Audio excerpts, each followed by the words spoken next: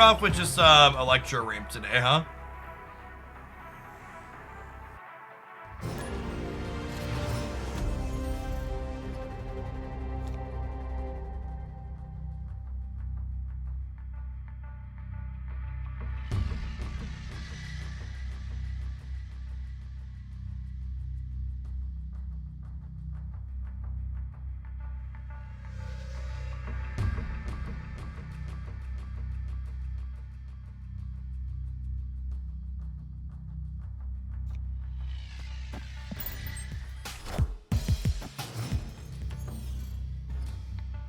The interesting bit about the new feature location is that you can't storm it, right? Like, you could theoretically Scarlet Witch it before it comes up, but Wind aid my hand. yeah, you can't wave things into it, and you can't cheat She-Hulk into it, right? Is my understanding? So I think the plan here is Shuri into the flooding, and then Black Panther into the vault, and then Doctor Doom across the board. You can try and cheese it when it's the third location with Goose. That's true.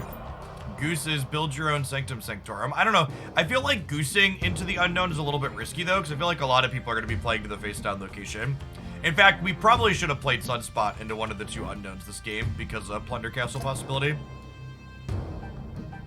Why not Gamora instead of Panther? Oh, yeah, would that have been bigger? Yeah, Gamora would have been better with this set of locations, right? Because they're not playing here. This would have been 24 here. Gamora's at 14. Gamora would have been 24.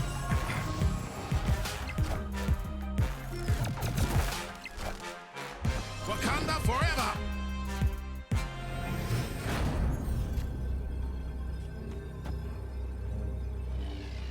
We have a couple of options here. Magneto is probably the safest of them. Just like grab both of these out of here and pull them into the castle. So we could Doom to get 5 into here, but I think just like trying to lock these up sounds most ideal. Just punt the castle over here on the right.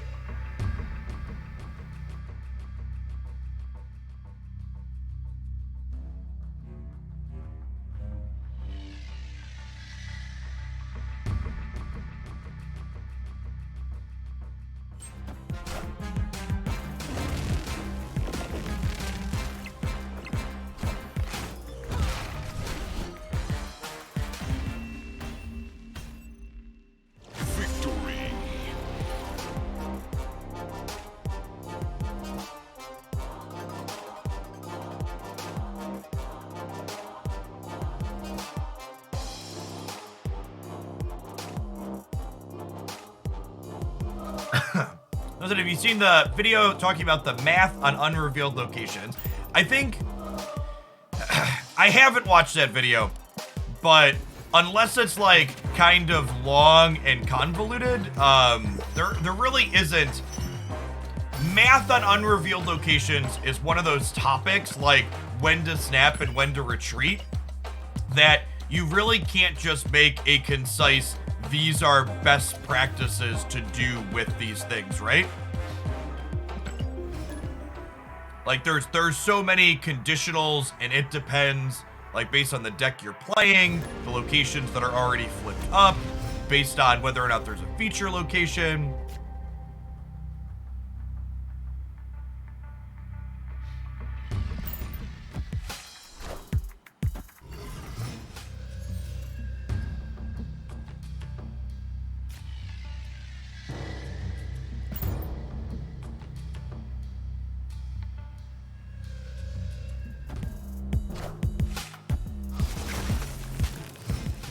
Alright, we've dodged that at least.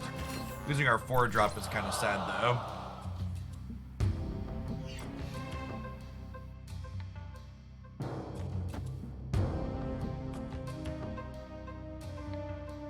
Do I want to give up Asgard here? What if we go, like, wave into Doom into Odin the Doom down the line? Like, lets us fill this and also play into Plunder Castle? So Let's see what they do, but I might just be giving this up.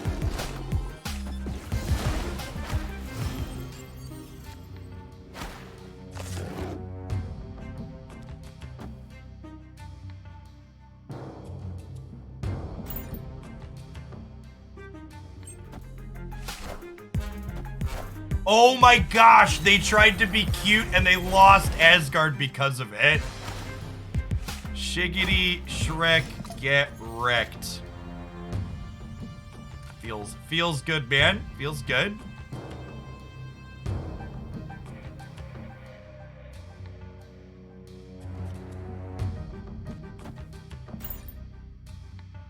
I'm just gonna go ahead and Gamora here. I think their Zabu deck's probably gonna have a hard time getting into Plunder Castle. Okay, they might know Odin is coming. But I think that's fine. What are the odds they're beating 10 over here? I guess there's a chance they beat 10 over there. But if they're beating 10 over here, we should be tied in the middle, and then we'll win the breaker here for the Mojo World.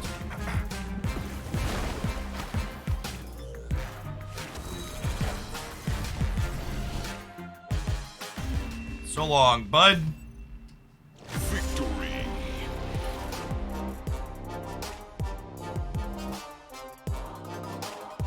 Vanu, thank you for the tier 2 and for the almost 4 years of support. Welcome back. Appreciate that. Poseidon, thank you for the 2 months. Good morning, good morning. How do we like this location? I don't know. I haven't played. I don't play off stream during the weeks usually, so getting a feel for it this morning.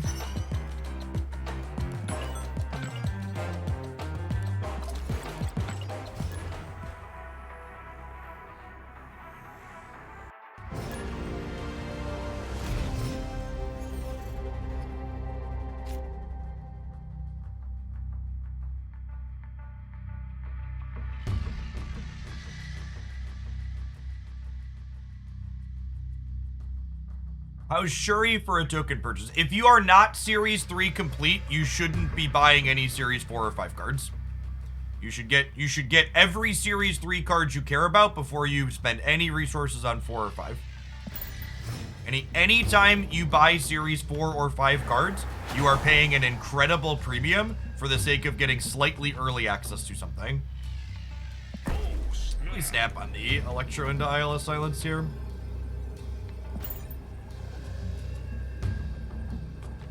I also updated the card sheet last night, by the way. People have been asking for that. Remember, if you already had a card sheet filled out, you want to just use the packages page. You got to update it for yourself. Is Shuri a possible exception to the rule of only focus on Series 3 cards? No, it's not. We were literally talking about Shuri when I gave that piece of advice.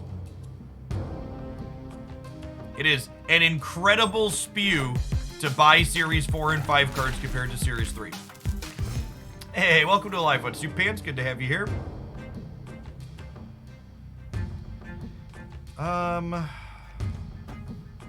We're just jubileeing here. Hey, Rattlehead, thanks for the prime, appreciate it. How do we feel about making just a bunch of Doombots, huh?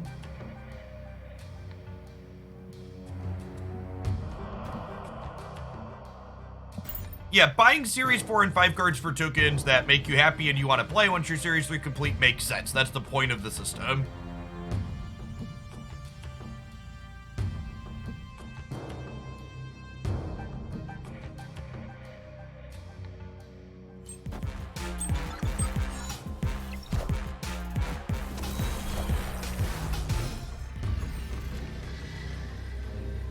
Black Panther Zola, right? The problem with Black Panther and Zola on the right is I already have Jubilee here. So we have Shuri, Gamora, Storm in our deck, so Jubilee's not doing a whole lot. I think we just Odin the Doom here. Gives us 6 more in the middle and 5 more guaranteed on the right, and then this is gonna be either 3 or 7.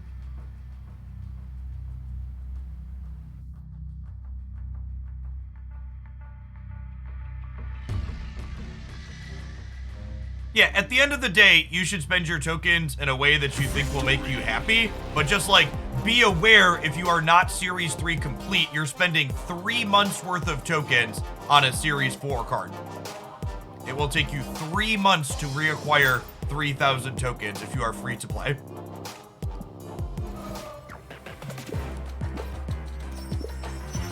And the other thing to note is by the time you reacquire those 3,000 tokens, Shuri will be cheaper.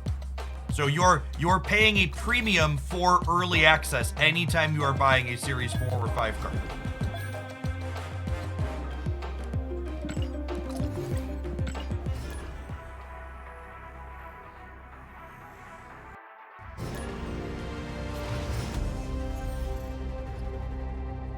Your Series 3 complete, how long do you get 3,000 tokens? You get 5,000 to 6,000 tokens a month when you are Series 3 complete.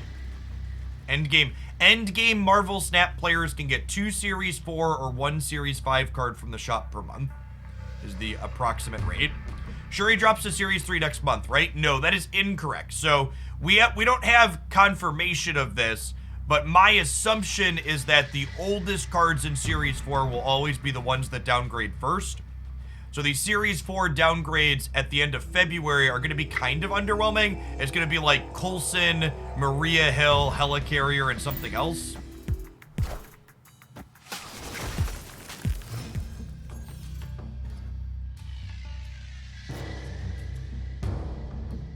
The Iceman doesn't really matter here because we have Electro.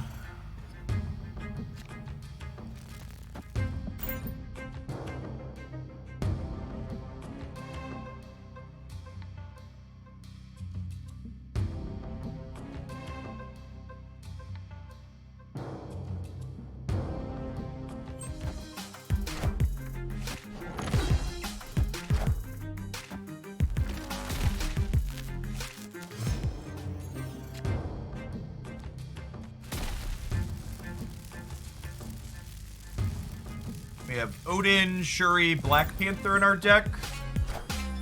A lot of decent hits here. Really want to have priority this turn, ideally. We do not, sad. Okay, so with this being played here, I think we just go ahead and Magneto in the middle to try and... Actually, am I Magnetoing in the middle? Or am I... Huh?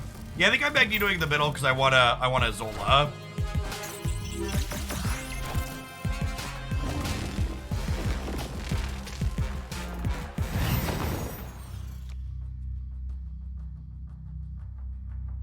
Is that good, chat?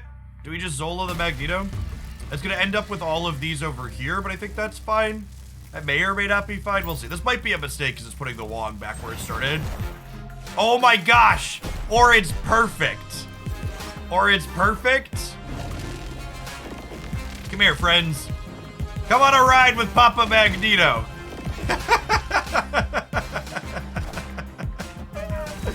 Oh my gosh, and the Doombot filled the right on them. That's so good. Why is it so good, chat? Oh, baby. Oh, baby. How are you enjoying Mr. Zola's wild ride? Was it fun for you?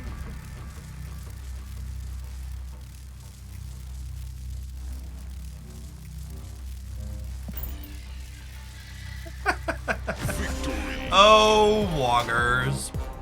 Oh, Wongers.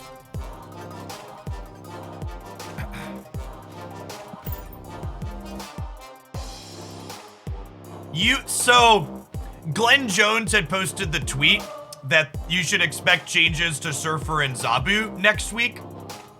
And the number of responses to that tweet of people asking if Wong was going to be getting changes next week too, just like, could not make me roll my eyes more. Pickaxe Rod, thank you for the quarter of a year.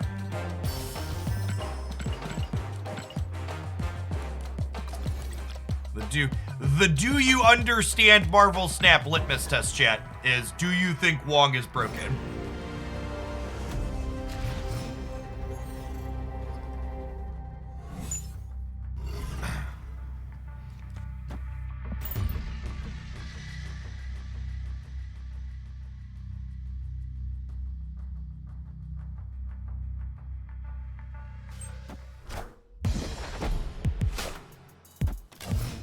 Suddenly every deck is playing Arrow. Well, I mean, Arrow is just like the indisputed best card in the game now, right? It is no longer close. It is just decidedly that one.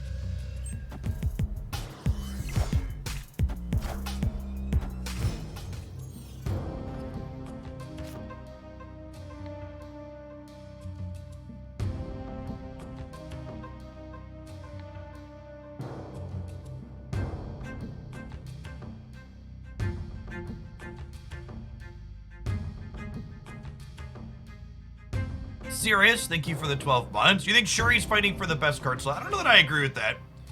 I think Arrow's probably solidly better than Shuri. Shuri, I feel like it is hard for a card that only puts big numbers into play to be as busted mechanically as something like what Arrow does.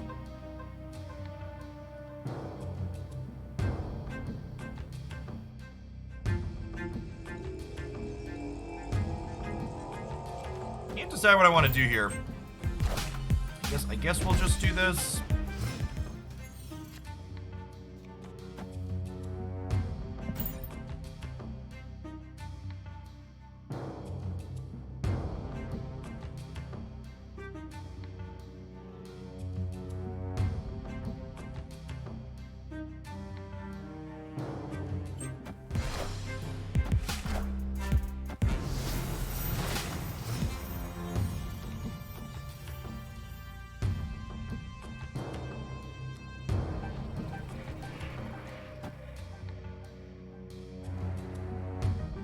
Okay, we're gonna get punished for having played Mr. Fantastic in the middle, but that's fine.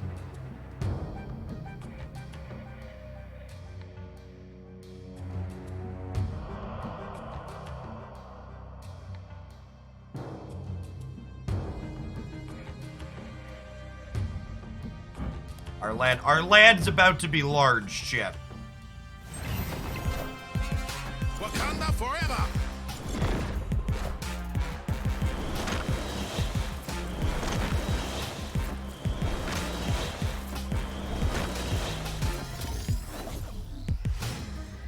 A bold strategy, Cotton. Let's see how it pays off for them here.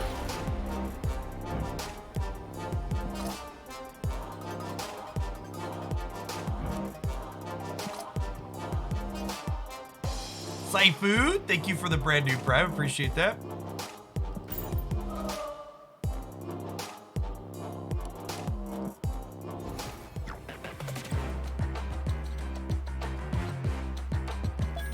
Arrow is a dead card in certain instances. I don't think she could be the best card in that series. I mean, that's just a very nonsensical take. Like, Leader had plenty of spots where it was not great, and it was still one of, if not the best card in the game before they changed the sex box here. All cards, yeah, all cards are dead in certain instances.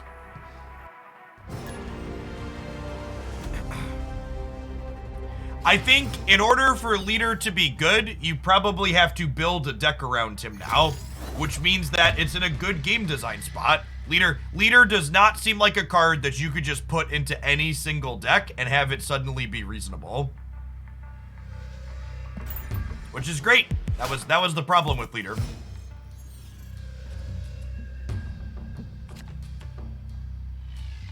What is the best hazmat deck? I think the Bast hazmat deck that I posted a highlight with yesterday or the day before is my favorite hazmat deck at the moment. Was hard stuck, low to mid 90s. Yesterday I pulled Darkhawk off the track and I had Infinite in 4 hours. Yeah, I mean, you were also playing Zabu though, right?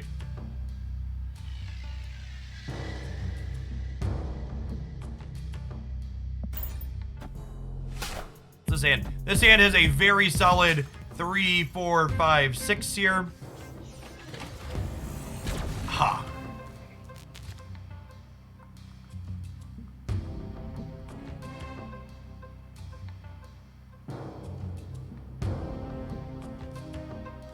Do I do it? I think I do it, chat.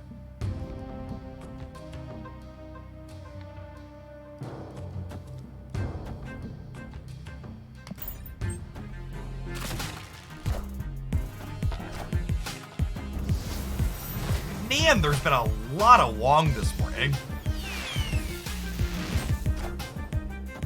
Wind, aid my hand. Arrow is a bit similar to Leader in that if the opponent is ahead in 2 locations, they can just arrow the 3rd one on turn 6. Kinda. So, Arrow lets you, you can play more things on the last turn to get around Arrow, right? This is the big difference there.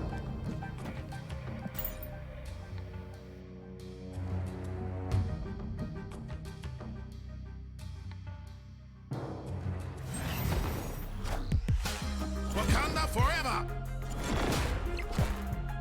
Wakanda forever!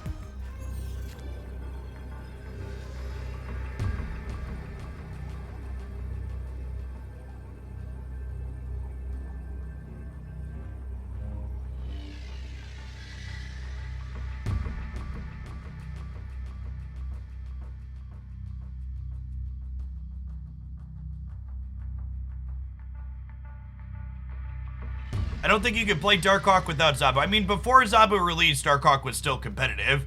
But you're right, in a post-Zabu world, every Darkhawk deck also has Zabu. Can we beat a Zola from them? If they Zola, they have at least plus 34 here, and I'm only going plus 32, right? So we're dead. And best case scenario, they have 2 into 64, right? So we're dead. We're dead in worst case and also dead in best case. Escaped.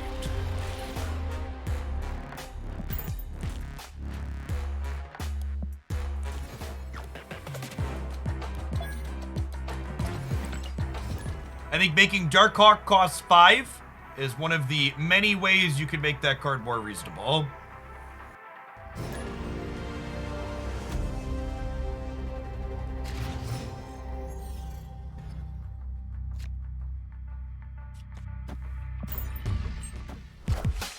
Odin Wright was a 50-50. I was going to 40 there. Yeah, maybe. Eternity Range and Rickety Bridge look way too similar to each other.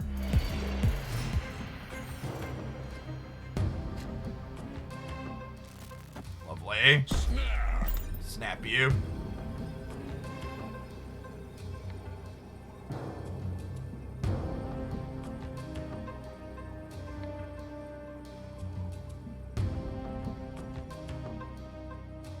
Case in point, yeah. In my opinion, if they want to leave Darkhawk as a 1-cost card, I think they should probably...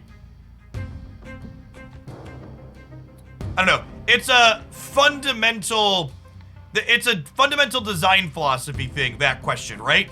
There are people that are like, well, Zabu's the problem, not Darkhawk. But I think you could also make the argument in the other direction. Like, you can't have both, though. You can't have both a powerful enabler and a bunch of powerful payoffs. So, Darkhawk is uniquely powerful in how many stats it provides for a 4 energy play. That is definitely the case. There is no other 4 energy play that gets regularly into the double digits and sometimes even breaks 20 plus stats. That's not a Zabu problem. That's a Darkhawk problem.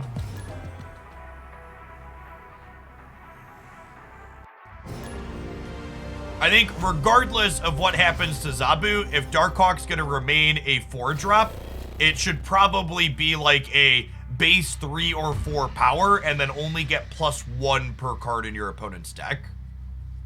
Is probably a reasonable place for it to be. Yeah, I agree with that. The problem with Darkhawk is that even when you don't build around it, it's still a 4/7, which is on rate. Darkhawk should be a below rate card probably when it's not ideal, when its ideal state is so good.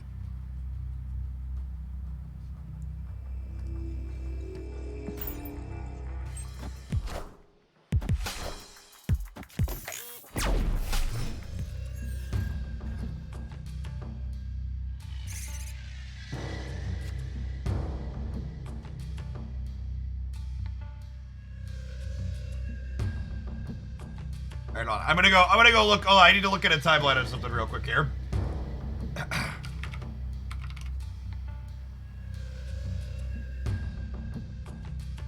Darkhawk wasn't a problem without Zabu. Darkhawk literally existed in Marvel Snap for less than 2 weeks without Zabu.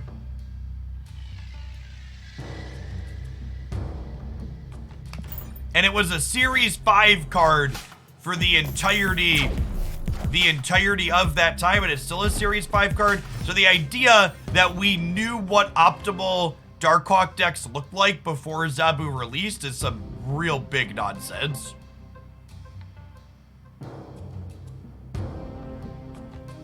I would be inclined to be on, as one of the few people who has been playing with Darkhawk since release, I would be inclined to say it was probably cracked before Zabu as well. Zabu makes any problematic 4-drops a lot more apparent. Makes it a lot easier to see which ones. Yeah, I really dislike the idea that Zabu's not okay because it limits design space. I think is kind of ignorant of the fact that, like, basically every good card in Marvel Snap limits design space. Is the TLDR. I think this is a Magneto into a Gamora into a Zola the Sinister for funsies.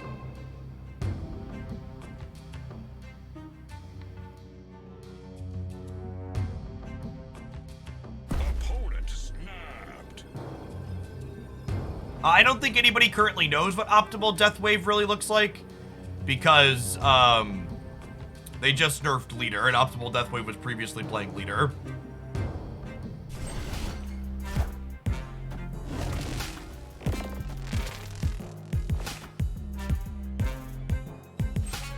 Wait, they played 2 cards this turn?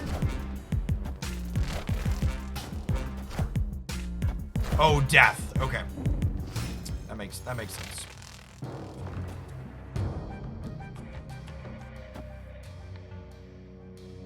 They killed a bunch of stuff with this.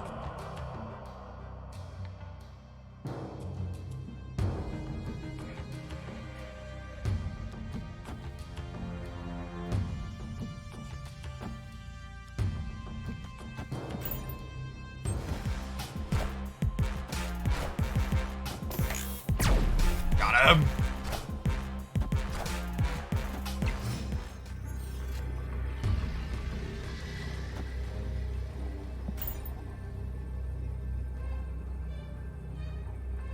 Thanks for the quarter of a year, Doxed.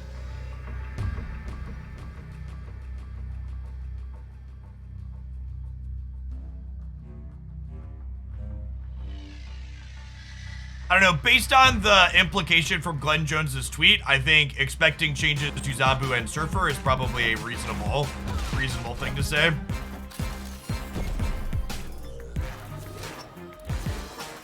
All right, are we gonna get a fast forward here? We might get a fast forward here, chat.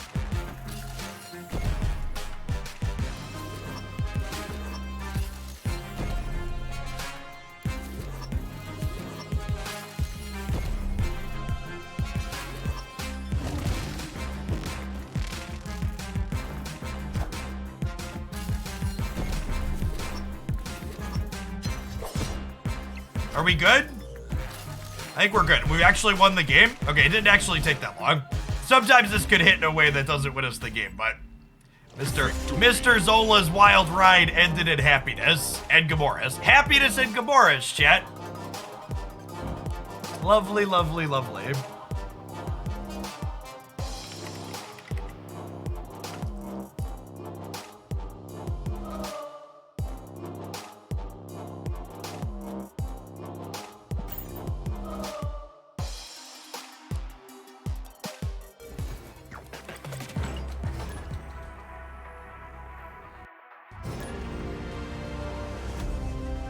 I thought we were dead and beaming. No, there were a few permutations that ended up with us winning the game there. Serial Slayer, thanks for the 2 months, by the way. Welcome back.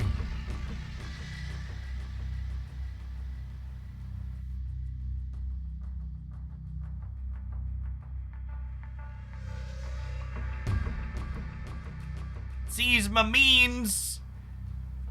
You must be capitalism. Thank you for the 7 months.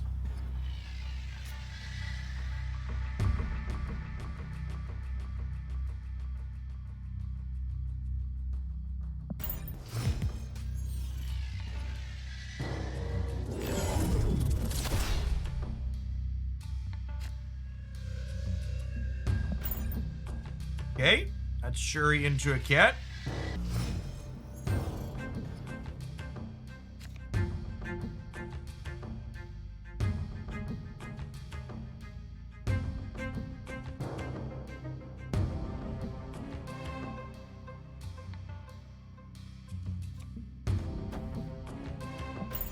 Storming the X-Mansion feels flavorful. Wind, aid my hand. Face the might of Asgard. Mjolnir.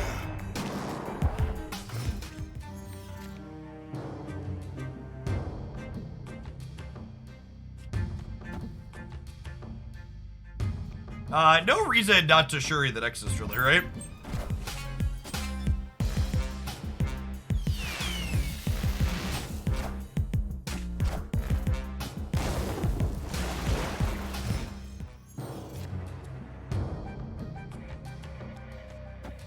Can you explain why you don't include Psylocke in this list when you don't draw Electro? Yeah, because Psylocke is a one-time boost, and Electro is a multiple-time boost. Pretty big difference there.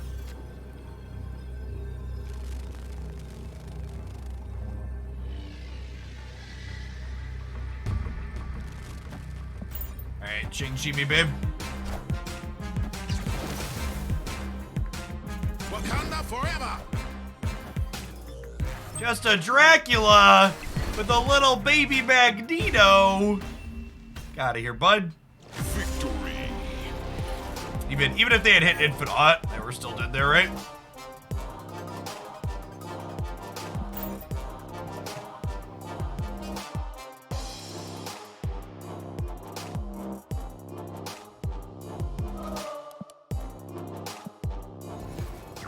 Game must be bugged. They did hit Infinite, mood.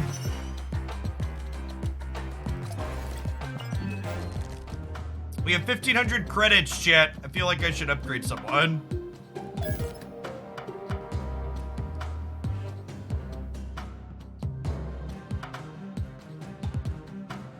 Do you think the Electro versus Zabu comparisons are accurate? Well, I've never heard an Electro versus Zabu comparison, but I don't think those cards are like remotely relatable, so no, that doesn't sound very reasonable to me. Oh, you know what? Let's see if we can get an Ink Odin. Got enough boosters on him. This will be our 4th split.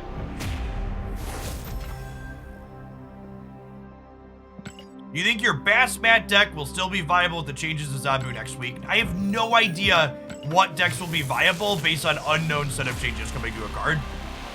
Animated. Zabu versus Electro is a Reddit thing. It does not surprise me that people are trying to draw comparisons between 2 cards like that on that platform. Chat, stop visiting the Marvel Snap subreddit. It is a cesspool of some of the shittiest takes from people that really don't understand how card games are.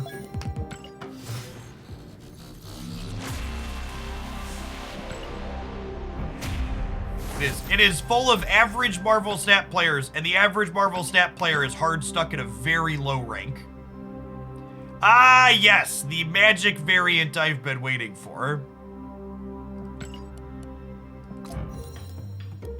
The magic variant I've been waiting for. Infinity. That's most of Reddit. So listen, chat, to quote George Carlin, think of the average person, and then remember that half of them are dumber than that. Is all you need to know about large groups of human beings. Attaboy. There's another Inkify for the lump. Lovely. Lovely.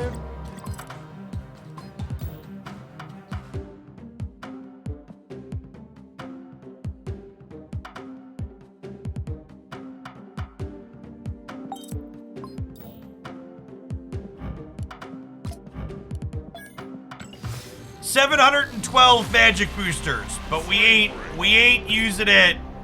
We ain't using them on her, chat. We got 707 magic boosters. We're waiting on a good magic variant, okay?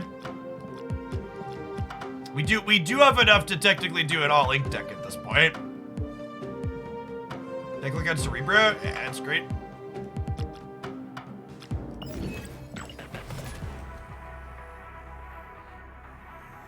I don't upgrade inked cards. At some point, I will probably upgrade inked cards. But chat, you have to understand, everybody in Marvel Snap has a very limited number of credits. I literally spend the maximum amount of money on credits I can spend every single day. And I don't have credits to upgrade all of the cards I have boosters for. Jackie, thank you for the 3 years. And Robo Snake 8, Plunder Castle might be my least favorite new location. Have been Galactus 4 out of 7 games. Oof. Oof. We haven't been Galactus yet today. Thanks for the 32.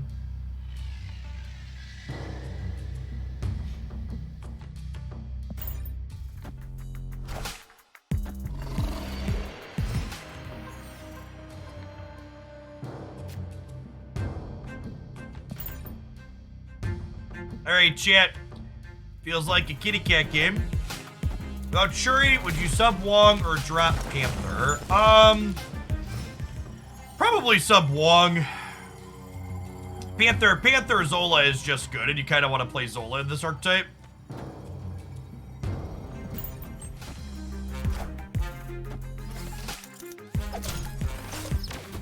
I mean, sure. Wakanda forever!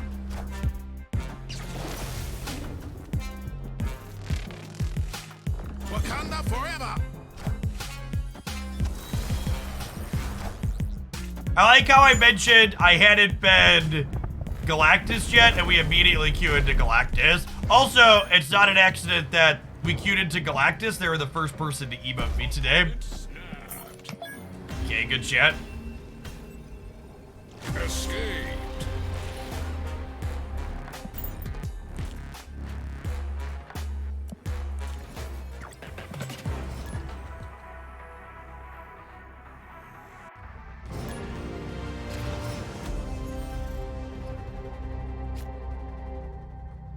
Yeah, you gotta snap me before you show me your Galactus.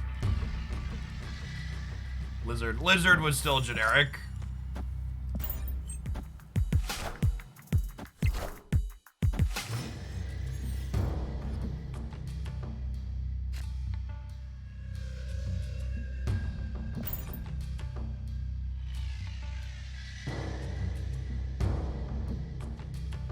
Why not wait? Maybe they weren't. Because they pressed the snap button, and they likely were.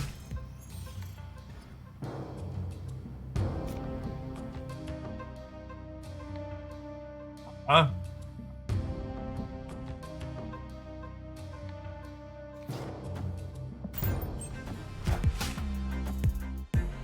Wind, aid my hand. The good magic variants are not released yet. Correct. Yeah, I don't like any of the magic variants we currently have.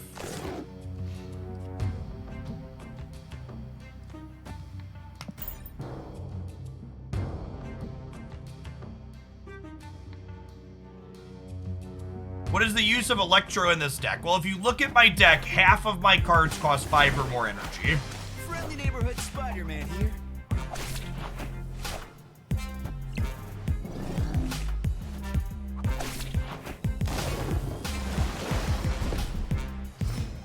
Okay, well, I have Sunspot at least. Glass half full.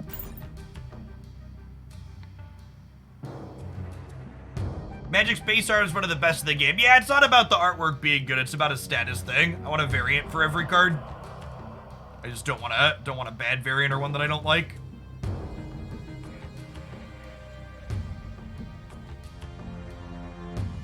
We promise we won't play into the Storm Path, right?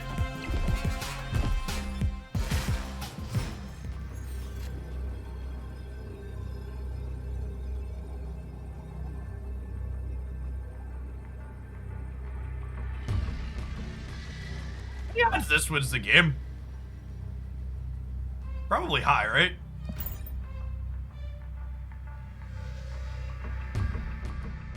I guess they could pass. If they pass, we lose.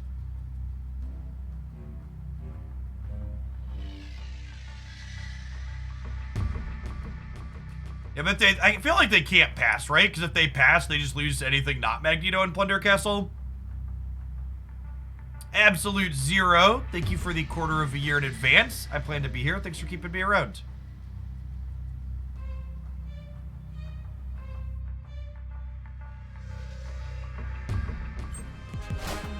Okay, so they're either bad or they're a ghost, one of the two. I mean, if you don't have a play here and you lose to any 6-drop in the middle against my wave deck, like I'd believe they don't have a play, but like also like you can't stay in here if you lose to literally anything in the center. I don't know, sometimes people just play fast and loose, but that's a big sniper energy for sure.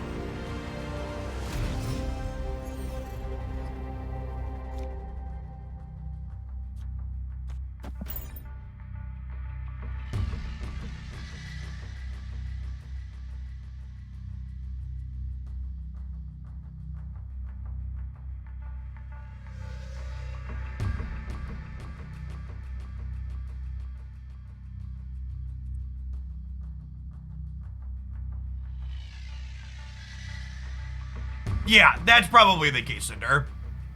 They just don't care about keeps because they're infinite. Or it's like clicking buttons.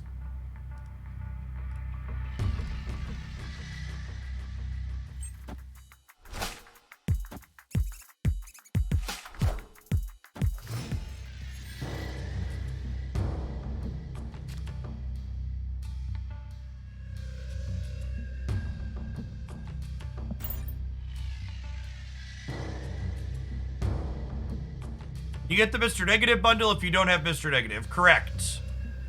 You get early access to Mr. Negative if you don't have Mr. Negative, in fact. I'm gonna do a video on Super Skrull since you just got him. So, Super Skrull and Shadow King aren't cards that you build decks around. And anybody telling you they're posting a Super Skrull or a Shadow King deck is clickbaiting you, is the blunt truth. They're like posting a Super Skrull or a Shadow King deck is like saying I'm gonna post a Shang-Chi deck. Like, sure, I could post a deck that has Shang-Chi inside of it, but also, like, I'm not building my deck around Shang-Chi. I'm like throwing Shang-Chi in a deck and hoping that it's good enough to win me a game here or there.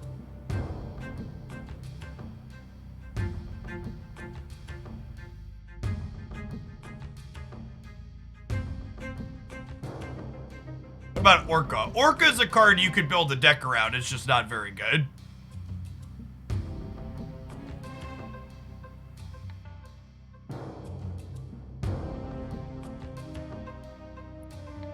No joke, if you have Super Skrull, you should play it in every Zabu deck. Because there's so many opposing Zabu decks, Super Skrull just gives you a second Zabu in a lot of games. Substantial, thank you for the 17 months. Welcome back.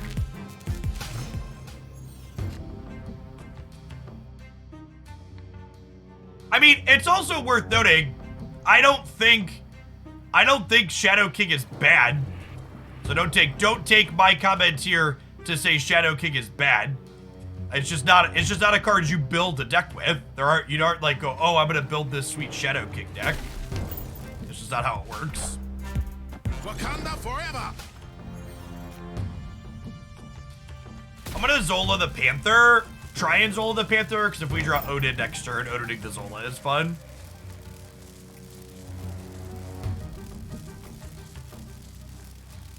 Good to have you here, Supa. Yeah, you don't build decks around tech cards.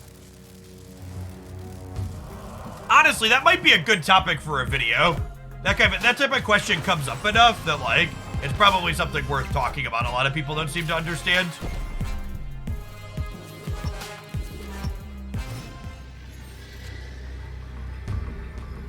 Okay, and then this Jubilee is 1 and 3 to hit Odin. We're infinite. Let's play fast and loose with our cubes, chip. It also puts an extra 3 into each of these, too, for funsies. Magneto could kill something at Fist Tower. Maybe. I think they're gonna Ultron Fist Tower.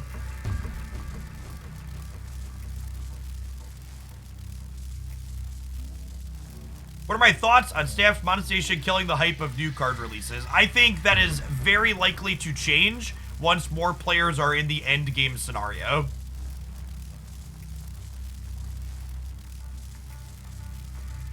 I think in the current state, it definitely kills hype. I think in the long-term state, it's probably fine.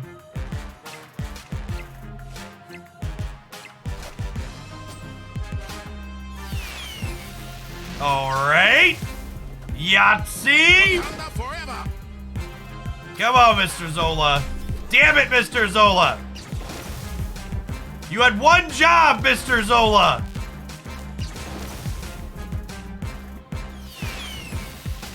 Wait a minute. Did we do it? I think we did it. All right, Mr. Zola. I take it back. I take back my complaints, Mr. Zola. I forgot Jubilee was coming still. God bless us, everyone. Were we guaranteed to win there? Because I think we were guaranteed to win here, right? Because if Zola had hit Jubilee, Jubilee would have put at least 3 power into play here, which would have been -5 down to 11. Yeah, we actually won hitting Odin 100% of the time. So we were 1 and 3 to win this game. Once the Odin flipped off of the Jubilee, we were guaranteed to win regardless of where Zola went.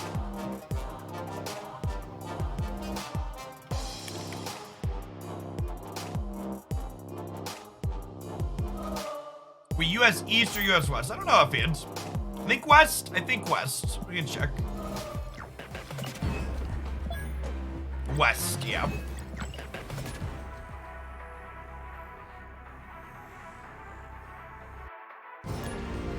The Electro procking doesn't impact Sunspot that same turn. It's only for the next turn.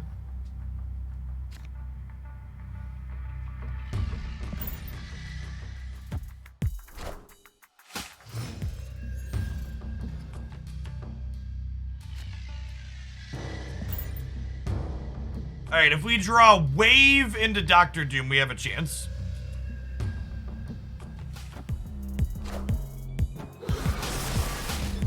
Although Demon probably makes that not the case.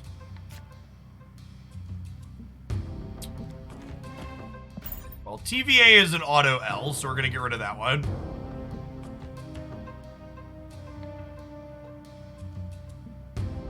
We're not guaranteed to win getting rid of it, but we're guaranteed to lose with it. So let's clean it on out here. Wind, aid my hand.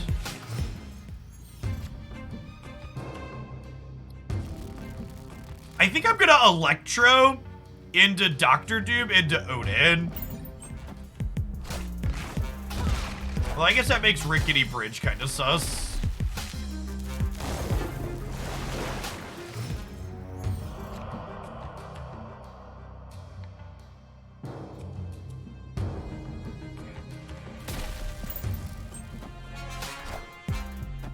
Got me.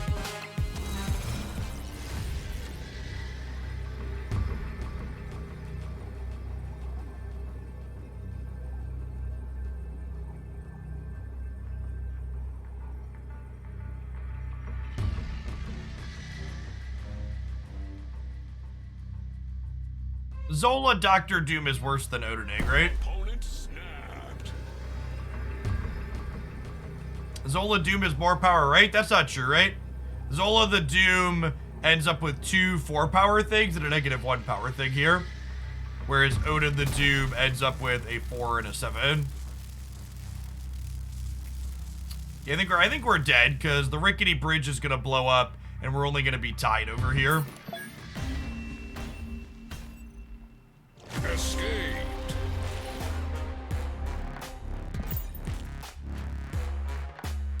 feel like every new location they add is Sanctum with extra steps.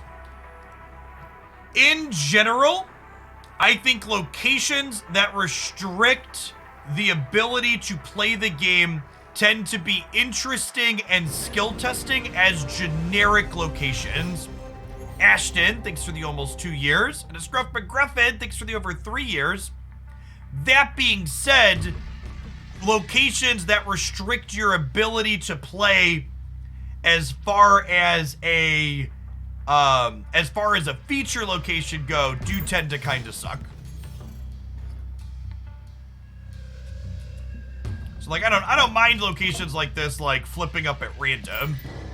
It's when they're a 40% of your games that things stop being like interesting.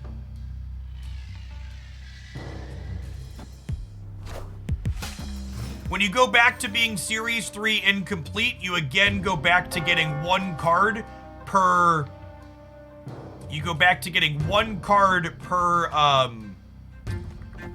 per group of 4 boxes.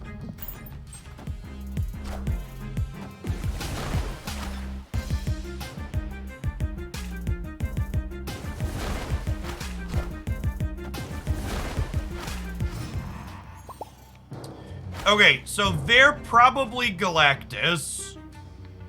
So I think I Gamora here into Black Panther into Odin is my plan.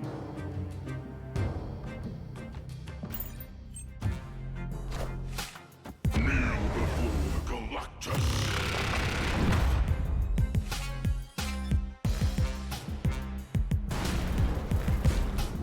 Enough said, bub. Any data mined packages coming up soon? Yeah, exclamation point bundles in chat. Give you a full mathematical breakdown on all the upcoming bundles that have been data mined. As always, whenever we find out information on new bundles, you can always expect a YouTube video highlighting those details over on my channel. As is essentially always the case with Galactus, not really a whole lot we could do. Low player agency, fairly uninteresting.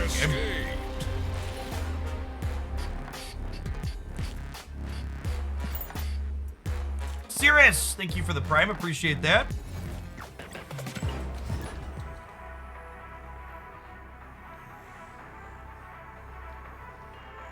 Galactus feels like a Magic the Gathering card. This just in.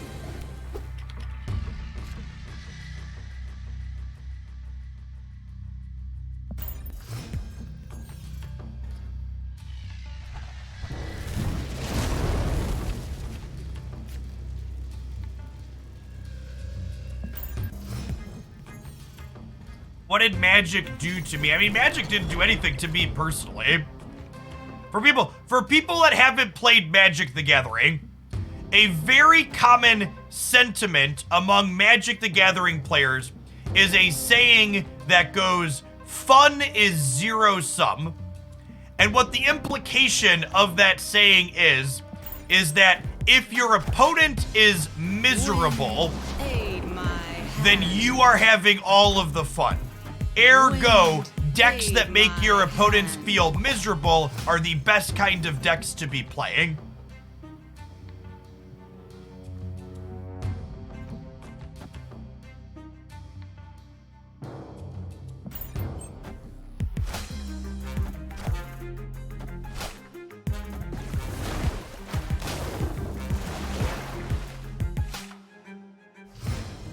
This is a Galactus player, right?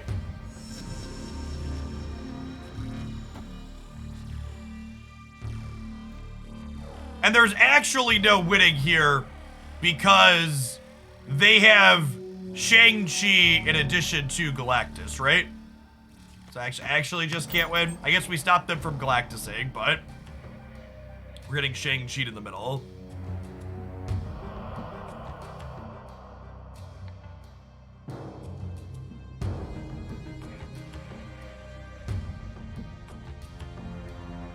We're gonna be okay here, right? We beat Shang-Chi with the Doctor Doom.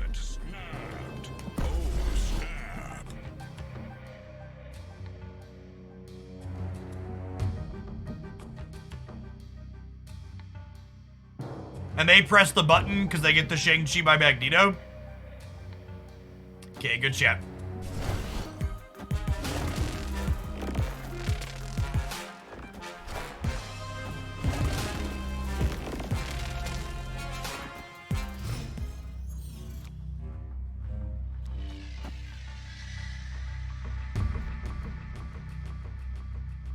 I can't just pass here because they're a Hobgoblin deck.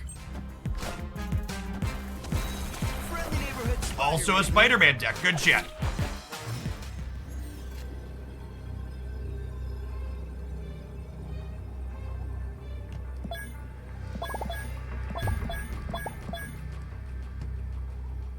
Victory. I can't help it, chat. Galactus makes me toxic. It's not my fault. Galactus did it to me.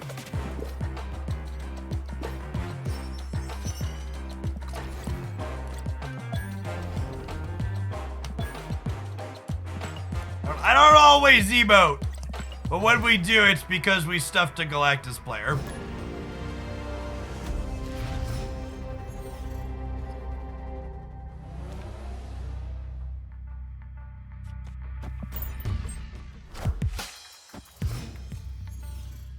Galactus or pre-nerf leader? I actually think Galactus is...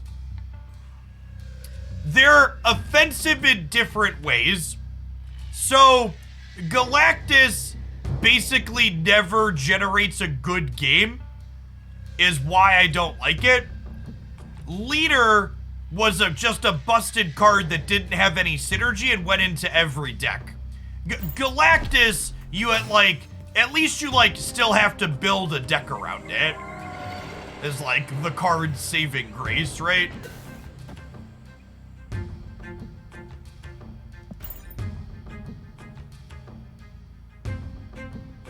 You love playing Galactus. Listen, chat.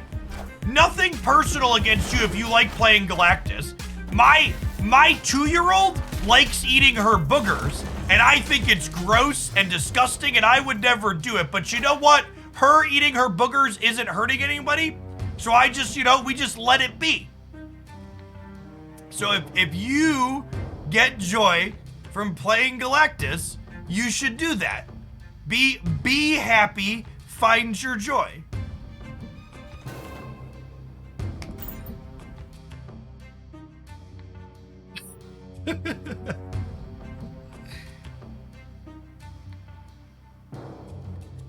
No joke, I was putting her in the car to take her to daycare the other day, and she was picking her nose. I was like, don't pick your nose. And she goes, boogers are yummy. And I was just like, oh, 2-year-old. Oh, 2-year-old.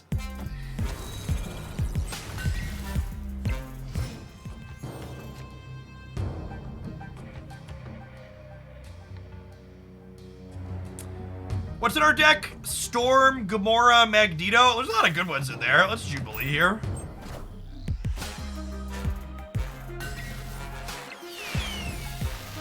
There's a good one, chat.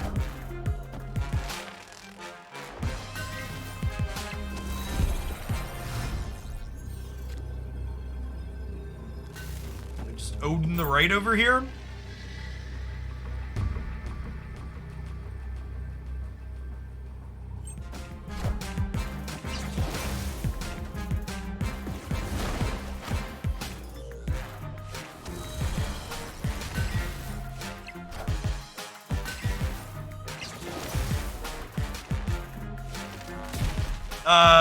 We win here, right? We win center and right. What do you think of the idea of making the end turn more of a lock button so you can undo it? Yeah, Ben Brode has actually commented that they eventually want you to be able to unlock your turn. Just the technology doesn't quite exist for it for them just yet. So that is something that will hopefully be coming down the pipeline eventually.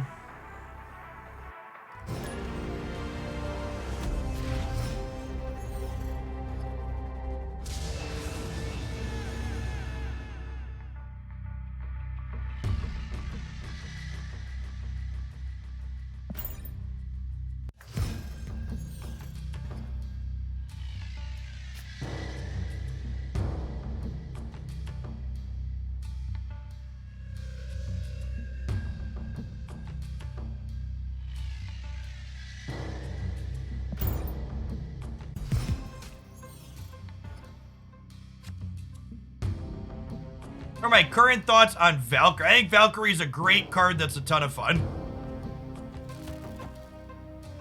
I enjoy playing with Valkyrie. As soon as this cursed feature location is over, we'll go back to brewing. That's the toughest part about the feature locations, right? Like it's basically 2 days a week that I can't brew. It's like, oh, did you want to do something interesting today? That's too bad. There's a feature location.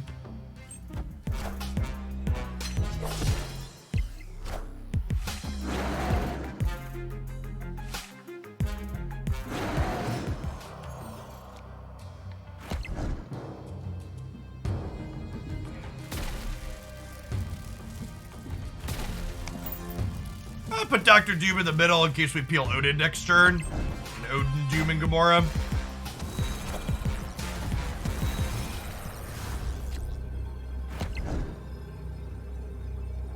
It impacts battle mode. Do we have confirmation on that? Is that confirmed that the feature location is more common inside of battle mode? Escaped.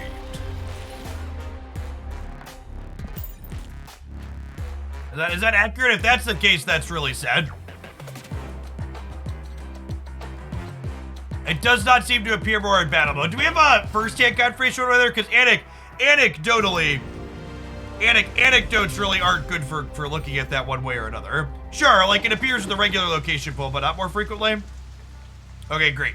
By the way, subs, with that in mind, Thursday afternoon moving forward, or possibly all of Thursday, is gonna be battle mode day on the stream moving forward.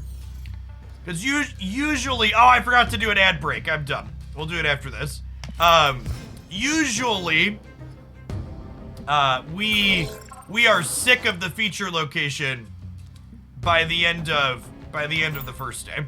So, I think Thursday doing battle mode stuff with subscribers sounds good.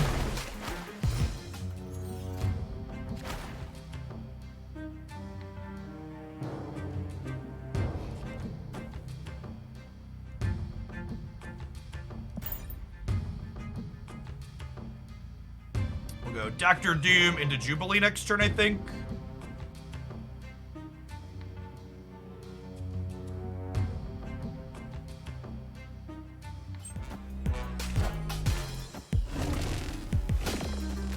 Rude.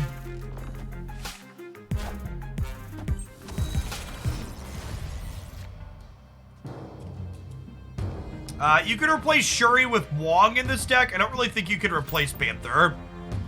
Without Panther, you need good 5-drops in your Electro deck. So you can play Electro on 3, 5-drop on 4, 6-drop on 5, 6-drop on 6.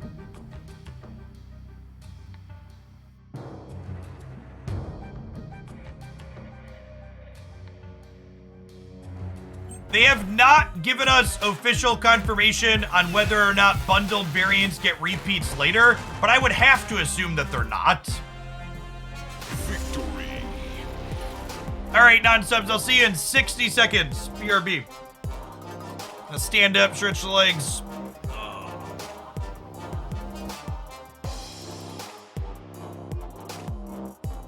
Could you buy Thor from the shop? You're missing just a few Series 3 cards. I think Thor's a fine pickup.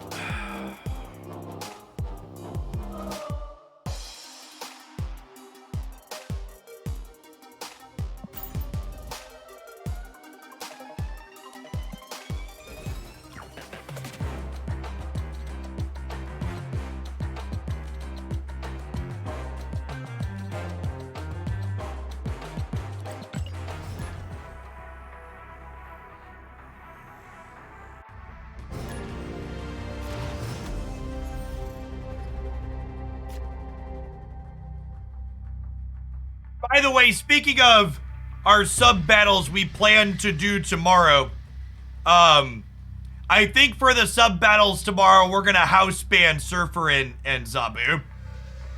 Since we know that changes to those cards are coming anyways. And it was kind of hit or miss on people playing those yesterday or not. We're gonna tell this stuff. Probably no Galactus too, because fuck that guy. Yeah, D-Seb, we are on the same wavelength.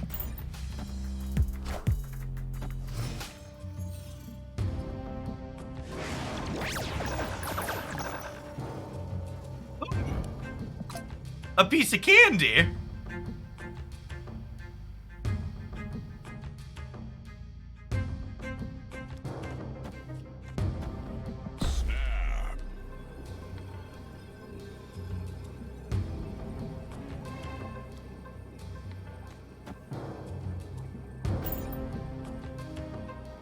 Oh, I guess playing Sunspot here is bad if this hits Odin.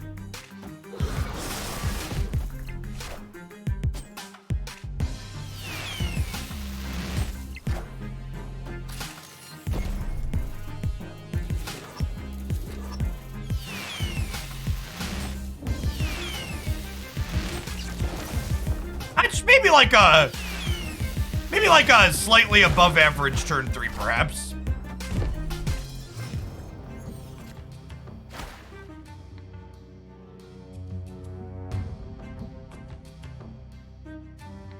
Perhaps an above average turn 3. Why not Zola the Wakanda boy? Because this was way more fun.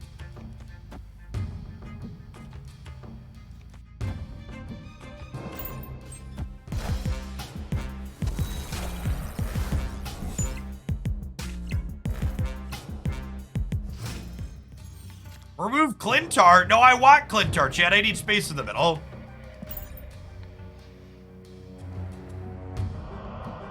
When will the bundles be releasing? Exclamation point bundles get you a full breakdown on the upcoming bundles, the value in them compared to other things you could purchase in the game, etc.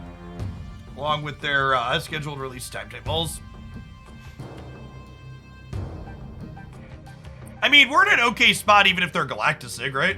They also haven't ramped, huh? No, if they were Galactus, I think they're an Honest Destroy deck, based on the Sabertooth. And the what's it called? The Winter Soldier?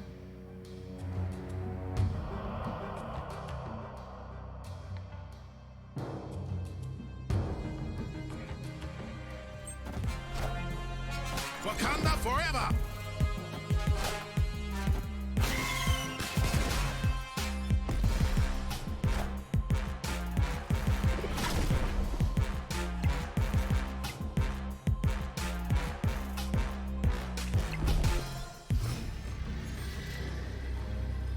Oh, we're out of cards in our deck because we Jubileed so many things. That's kind of hilarious. I mean, I assume they're dead here, right?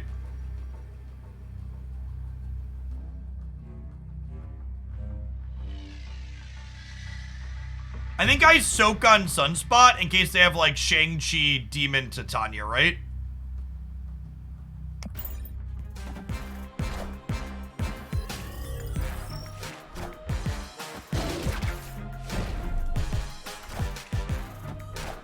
They're a Killmonger deck. Okay, good shit. Well, the good news is we were dead regardless.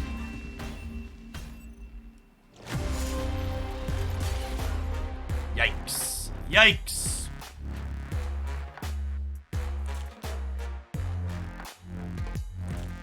I'm just a bit to pull 3. Should I be saving my gold to spend on dailies? You probably want to save your gold to buy one of the upcoming bundles.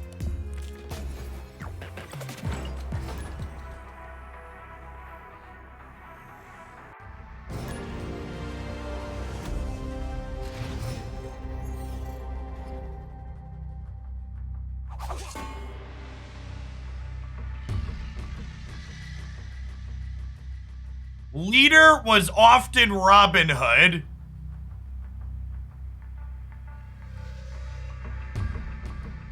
Leader was often Robin Hood. Holy crap, Reddit. Calm down. Also, like, saying that Leader saved people from broken pay-to-win cards is also just factually fucking incorrect. Because Silver Surfer, Zabu, and Darkhawk are cards that were good against Leader and kind of pushed him out a little bit. So it's not, like, even if you wanted to make the argument that Leader was the good guy, if you look at what was actually being played, it wasn't even good against the things that were good. Yeah, it was good against, like, She-Hulk decks. It was good against Death Wave, but that was, like, a Series 3 deck. The fundamental problem with Leader, again, wasn't even just purely about the power level.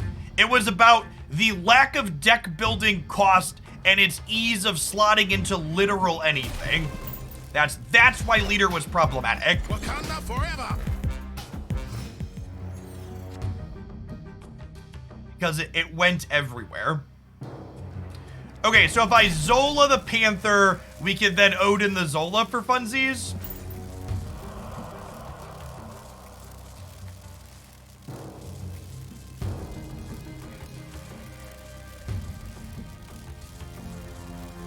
This isn't necessarily the right play, but it's the fun play, so we're definitely taking it. Gonna end up with some big kitties here.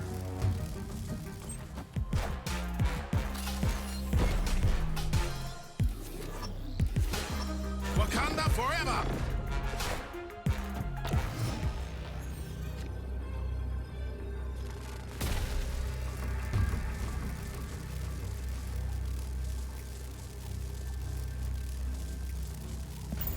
Yeah, I think this wins under most circumstances, right? So we get Zola the Odin, and then we end up with plus 24 here and plus 24 here.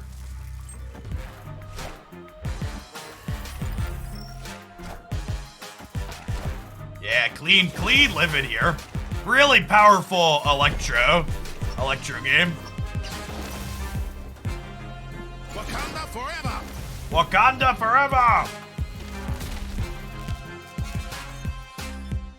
Wakanda forever!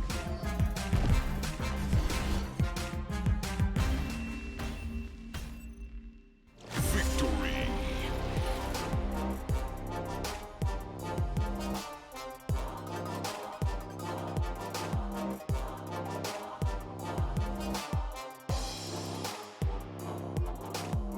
Will the PC widescreen be developed in 2023? Yeah, they said they're targeting this summer for that.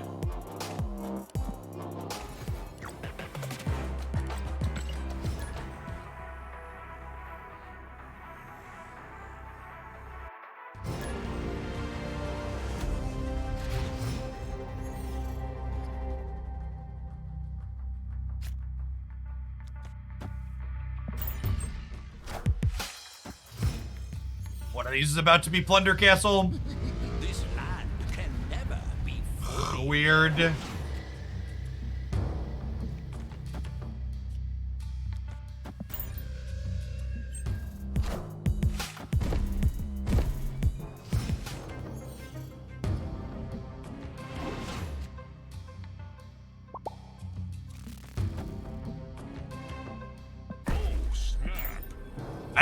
I think this is a 2-card game, a 3-card game, chat, sorry.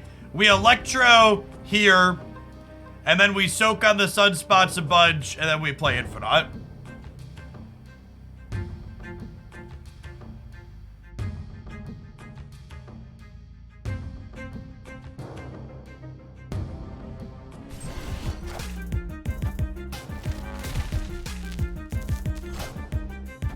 Wind, aid my hand.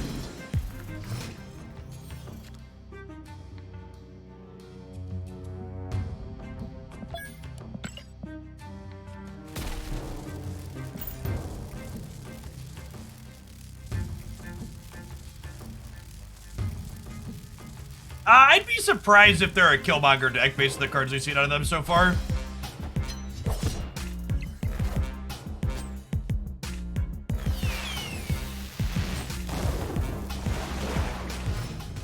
Death makes Killmonger slightly more likely. Do we just Doctor Doom now? I think we just Doctor Doom now, right? Would I rather Doctor Doom or would I rather just Infinite? Doctor Doom is better against a potential Killmonger. Oh, they can't play Killmonger, right?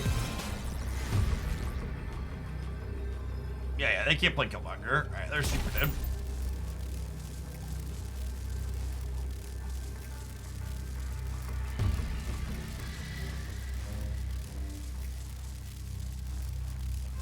Victory.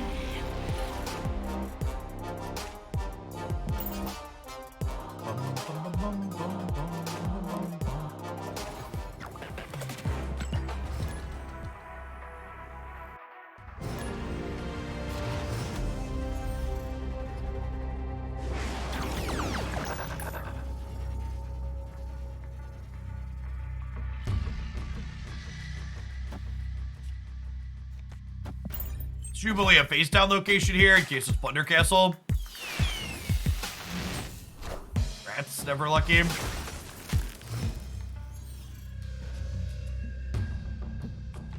All right, sometimes lucky, maybe.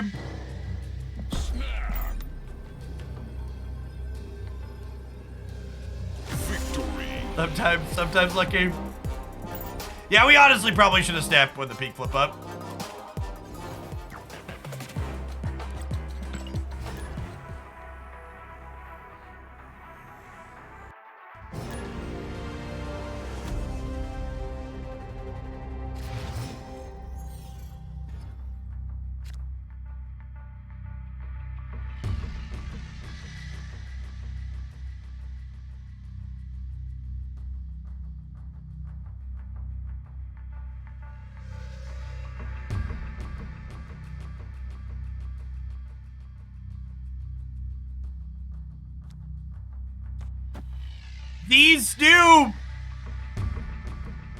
These new bundles really show that people, it is comical to me how fast the fucking bar moved for people.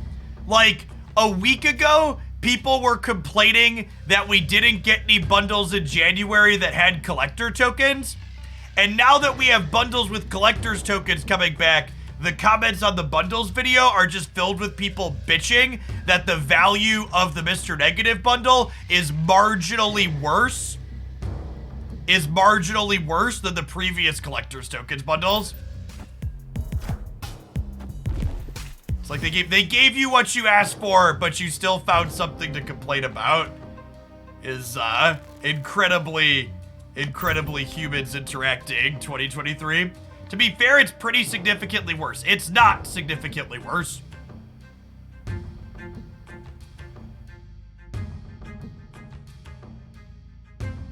It's like less than 100 collection levels different.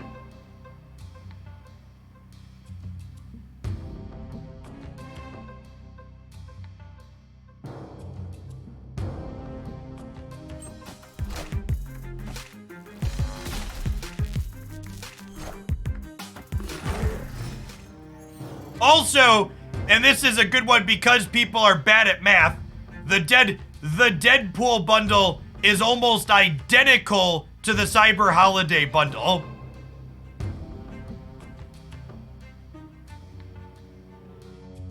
It's almost identical to the Cyber Holiday bundle for people that are bad at math, which is most people.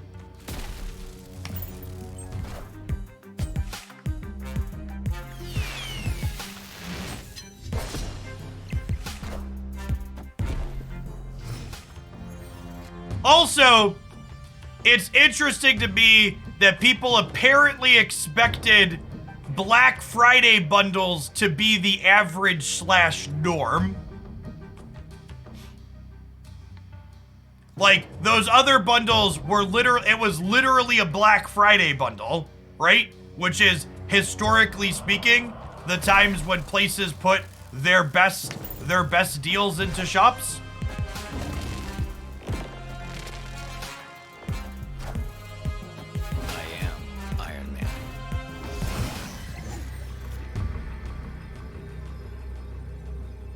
Well, we're not winning the middle.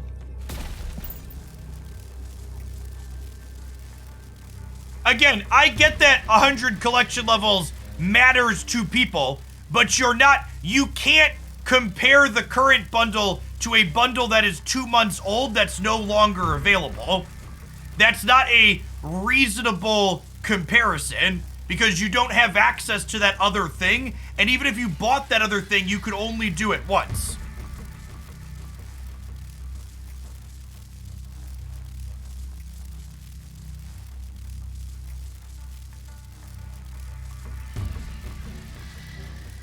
And again, the core of my point was people asked for bundles with collector tokens, and then we got that, and then they're still unhappy with the thing that they asked for. Because they didn't actually want just bundles with collector tokens. They wanted things that were equal to or better than the original ones, which is what they should have been saying.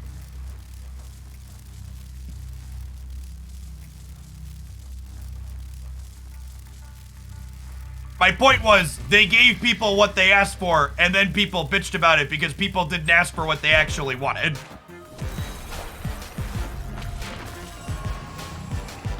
I am Iron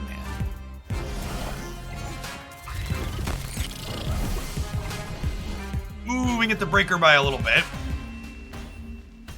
Victory.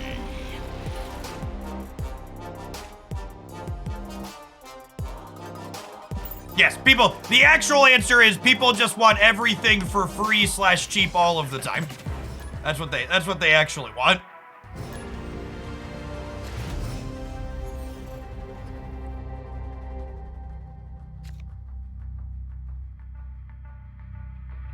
Yes, and if at some point they release a better bundle than the old one, people will be like, oh no, I got scammed with the old one. That's how fear of missing out works, chat. The Apocalypse bundle was 7,500 gold and 9,500 credits.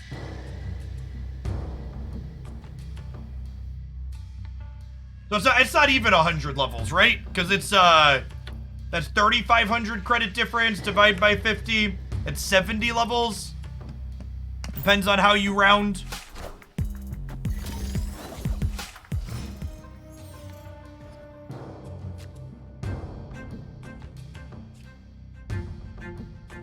I'm pretty sure Storming Rickety Bridge is good for us here. Impromptu, thanks for the 38 months.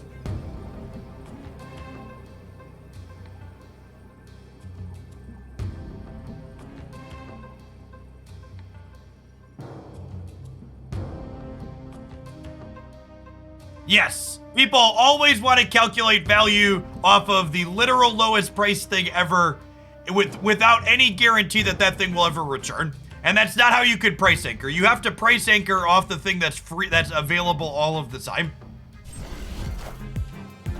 Wind, aid my hand.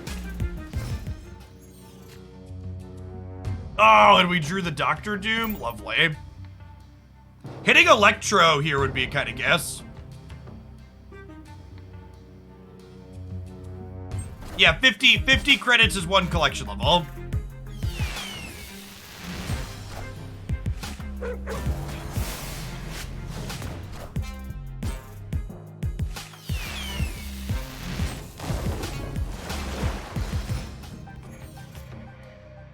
I think we're dead, actually, huh? Because they're gonna have a bigger thing to play here. Well, so we both go. Opponent snapping, man. I think we win, actually, right? Do we win? So we're down by 3, but then we're gonna add 5 next turn, right? So if they play a 6-drop and we play a 6-drop, we end up on 14 here and 5 here. And if they Doctor Doom, we're 5, 5, 5, 5, and I'm at 14 in the middle still. Yeah, okay, good chat.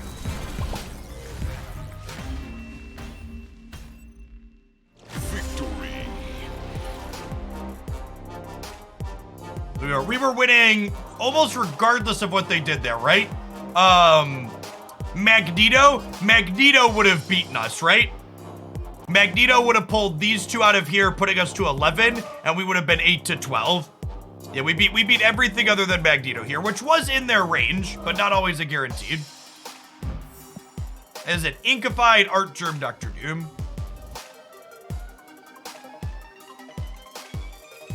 Yeah, no problem, Spinred.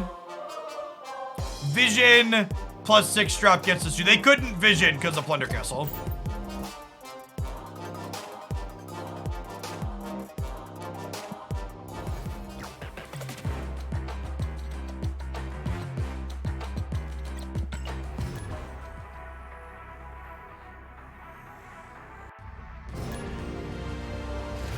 Don't give me bad faith, shitty hypotheticals. Go watch the video where I broke down the math. Chat, I'm not giving you... The things I'm saying aren't based on opinion. It's based on the pure, raw numbers of comparing what you could be spending money on. I'm not going to sit here and rehash it to you because you think you're going to get me in some kind of gotcha moment like the little shit gremlin that you are posting in my Twitch chat. There's the video with all the math broken down in it. I'm not going to sit here and re-justify it constantly to you. I did the numbers, and at the end of the day, if you're unhappy with the numbers that are posted based on, if you're unhappy with the numbers or value that the thing provides, don't fucking buy it. That's the ultimate takeaway at the end of all of it. I don't care what your opinion is, and you don't need to care what my opinion is on it. There's the numbers. And if you don't... Oh, sorry. Okay, hold on.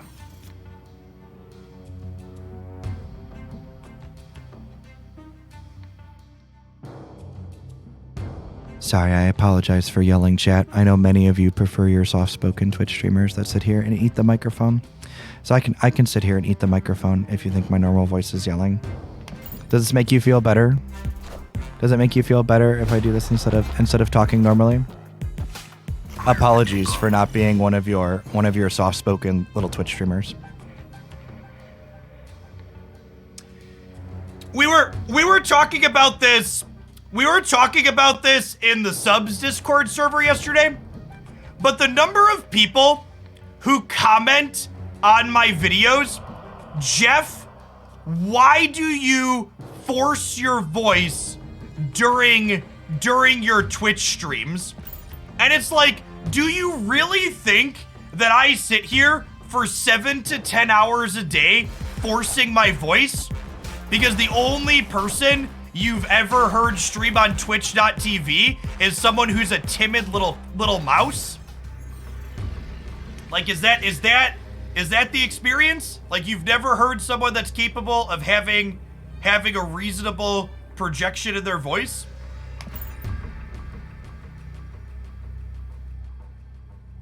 Chat, I have classical theater training. During high school and undergrad, my voice filled a 400-seat auditorium without a microphone. I am not yelling. I am projecting from my diaphragm. If I was yelling for 7 to 10 hours a day, I would not be able to talk the following day ever.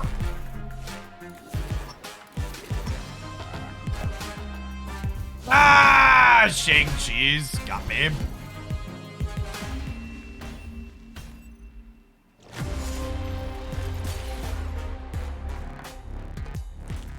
Your voice is just a bit loud. Okay, you might want to sit down. Hold on. Please take a seat, because I'm going to fucking blow your mind. If you think my voice is loud... Okay, I know, maybe this is better with a video example. Well, let me share my desktop. Oh, I don't have it on this desktop. There is a setting on your computer. I can show you. If you're using Windows 10, there's this apps and volume preferences here. And you can find Google Chrome or whatever crappy non-Google Chrome browser you're using in here. And you could do this if you think my voice is too loud.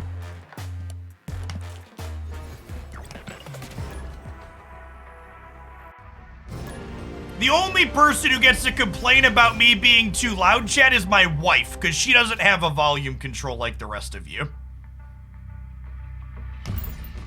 All of you all have a Jeff Hoagland volume control. She does not.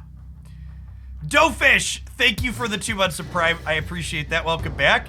And Jay Dent, I really appreciate the 2 months as well. Good morning, good morning.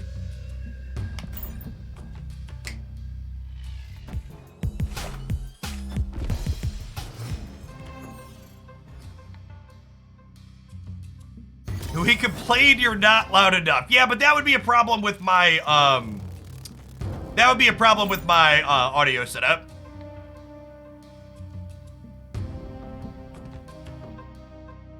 How much does it take to get 3,000 collector tokens if you're not Series 3 complete? You get 1,000 tokens a month if you are not Series 3 complete. Free to play players get 1,000 tokens per month. Hey, what's going on, Manju? Thank you for 36 months. Welcome back. You get approximately 100 collector tokens per 50 collection levels if you are not Series 3 complete.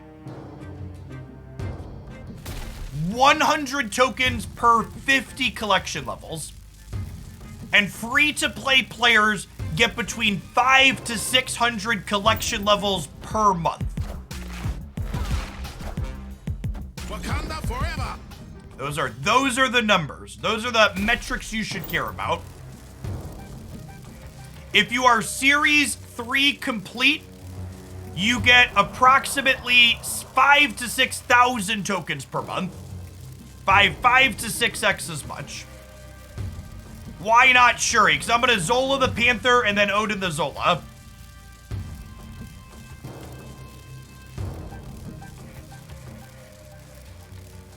Well, Zabu is explicitly not good into the current feature location.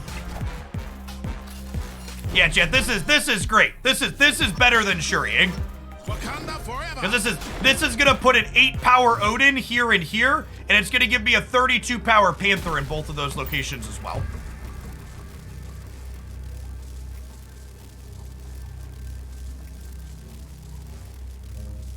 Victory.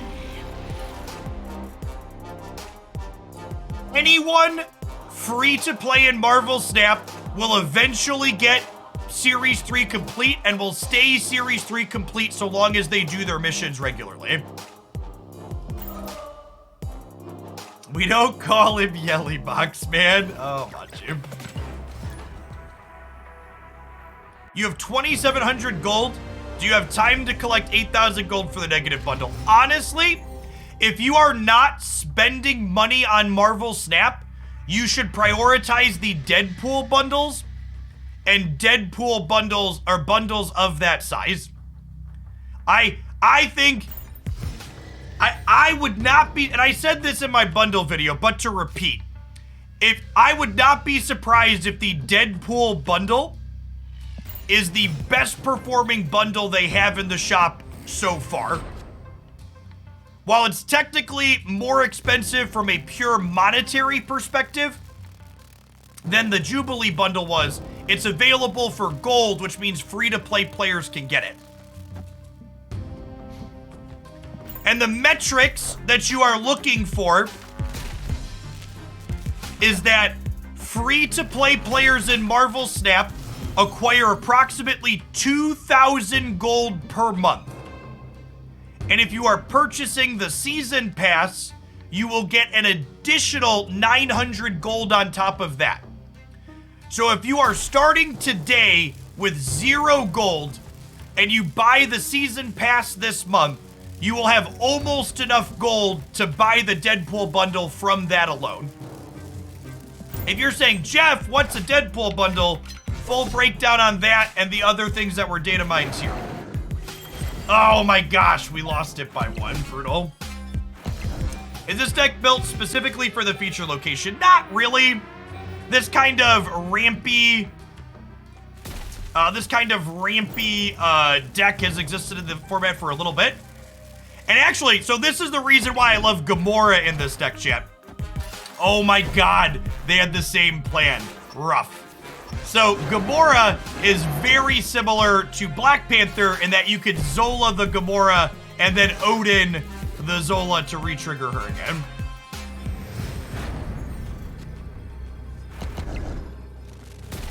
I think there's a chance this wins.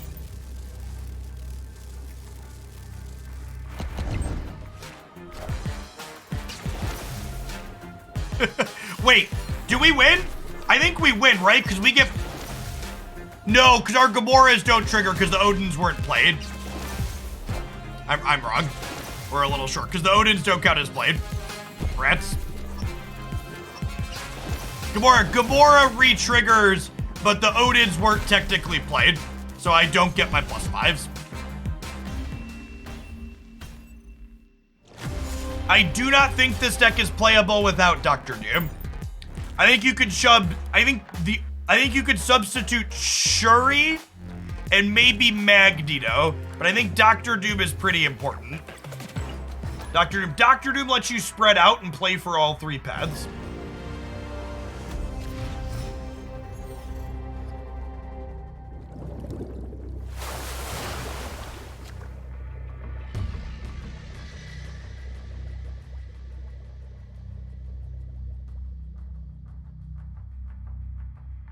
Is this deck playable without the Archer variant? Definitely not. 0% playable without the Archer variant. Who would you play instead of Shuri? Probably Wong. I think Panther's important. Panther is good with Zola. You need 2 good 5-drops that work with Zola. Otherwise, Electro doesn't work. Are we all variants, chat? Oh, I don't have a Shuri variant. We're 11 out of 12 variants. What about Wave? I think Wave's pretty important. Being able to ramp into your bigger things has value.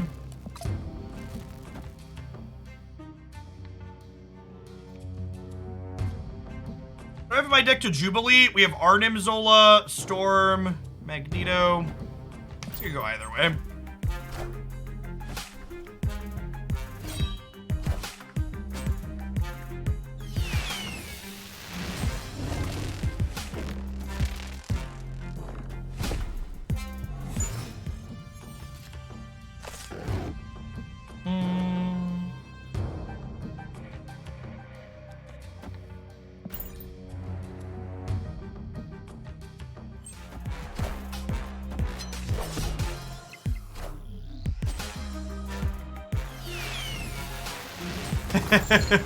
We try, Johnny.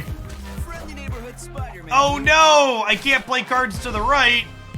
How will I ever win the game now? How will we ever win the game without being able to play to the right, chat? Rats.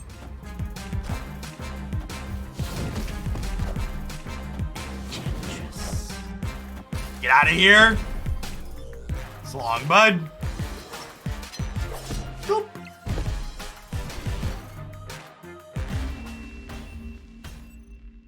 Victory.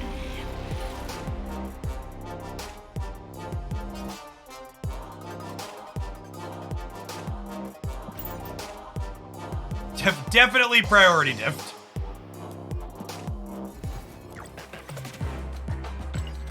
Where Gamora is lovely. For sure. I need to play more Gamora so I get some splits on her. Never you play Arnim, I'm afraid of Arrow. Yeah, my dojo doesn't contain fear, so we're fine.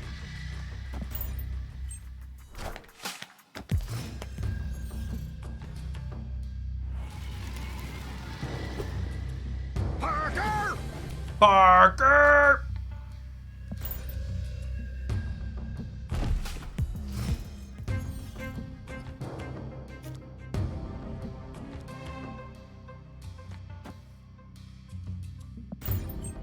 I'm not even sure if I want to play this Zabu, to be honest.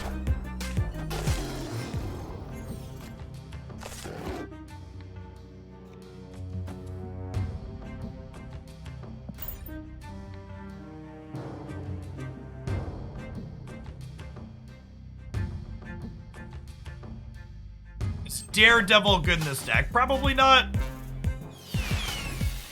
You're often playing Gamora before turn 4. Is the thing.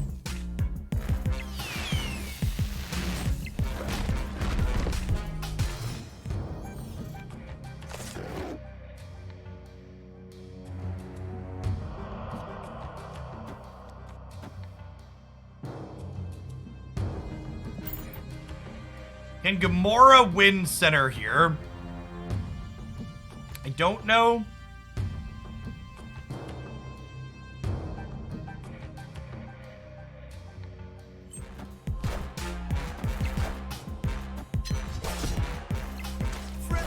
Spider-Man here. I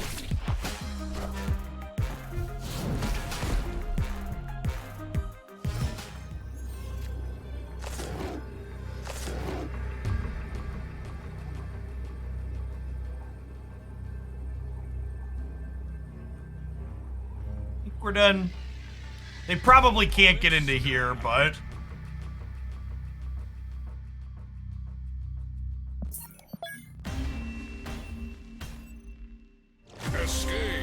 I don't think this balance patch meaningfully changed any decks other than decks that had leader in them. So anything without leader that was good before the patch is still good now.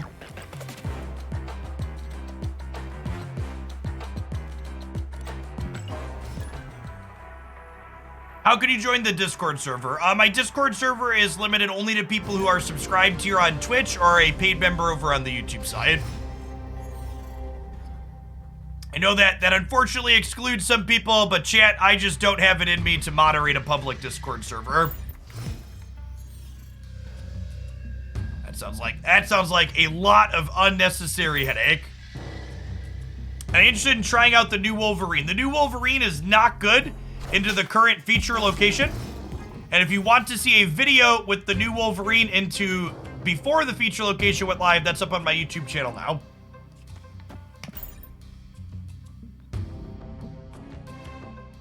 How do you join if you are subscribed?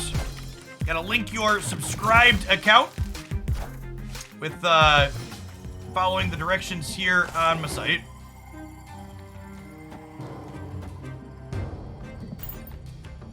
Thank you for the brand new sub, Clone P. Appreciate that. Thanks for the prime.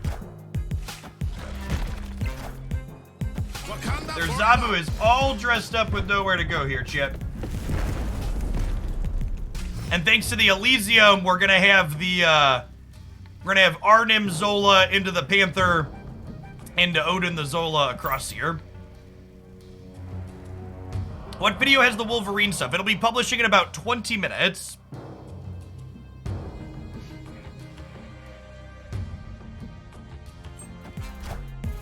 Hopefully this is Shang-Chi. Wakanda forever. Friendly neighborhood Spider-Man. Oh, we're just getting double Spider-Mans? Oh, armor. Sure.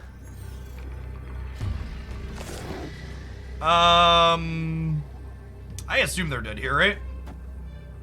If they Shang the middle, they go up to 10. Oh, we could lose the middle. We could lose that. Is this just the most stats I can play? I don't think anybody's getting into Plunder Castle with the Elysium. It says plus 15 on the left. Their Hawks are currently 11. I can't Odin because Zola can't do the thing because of armor. It's gonna be like Shang-Chi, Darkhawk, Rockslide beats us.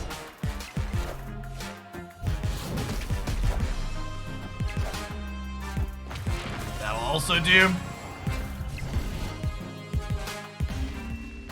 Hey, Loken, thank you for the prime. Appreciate it.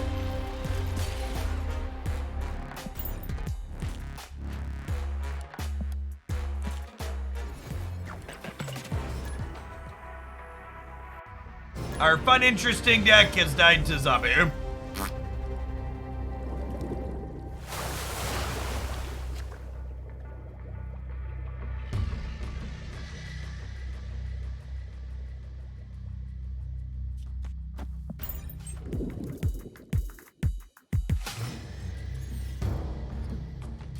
$100 better spend. Pro bundle or Mr. Negative bundle. The two of them are very comparable in what they provide in total equity.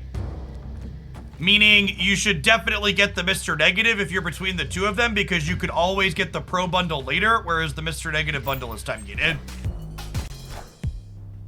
Wind, aid my hand. The Pro bundle is not going anywhere.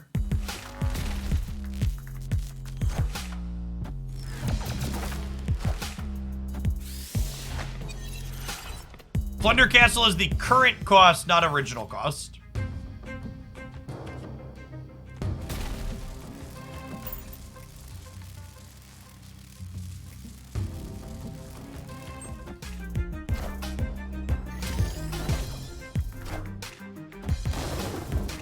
I think discussing ideas for potential nerfs is mostly pointless. Second Dinner has a lot of really good designers working on their team, and they'll do whatever they think is best.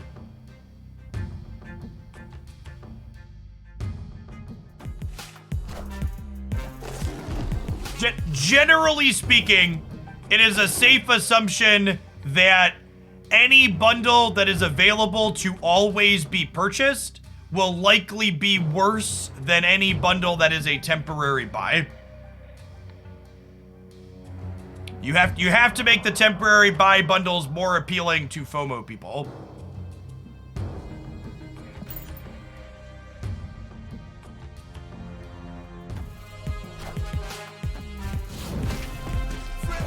Spider-Man here.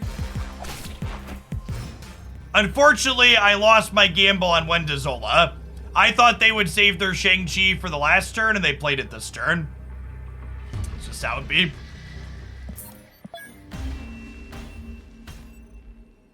Escaped.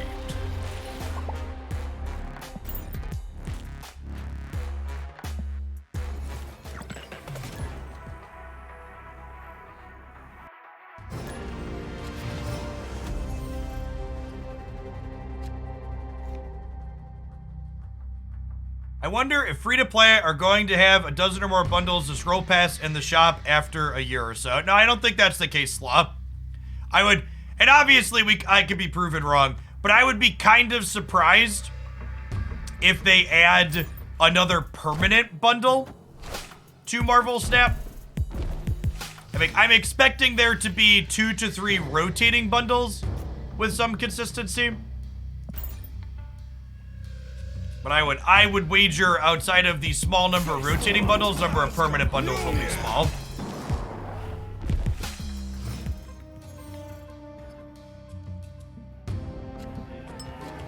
Shot, you would not believe the number of people who post comments on my well thought out, fully articulated reasonings for why I want something to change videos and just say I'm only whining and should stop crying. They just ignore everything that's actually said and just say you're crying. And that's fine. I just ban or block those people and move on with my life. You're never gonna get through to someone with that level of critical thinking. Ash Universe, thank you for the quarter of a year. Welcome back. Wakanda forever. Wow, that's the biggest Ozer. Well, we had played Black Panther on the right because we were going to Zola it, but that's no longer an option. Escaped.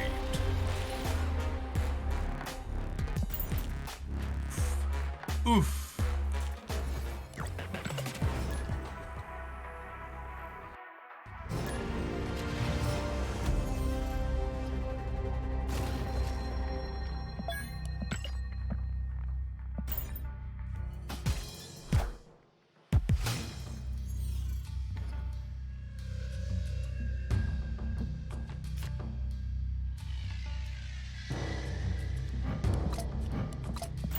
Okay.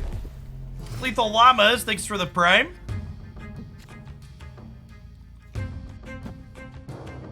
Oh, snap. Okay.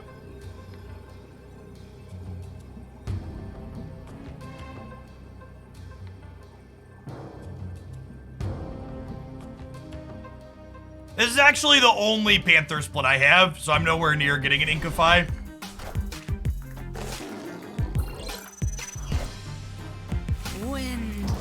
My body is ready to get Spider-Man into Oblivion, chat.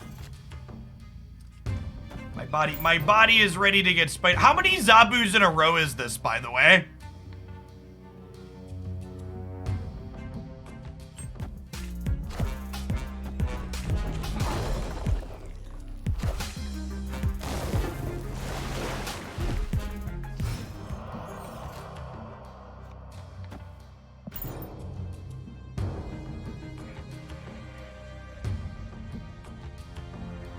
Why does Lechukagulya not put rocks in your deck when you play Storm there, but Karmatage triggers Storm twice? I have no idea.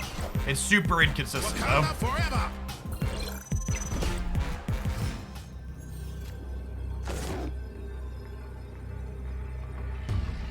Yeah, I don't take deck submissions on feature location days.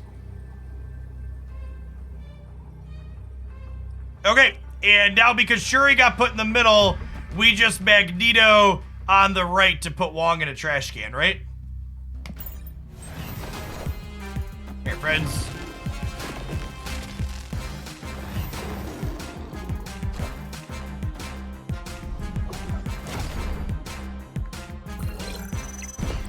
Good chat, good chat. Victory.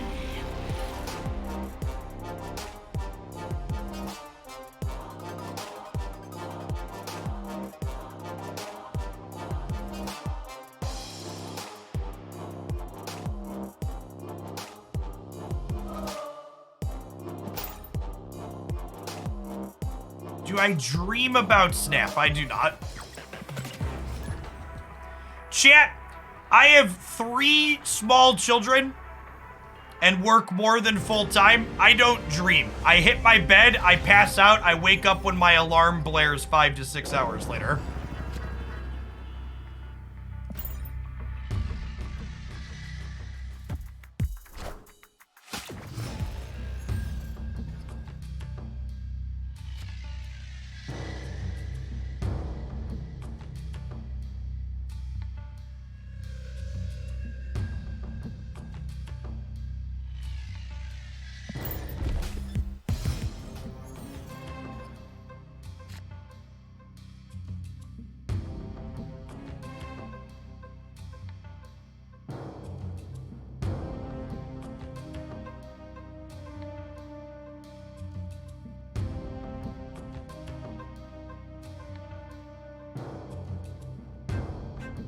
If the alarm doesn't wake you, your kids. Well, that's true. More than half of the time, my alarm does not go off. My toddler wakes me up.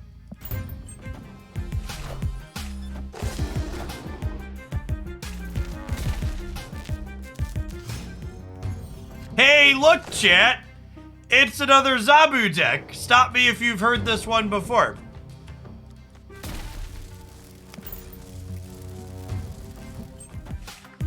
Friendly neighborhood Spider-Man here.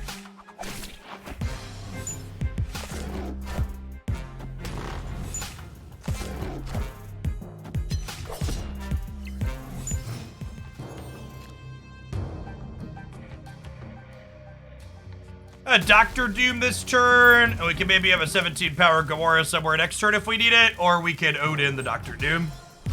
We'll see.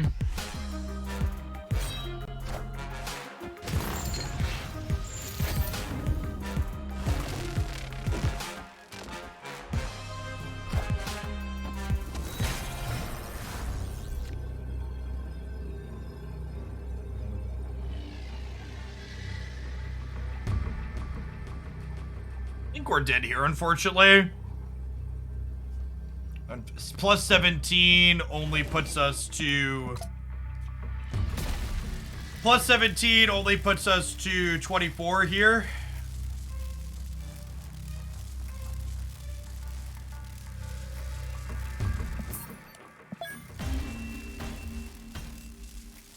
Escaped.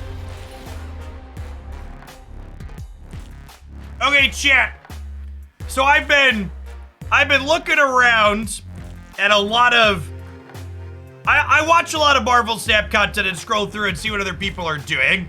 And I've been looking at other people's overlays, and I think there's a few people that do a couple of things better than I do. What do we think of this? I think I like this better than what we use now.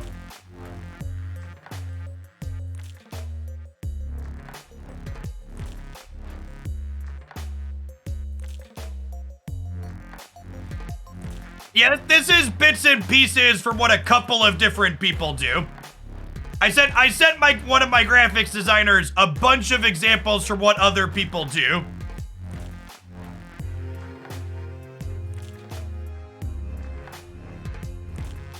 So, for the people that are asking me to make the gameplay wider, chat, that's not how Marvel Snap works. The game only has this very vertical thing. So like we make it like pseudo wider by putting the game elements around it. But like, you can't make this because this is the proportion the game comes in. So I'm torn on whether or not I like myself on the left or the right because my sub notifications blow out to the right. So like if this is like here, it like opens up in the middle. I kind of like the logo in the bottom left-hand corner of the screen.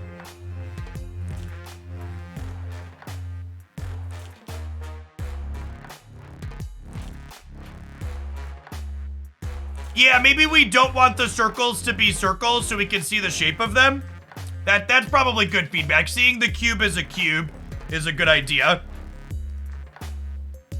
You look younger in this picture. That's just a stock photo from like a year and a half ago.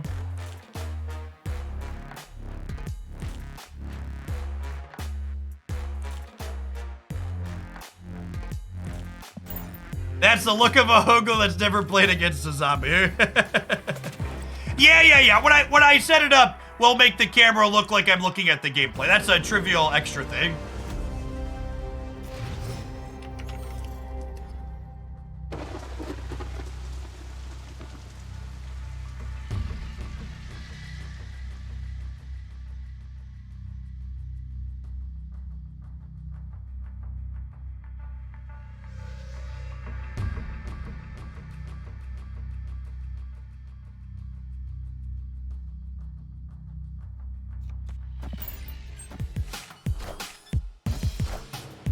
It sucks. I'm older than every single one of the pictures taken of me. Yep.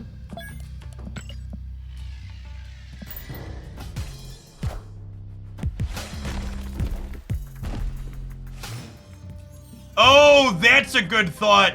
Does battle mode work with this? Okay, I will need a slightly, that's a good, I appreciate, look at that chat. Twitch chat's being so helpful.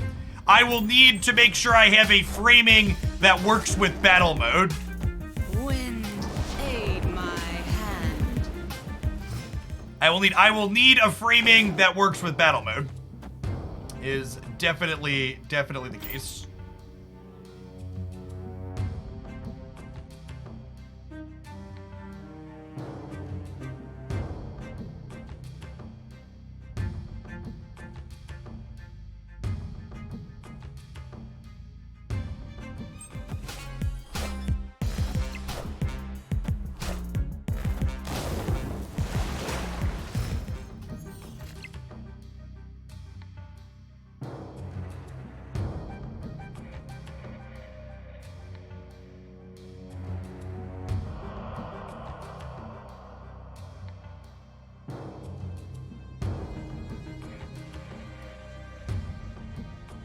All right, so we Panther over here for 16, and then we'll see about getting into the Plunder Castle or not.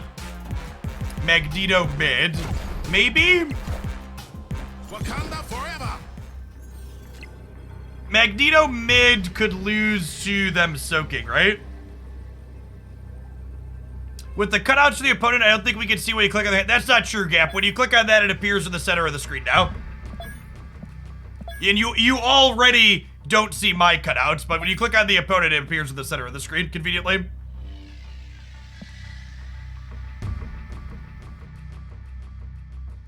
I'm no longer satisfied with the current overlay, new overlay waiting room, dude.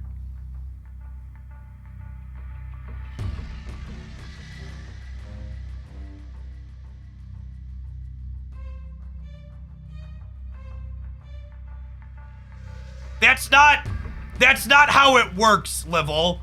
It's not about using the software to scale it. It's about the proportions of what you're scaling.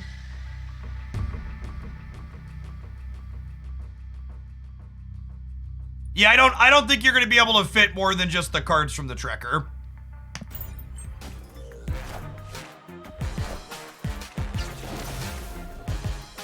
Wakanda forever!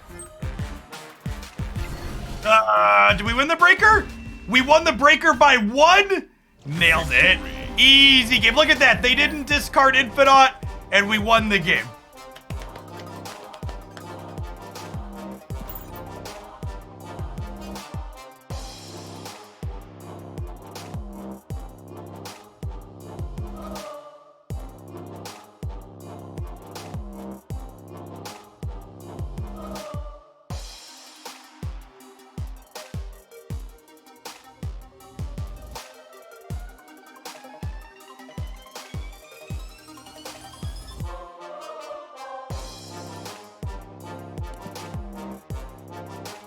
How did I know they were not playing mid? I didn't. We gambled.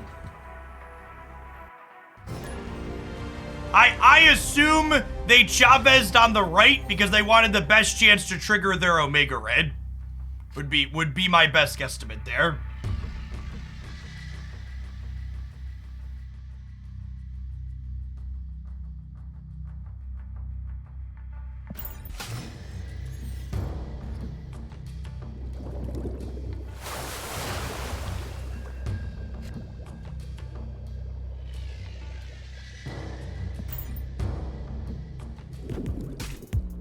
Jeff has been playing Keg the whole time, but our memories keep getting wiped. That's actually the truth.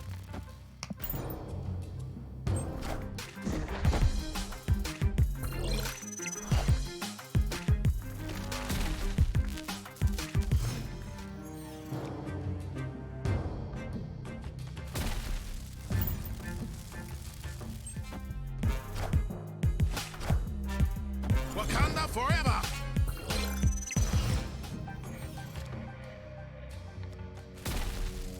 All right, well, Dr. Doom here to clear the Rickety Bridge.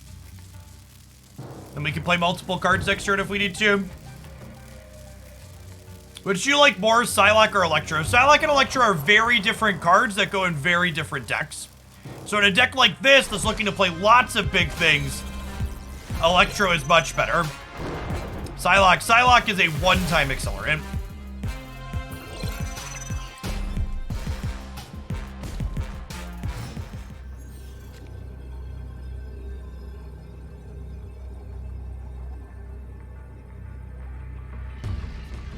Magneto here, Sunspot here, hope for the Breaker.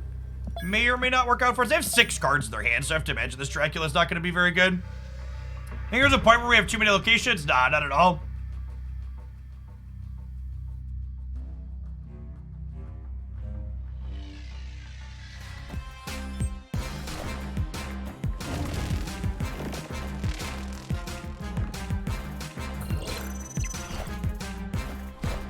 You think Doombot should have the same power as Dr. Doom? That's an interesting thought, maybe.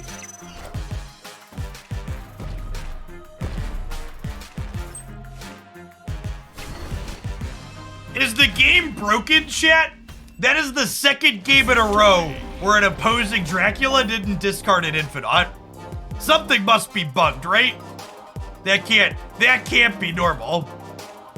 This card is 4 energy, 20 power. All right, I need to sit down after that. Non-subs, it's time for our top of the hour ad break. I'll see you in 60 seconds. Don't go anywhere. They must have fixed it in the last patch.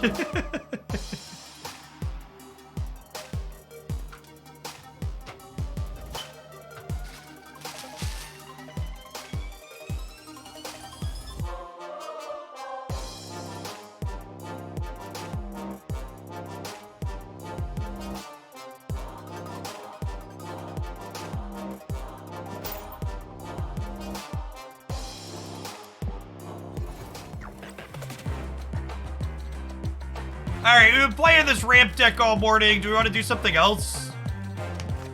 So let's do She-Hulk Infinite for a little bit. I need Moon Girl boosters.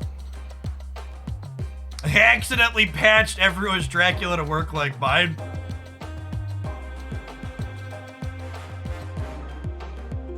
Is there a story behind the sub-icons? Yes, the sub-icons tell the story of a sub's journey through Hoaglandia. You start off with shovels toiling in the field, and then you get a wooden training sword, and then eventually a shield when you become a Knight of Hoaglandia to defend the realm. And then eventually you're given plots of lands with castles and jewelry and other things.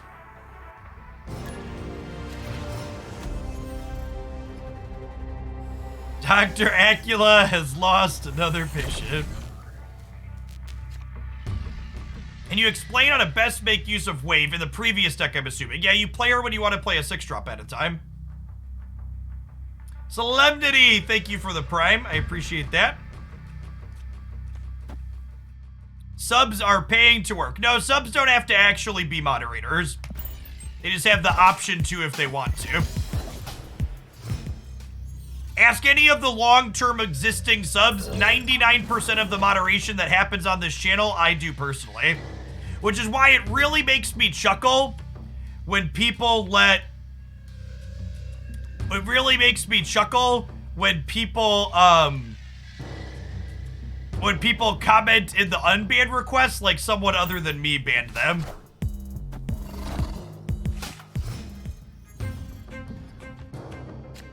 You like this deck, but you struggle to play Psylocke optimally. Psylocke is a card you basically only play in this deck in the games where you don't have magic. Psylocke basically renders magic basically renders Psylocke pointless. Psylocke is another way to play She-Hulk and put on the last turn.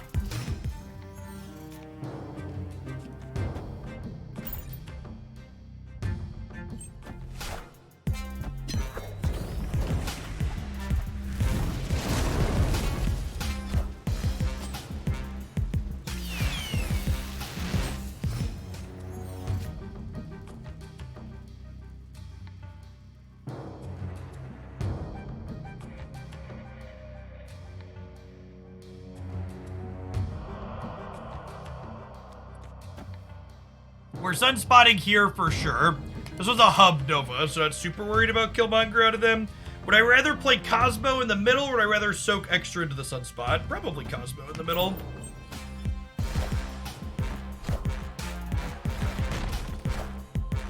Korg! Okay, so they're a Hawk Sabu deck then? Is Korg the best replacement for Titania? Why would Korg be a replacement for Titania? If you want to replace Titania, chat, you should be playing another card that has a lot of stats for 1 energy. Rocket Raccoon is the best possible replacement for Titania in a deck like this. Again, when you're looking to replace a card that you don't have, you want to ask yourself the question, what is this card doing, and how do I try and fill that same function? They have 5 cards in their hand. And put out the middle, I think, and punt the Plunder Castle.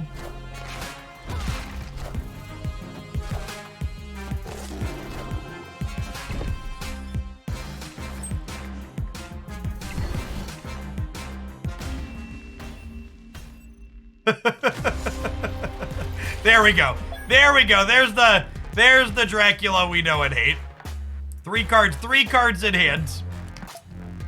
Punished. Punished.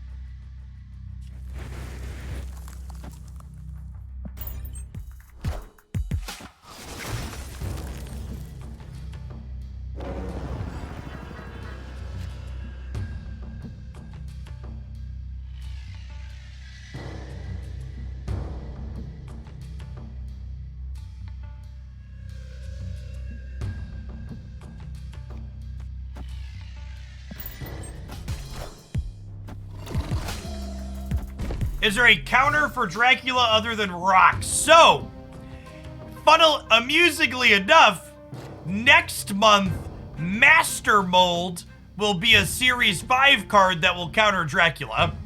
I know that doesn't help a lot of you, but I'm looking forward to it. I am really looking forward to Master Molding Dracula players.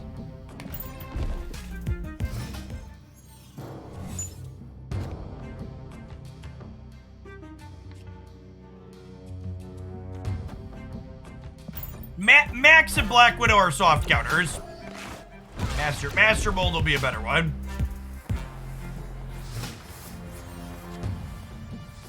So this is what Psylocke does with this deck. We pass on 6. And then we get to play... We pass on 5 with 6 energy, then we get to She-Hulk and Infinite. I don't know if that's going to be enough to win the game here, though, because I don't have Sunspot.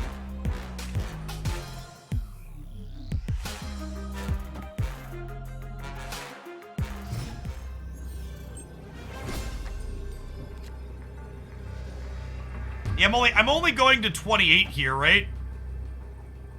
And then I'm losing 3 realistically. Am I supposed to punt the middle? Maybe we're supposed to punt the middle. I want to punt the middle and play left and right.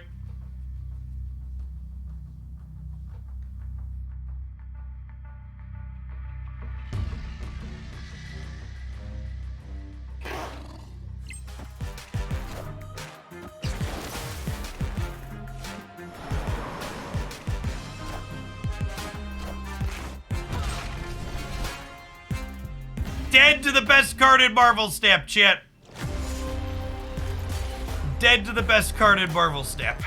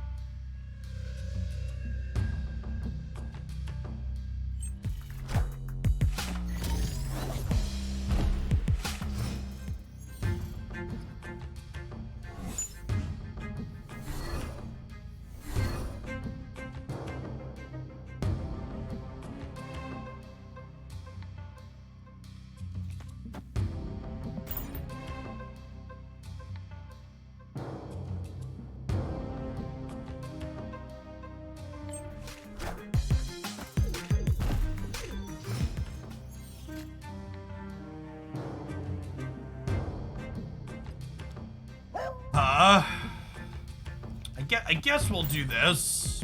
What did they discard? They discarded Ebony Maw.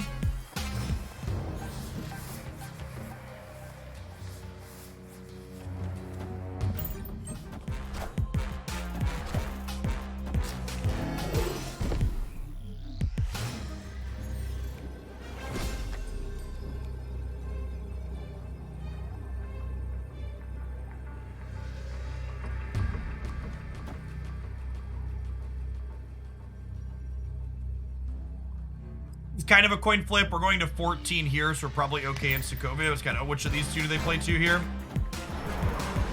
Not a coin flip at all. Dead to the best card in Marvel Snap.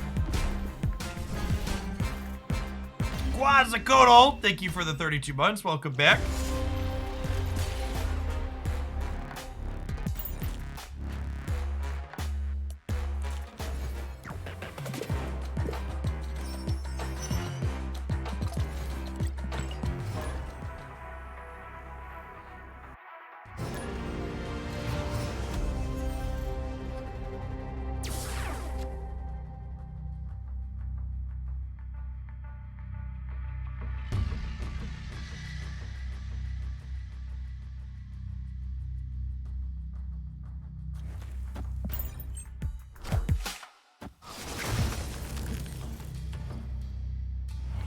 A 5-0 arrow still be busted. 5-0 arrow is probably not playable in a lot of decks. Which I don't know, maybe that's the goal in making a change like that.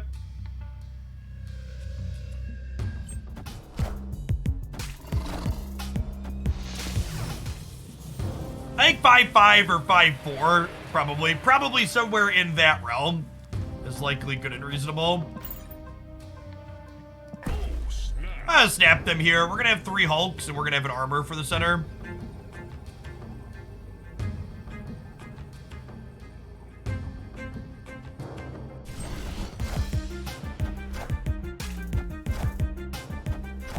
Why does the tracker gray out some of the cards? The cards that are grayed out are the ones that I've drawn. So the cards, that's the point of a tracker. The cards that are highlighted are cards that are still in my deck that I can draw.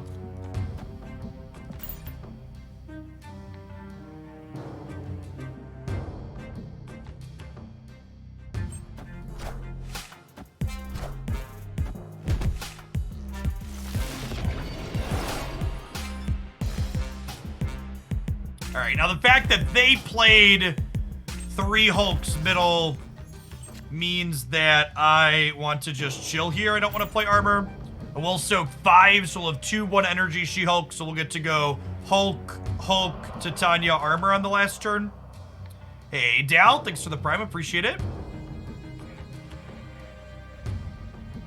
And remember, if you want an easy way to support my content, if you haven't checked out the Untapped tracker, give them a download using my affiliate link there.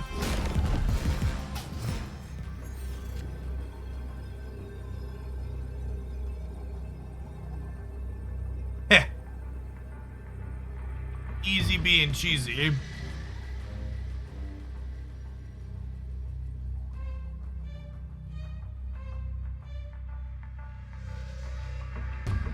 In general, Titania is a turn 6 play.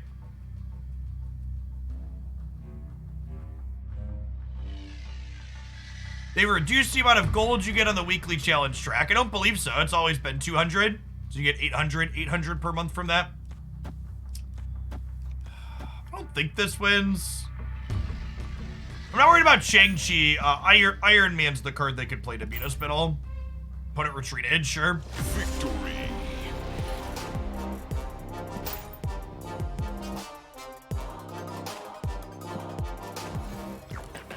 Yeah, the tracker behaves weirdly with Gamma Lab currently.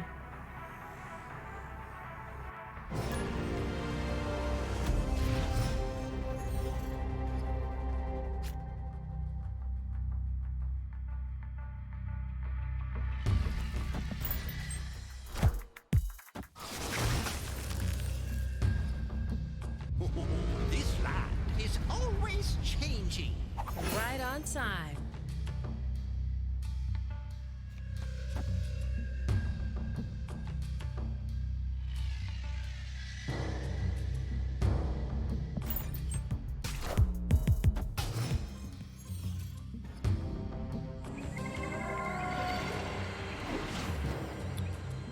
Opponent snap. I mean, their Sunspot works with our Moon Girl She-Hulk Infinite, so let's go.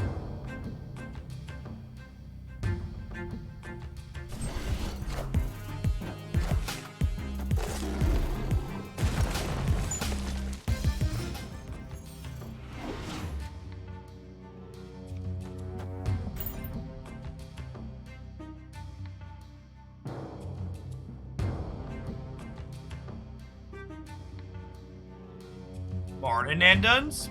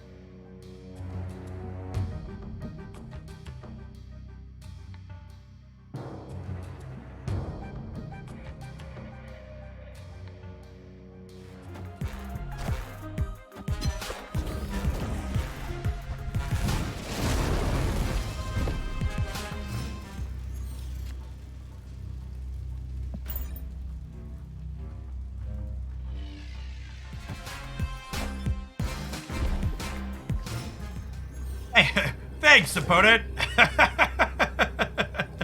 Thanks for the magic, friendo.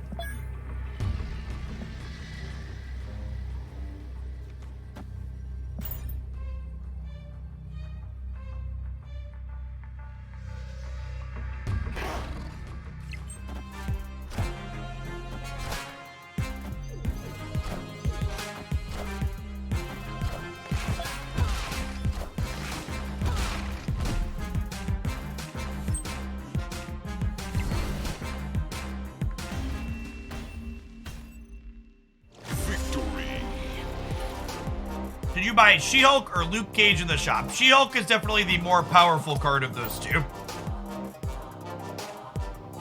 My non-gameplay Marvel Snap video tomorrow morning will be a full Series 4 and 5 tier list with covering all of the recently downgraded and shuffled cards. How do we play 2 She-Hulks? Because She-Hulk reduces her cost for each energy you didn't spend the previous turn. So we didn't spend 6 energy, so both the She-Hulks are free. Case in, thank you for the 2 months. Appreciate that. Welcome back.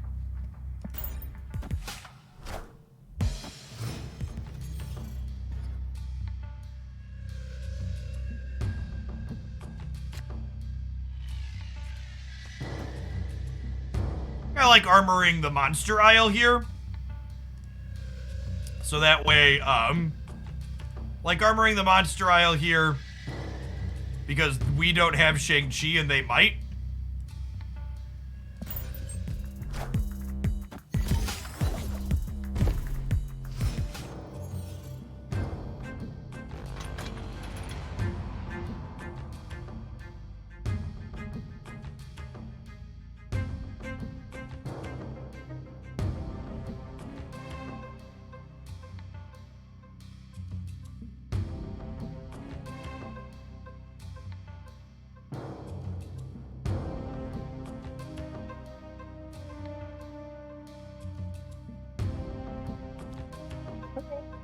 I want Vibranium in my deck. I'm gonna Psylocke the left and then we'll Magic turn 4 on the right. Is Valkyrie a must include in the Cerebro 3 deck? I don't think Cerebro 3 is playable without Valkyrie and Bast. I think the archetype is just not quite powerful enough.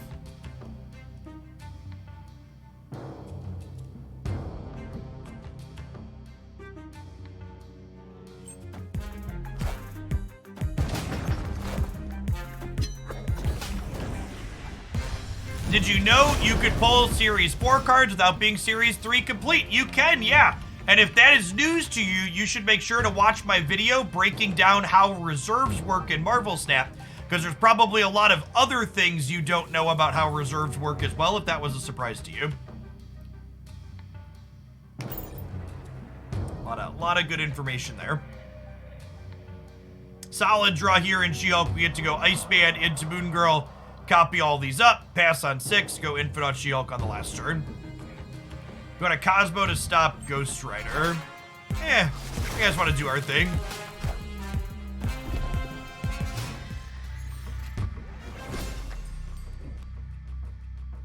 Mayhew, thank you for the quarter of a year. Welcome back. You have a chance to get an S4 card every 40 reserves. That's also technically not true. You are guaranteed to get a Series 4 card every 40 reserves. It's not a chance, it is a guarantee. Friendly neighborhood Spider-Man here. Friendly neighborhood Spider-Man here.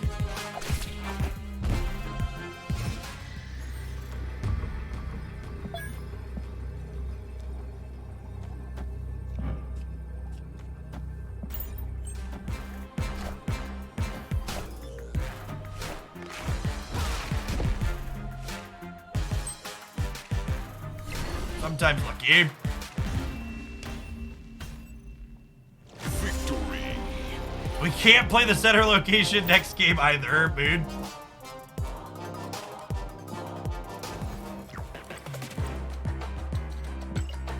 We've been running really good on our opponent's Infinite so far today.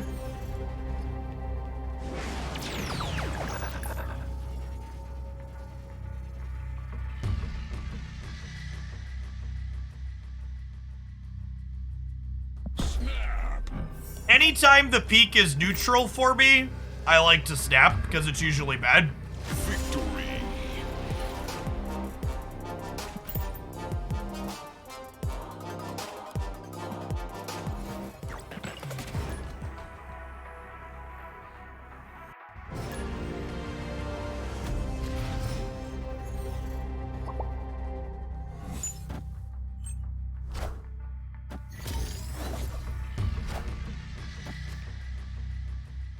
Alright, got a little Scar Dift. Not too big a deal.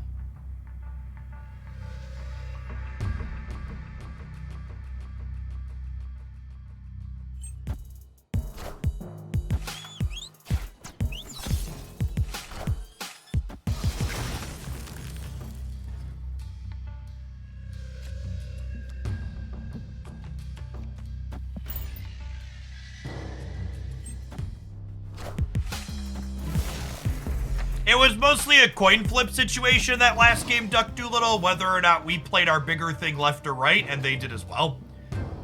We were better off having our bigger thing in whatever location they played their thing to, and they could have gone in either direction.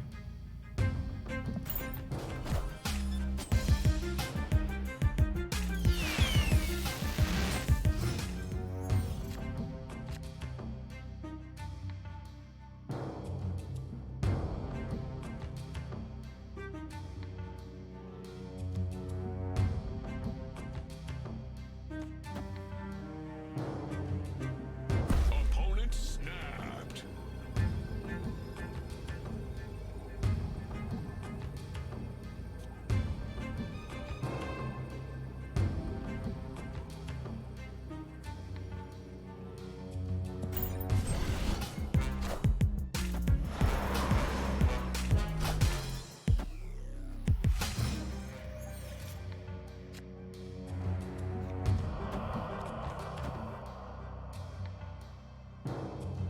Oh, snap.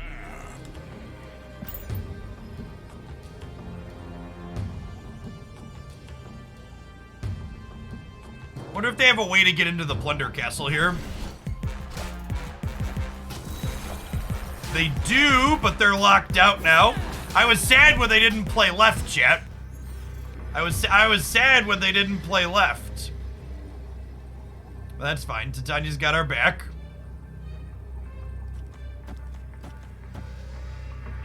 So they go down to 14. We go up to 14, 19, and then we gain 6 more. Yeah, solid 8 cuber here on the back of Titania. Wow, the fucking disrespect in this play. The fucking disrespect in the stay. Victory. Listen, chat, you can sub Rocket Raccoon for Titania, but he will not make your brain feel nearly as big.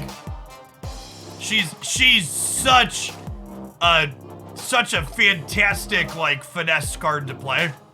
When you predict what your opponent is doing and you lock them with Titania, it's so good.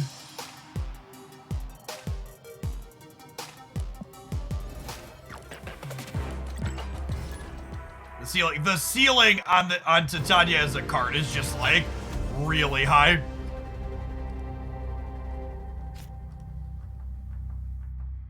Are you able to play She-Hulk with the new location when she's reduced? No.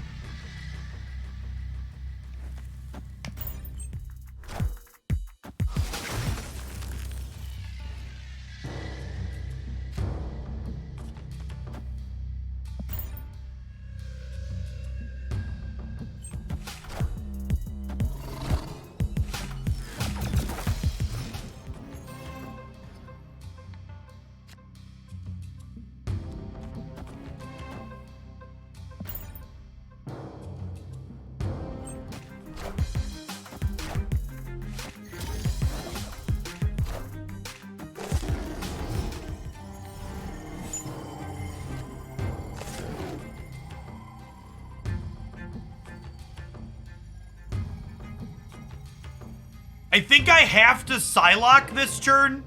Well, Sunspot 2, because I think the only way we win this game involves drawing and playing Magic next turn. And I think we're far enough behind if they snap that we leave. Escaped. My understanding of the first edition badges when they are implemented is that they will only apply to Series 5 cards.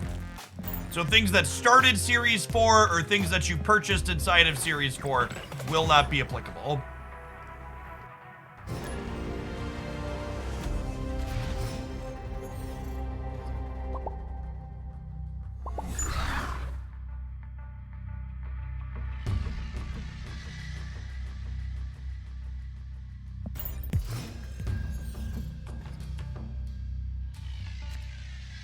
When do Series 4 and 5 cards become Series 3 cards? At the end of every month, a number of cards are downgraded from 5 to 4 and 4 to 3.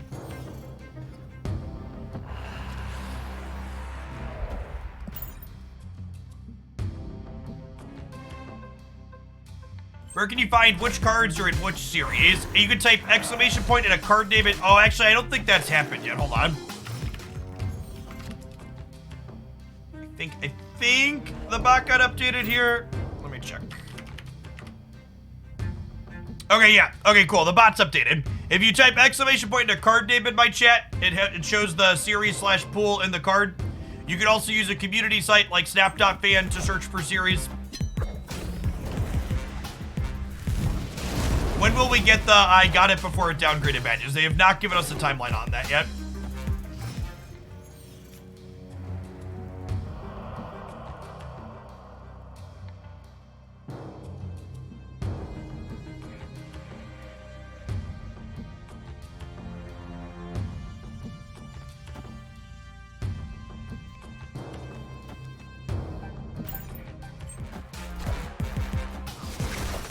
Damn, I almost Titania'd in the middle too. I should have.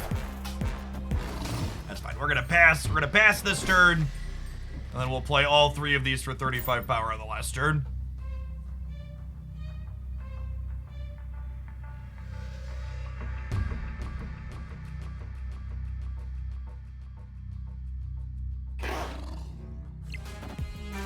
Friendly neighborhood Spider-Man here. Friendly neighborhood Spider-Man here. Rats. Yeah. We'd have won with the Titania play. Should have believed. Did they drop Silver Surfer on a series? Silver Surfer should drop series at the end of this month. Black Panther was the season pass card that dropped series this month. Or this past drop.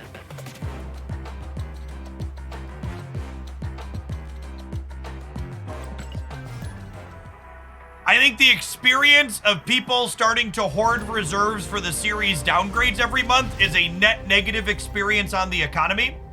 And I've communicated that feedback to Second Dinner already. And I would assume, that eventually we will get downgrades every week. I think that would be an ideal game state to have. Where every single week, one card gets added to Series 5, one card gets downgraded to 4, one card gets downgraded to 3. I think that would let the system exist without people being incentivized to hoard things on occasion.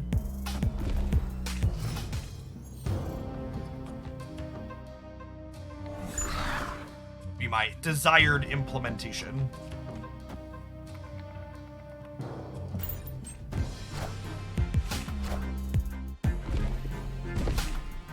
Yes, that's true. They have said eventually the contents of your reserves will become fixed on when you hit them on the track, but that'll still encourage people to hoard credits, right? Like people just hoard 10,000 credits instead. So the ideal fix is definitely have things downgrade weekly. All right, I believe in Magic and not Mindscape.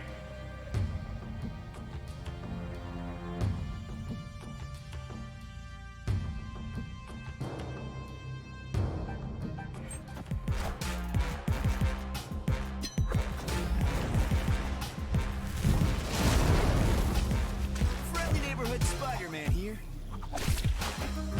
Mind blown with all the people playing Zabu into this feature location. Most of the matches we have played today have been Zabu matches.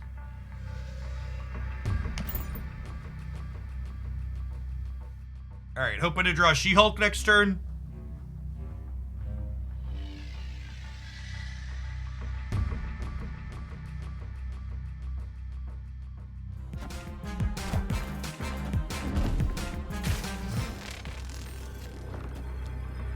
This Twitch stream is pre-recorded in front of a live audience. Thanks everybody for hanging out today. Appreciate you. Do I want to try and compete here? I have Sunspot. I have 6 cards there. There's no way this Sunspot gets bigger, right? Famous Legend. I guess I have 2 Sunspots. I feel like I need to play for all 3.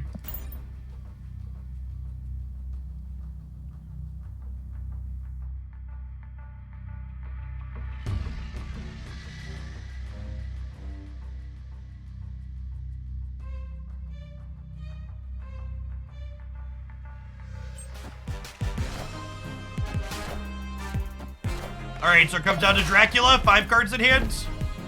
5 cards in hand. Sometimes lucky. Victory.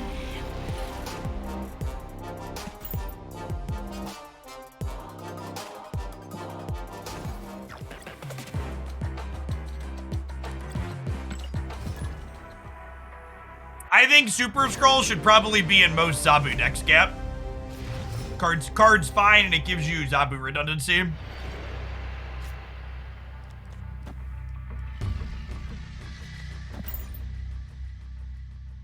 We do have some sick Dracula hacks today.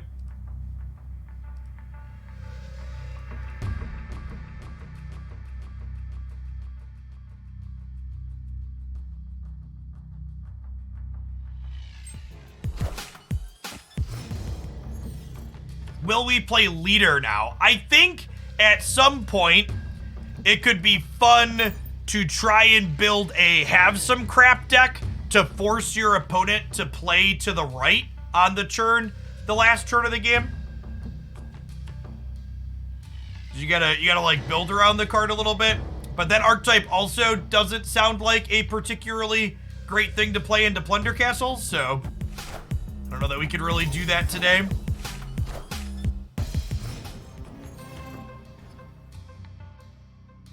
You think we should be seeing more move decks in the feature location? Nah, move decks are still shit.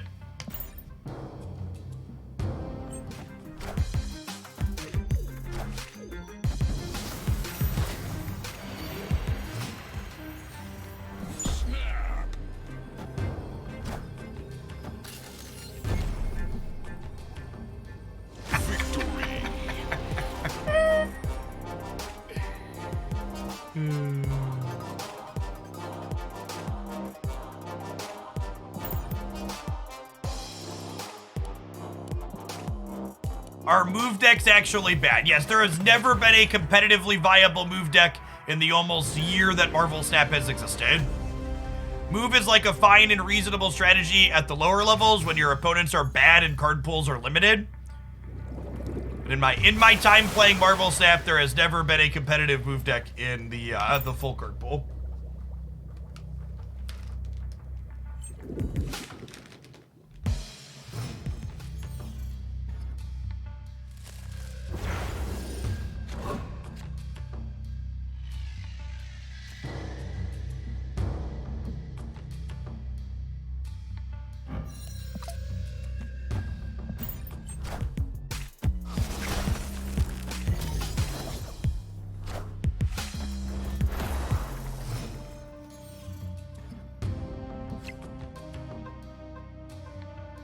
At a glance, Modak looks like it's probably like a Black Panther power level release. It's probably fine in the decks that it's fine in, and kind of whatever otherwise.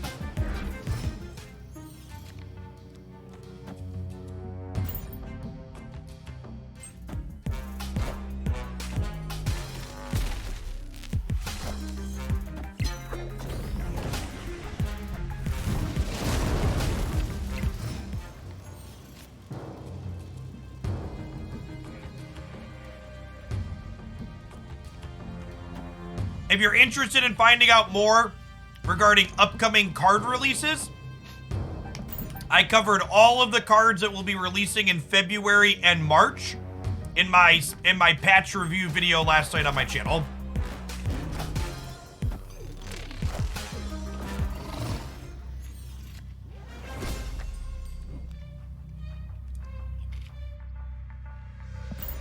Opponent snapped.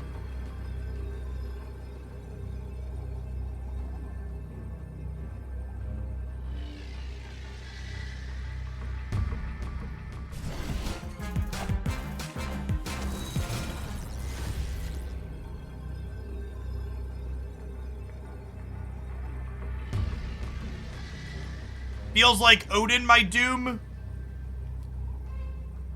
Meaning this wins here. Does plus 14 win here? This puts us to 20, plus 14, 18. They're only going to 15.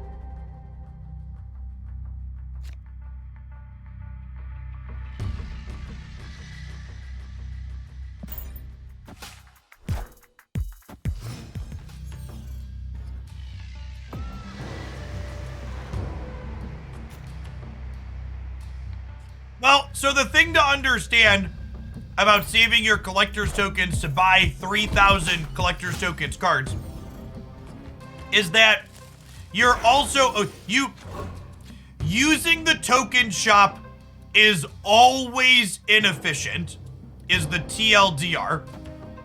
Everything in the token shop is a bad value. When you buy a Series 3 card, you're technically overpaying by 600 tokens because it gets replaced by 400 tokens later on the track. When you buy a 3,000 token card, you're overpaying by 2,600 tokens. When you buy a 6,000 token card, you're overpaying by 5,600 tokens.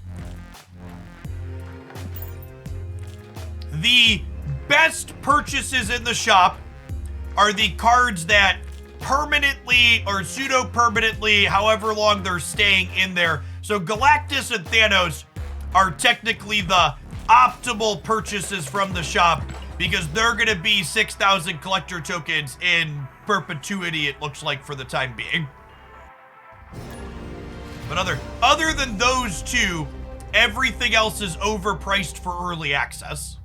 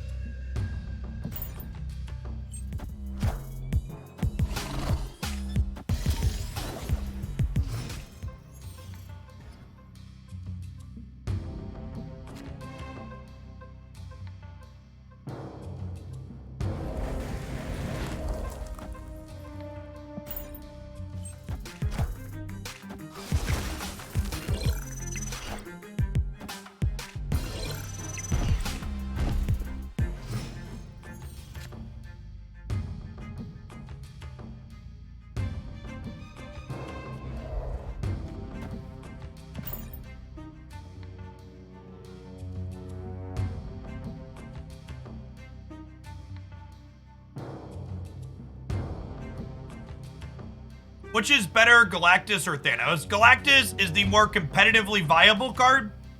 Thanos is the much more interesting and fun card, in my opinion.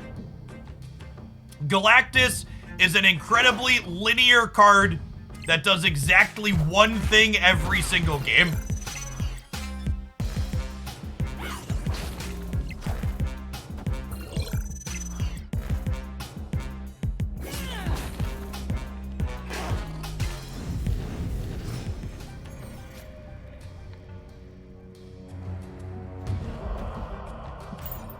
Think we're just magicking in the middle?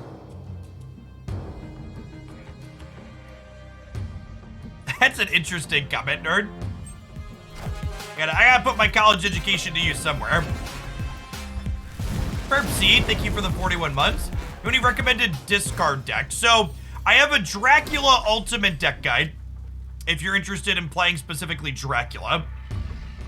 However, if you're looking for suggestions outside of Dracula and the discard archetype, the Lockjaw discard deck is probably my favorite. There's also a Zabu Hellrider discard deck that's reasonable. Ooh, I think we're dead, chat. I think we're dead. They just get to Shuri something big into here, right? It's one cube. Let's find out. Do they have a non-infinite 6 drop? Their decks almost looks like we're playing a mirror.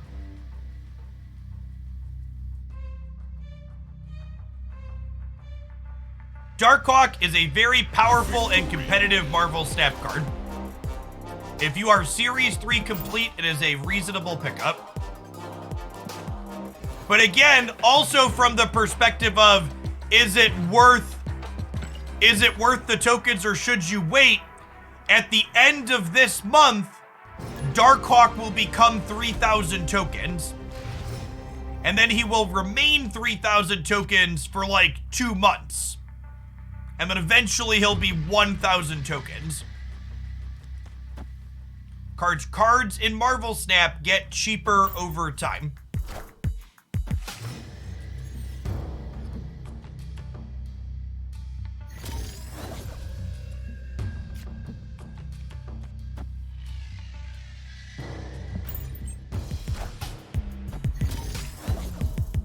saving for bundles, like the Deadpool or negative bundles, is very marginally more efficient.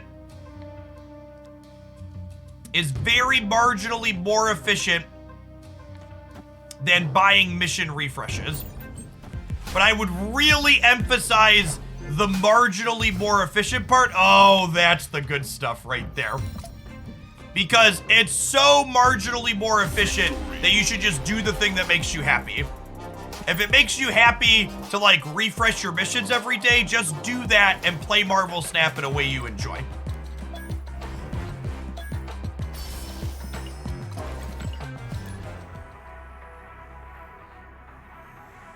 Marvel Snap is a game you should play for fun. What would I be most excited to see on a second dinner roadmap? You know, I don't know that I have a really great answer to that question. I don't know if there's any super huge. I'm looking forward to the PC widescreen UI, but that's already on their roadmap. So I don't really know that there's a big other feature. Yeah, I guess there's a couple little features. I would like an auto mute button so people could be muted all the time, and I would like more deck slots. I would like more deck slots. I would like folders and deck slots, chat. Oh, booster magnets. Yeah, booster magnets. I want some control over where my boosters go is a good take. I like that. Strong, good take. Control over where my boosters go. But yeah, deck slots and folders and stuff to organize. I have to delete decks constantly.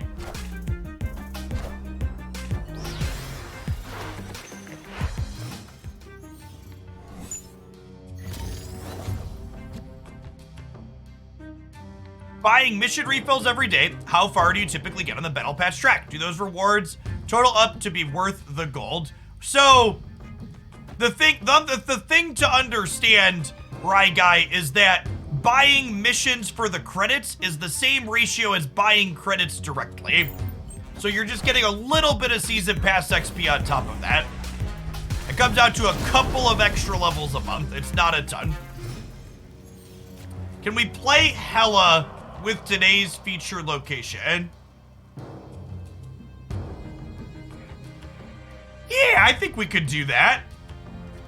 That sounds like it could be fun.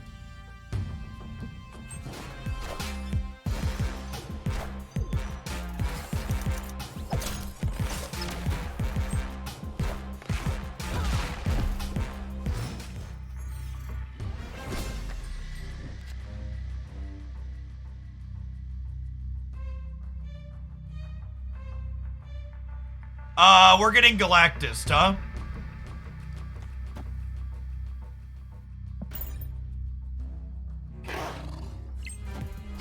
Not getting Galactus. What got destroyed this game?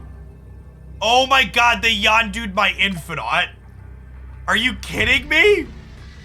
Are you kidding me? They Yondu'd my Infinite? That's fucked up, chat. That's fucked up.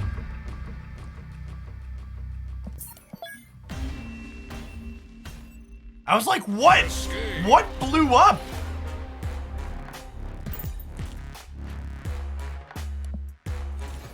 All right, that's true, chat. We have achieved rank 120 by mistake. So let's play 2 or 3 more games with this. We'll do our top of the hour ad break, and then we'll spew some cubes with Hella. Spewing cubes with Hella sounds like a good time.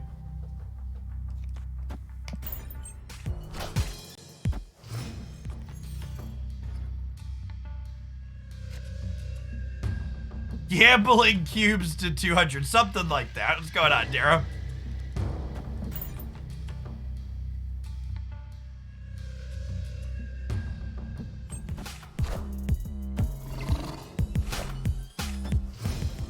I don't know that my body is quite ready for Hella Agatha. That being said, chat, if you want to make me play particular... Oh, get fucked, Galactus. Get out of my house. I'm a big old cup of get fucked. Stevie Galactus, get fucked.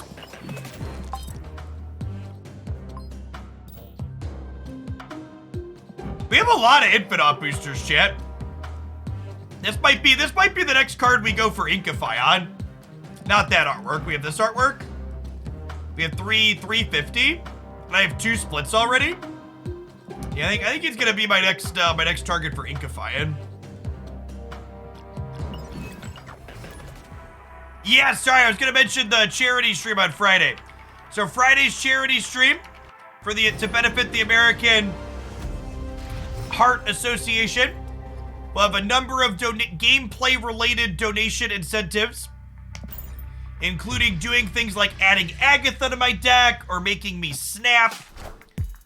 There'll also be costumes and other fun things we're going to be doing throughout the course of the stream if we hit certain donation goals.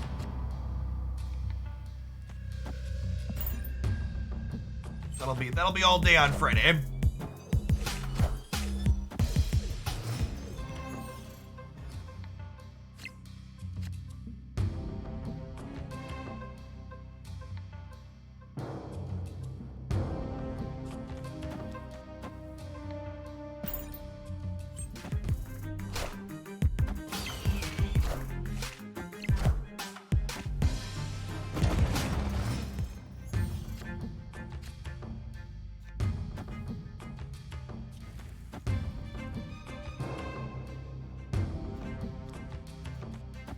One little thing about sequencing here.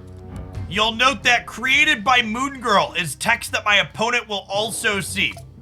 So I want to play the magic that doesn't say created by Moon Girl to give my opponent less information about the contents of my hand.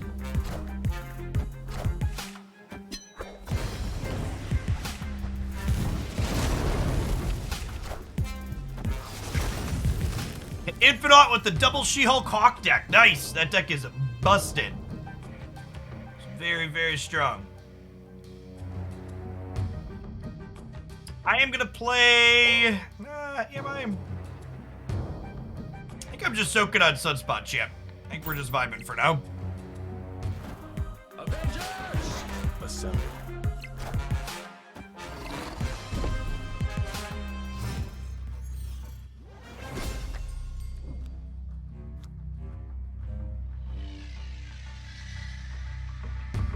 Can I win the right through a destroyer into Spectrum? Is the question. We can also theoretically get Professor X this turn.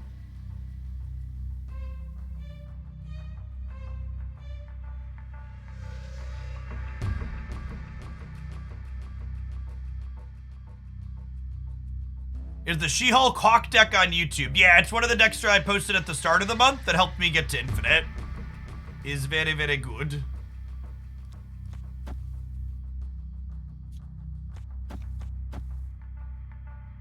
I'm gonna play these to play around Professor X.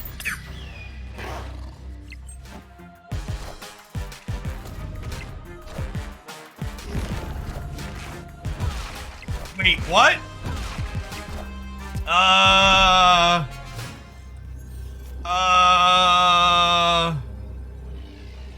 Victory.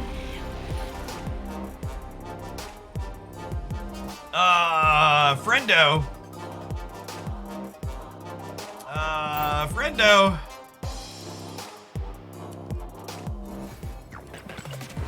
It's my favorite null deck. The only playable null deck is Galactus.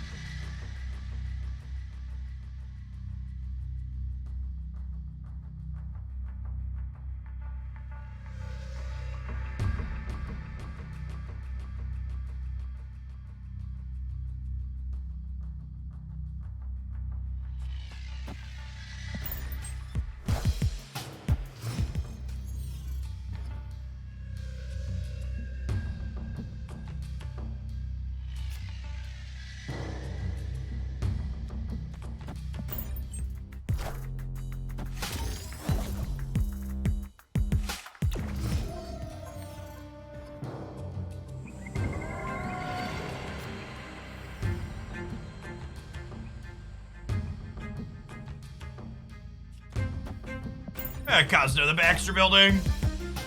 Face the might of Asgard. Mjolnir.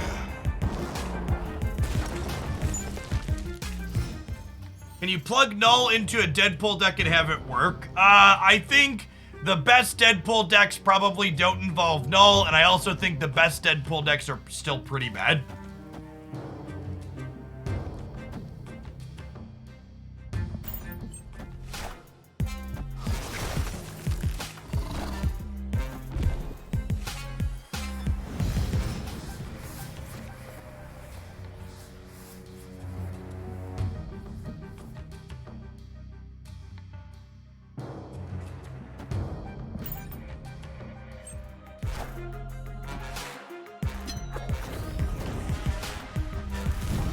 They just do nothing on 5? The best Deadpool decks play Altar of Death, dude. Alright, we have She-Hulk and Infinite in our 3 remaining cards in our deck. Oh, they did nothing on 5 because they were Infinite-ing. Sure. Sure.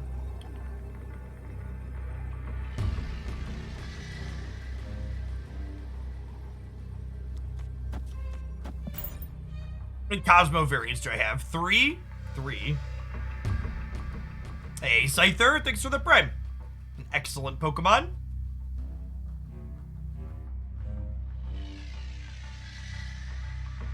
Hey, Colvian, congrats. Yeah, the Infinite into the location they already had Dracula is an interesting choice.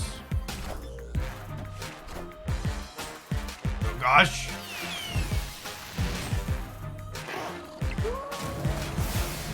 We're dead, fam. Mjolnir. To me.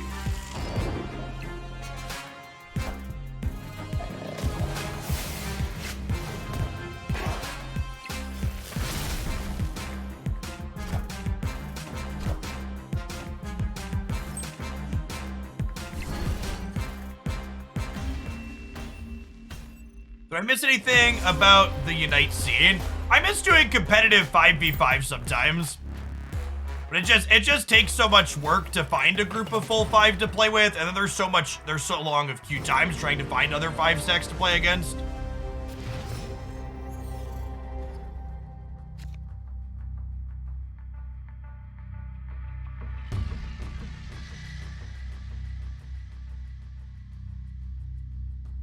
The tracker does not cheat for you. The tracker provides information that you could be tracking with a pen and paper.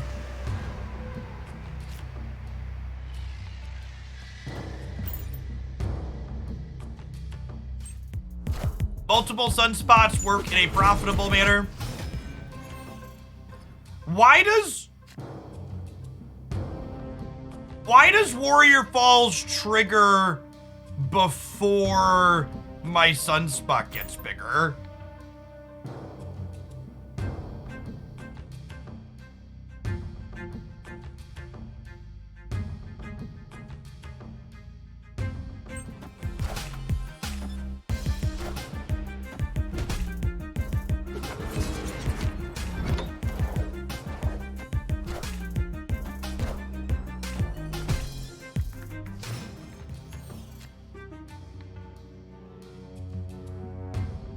Yes, definitely, Diva.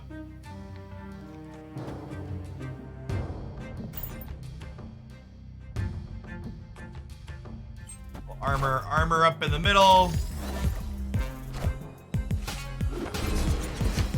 Okay, so we're playing against Silver Surfer. And we drew She-Hulk. So we'll go Magic in the middle. Pass on 6. Infinite She-Hulk on the last turn.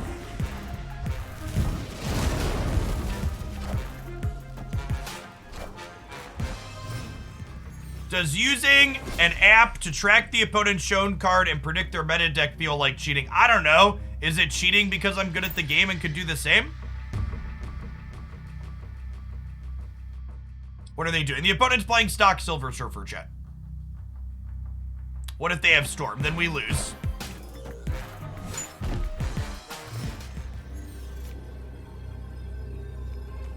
Why do trackers confuse people so much? Because human beings want to feel like they are gaining an advantage by doing something.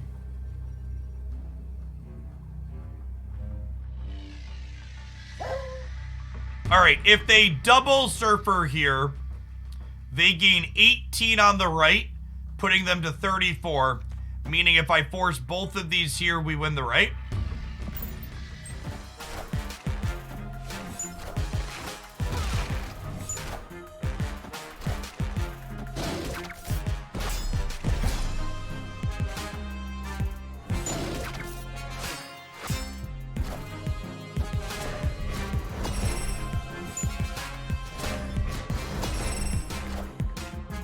Okay, good job. Nice Killmonger. Is this deck better than the double up deck? I think this deck is better than the double up deck into the current feature location. But in general, I think I prefer the double up build. Best way to use Psylocke in this deck. Psylocke does two things in this deck. Psylocke on turn 3 lets you play Magic on turn 4. And Psylocke on turn 4 lets you pass on turn 5 with 6 unspent energy to play She-Hulk and Infinite on turn 6. What's the double up deck? The double up deck is the Moon Girl She-Hulk deck that plays a bunch of lower to the ground cards. So it's this deck. This build that plays like Viper and Hood and stuff. Like, this deck is not good into Plunder Castle. If you want to see games with this is one of the many different decks I have highlighted on my Snap YouTube channel. Daily uploads every day for the last 3+ months. Non-subs will see in 60 seconds. We're going to play some Hella when we get back.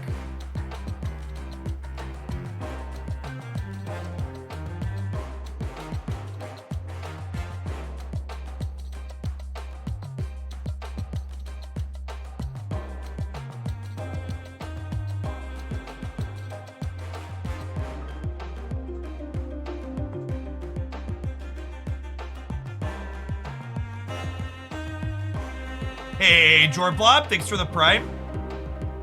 All right, I should go grab a Hella deck from somewhere, huh?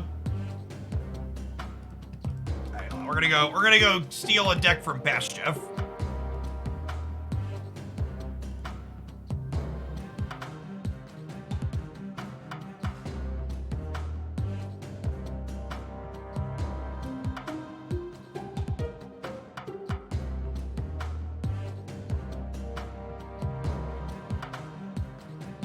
Is having a Series 3 card only counted if it's the base card? That is correct. If you get a Series 3 card early, a la something like the Mr. Negative bundle, you'll still have to collect the base card later on.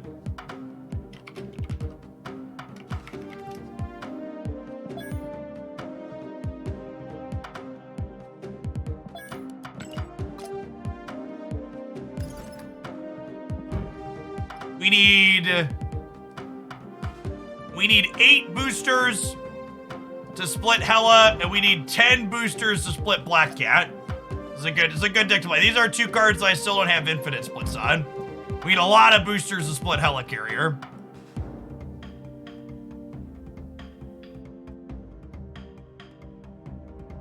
How many times do you have to get a card to infinite in order to get a black and white?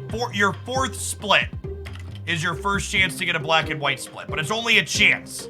I have some cards that I have split like 6 or 7 times and still don't have an ink split on them.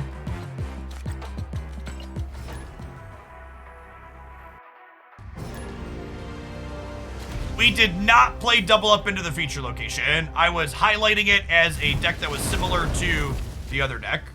Am I gonna play Sauron or Skrull today? I don't think so. I don't think any of the Sauron or Skrull decks are playable into the feature location. As is frequently the case, the featured locations greatly restrict the range of decks that tend to be playable.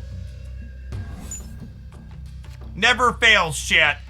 Actually, just never fails. Queue up with a new deck, immediately hit District X. Escape. Every single time. Without fail.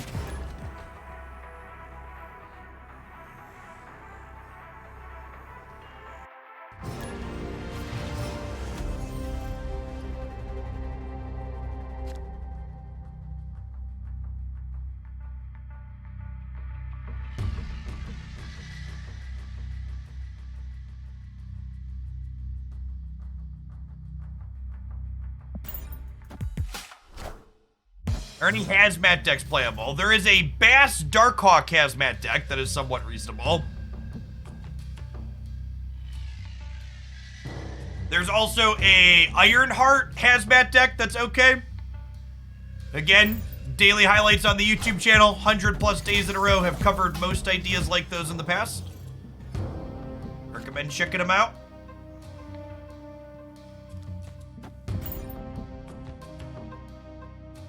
Cerebro 2 hazmat is not very good. 0 out of 10 would not recommend. Much worse than regular Cerebro 2.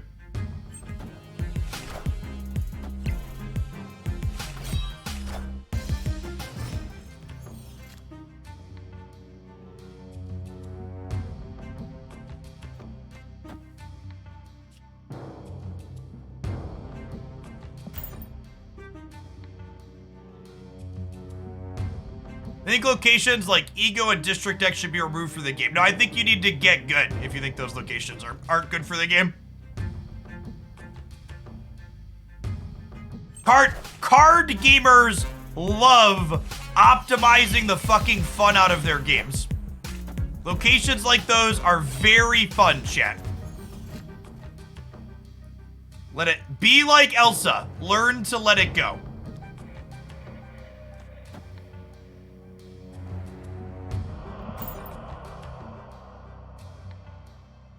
That's true. It's not just card gamers. Gamers in general like to optimize their fun out of their games. I don't think the deck name adds value to the overlay, so I'm not really worried about fitting it in. All systems go.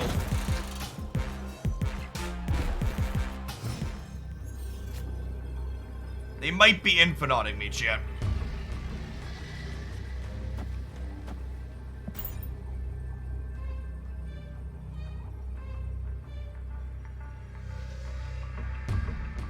People who hate a lot of locations like those ones really need to learn how to snap and retreat better. I promise you, you play more than enough games that those types of things balance out in the long run, and it's not a big deal.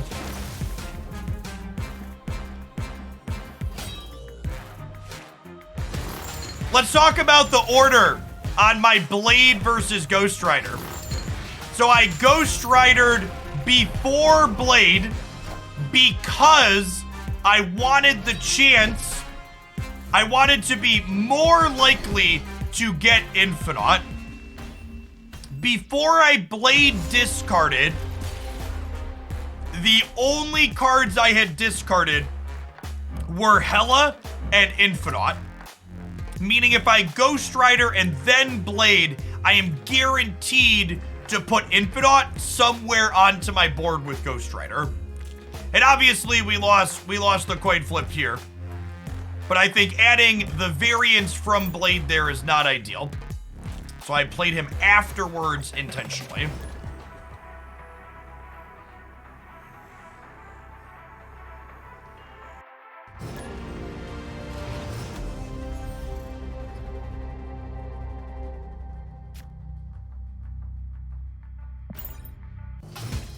The successful cube spewing is in progress. Opponent snapped. If your random pool is bad, how is that skillful? Because good players mitigate the variance better than bad players will. And in the long run, good players come out ahead more frequently than bad players will in random situations. That's how it's skillful.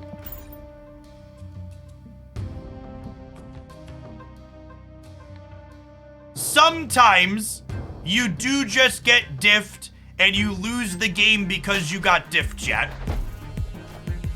But you also, in the words of the greatest poet of our generation, just need to learn to shake, shake, shake it off and move along with your life to the very next game.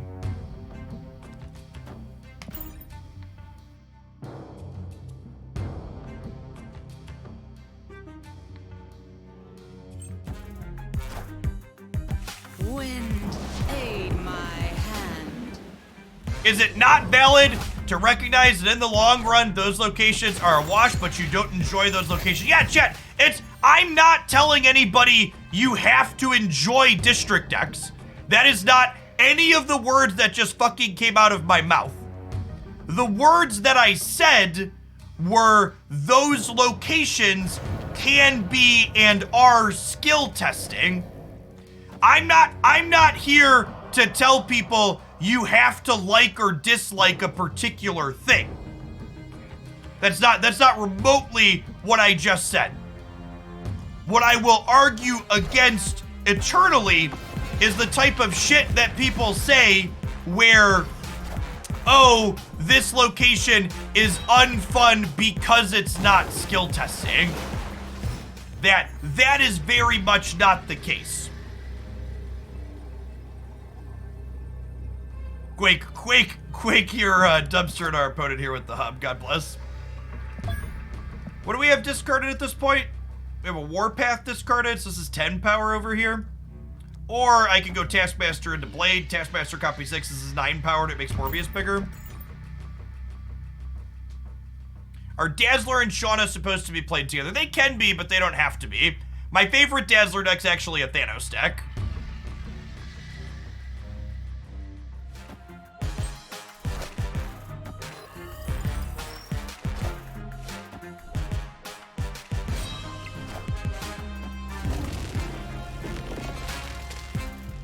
Are we good?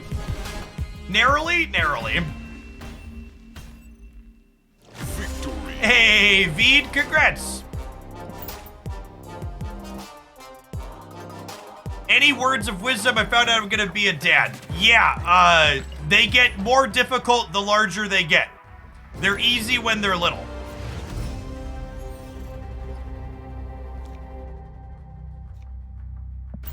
The daily District X discussion, yeah. Yeah, gamers really hate District X.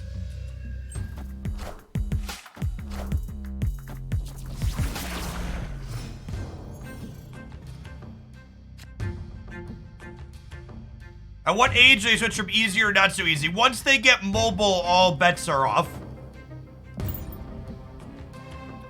Once they are mobile, all bets are off.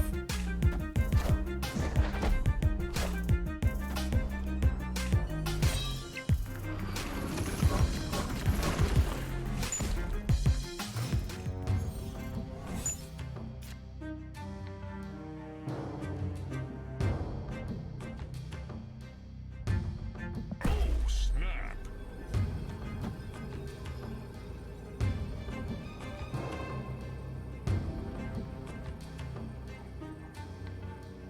Three is much harder. Yeah, I think the difficulty peaks somewhere around the age of 4.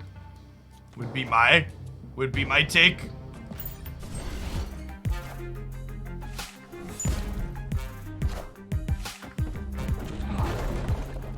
Oh my god.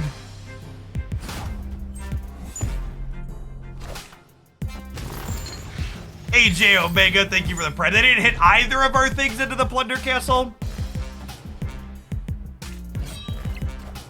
Oh wait, these stay on the left. I hate that interaction. It's so unintuitive. This is such a... I really dislike how Iron Fist, or sorry, how Juggernaut and Arrow interact differently, or make it so you don't get either on playabilities. It's very, very, very strange. Hey, welcome to a live one, AJ. Good to have you here. All right, so we're hoping to draw Hela or Death next turn. Oh, I guess Death is going to be too cheap to play, so we're 1-4 to draw Hela. Gambit could also be okay next turn. I wonder if I'm supposed to not play anything here, so Infinite would be playable. Yeah, I'm supposed to make no plays here so I can play Infinite.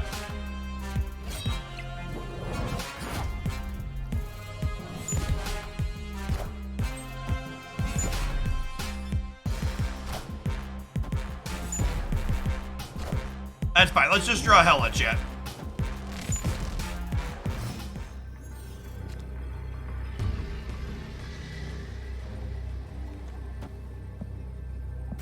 Oh, I also should have not, if I was playing things, I shouldn't have played all of these out. I should have discarded one more card so Morbius would be bigger.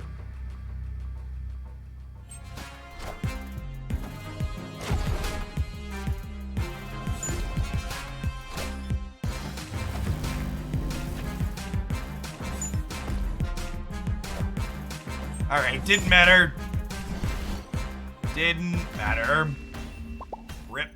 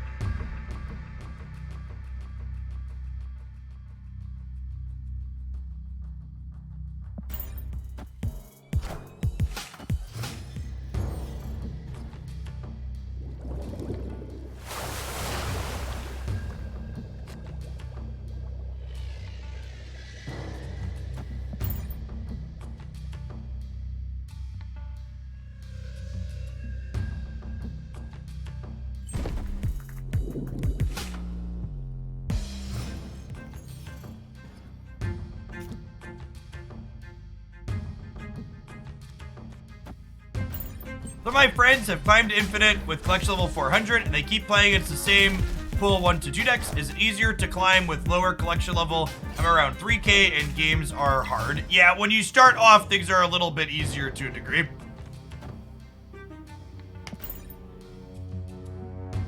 Eventually, if you keep winning, your MMR gets high enough that that skews itself out, but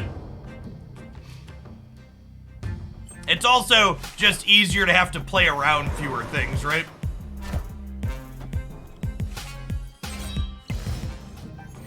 Do we think they're Galactus?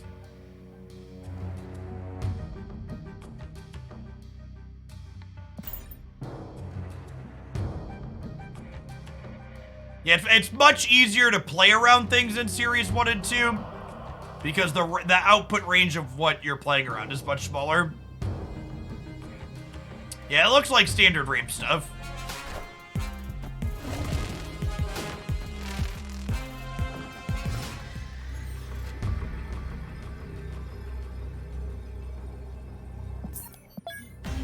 I don't know if I'm gonna make it a full hour playing Hella Chat. It's not great.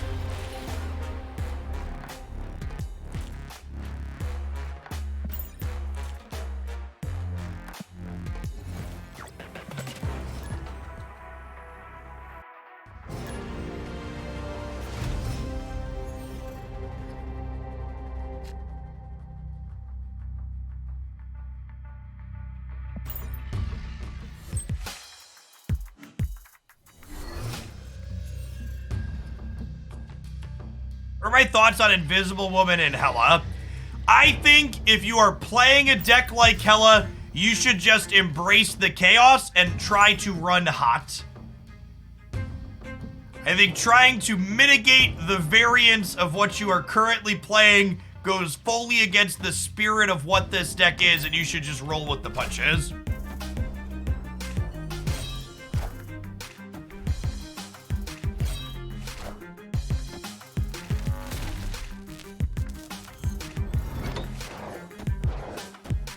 It's clobbering time.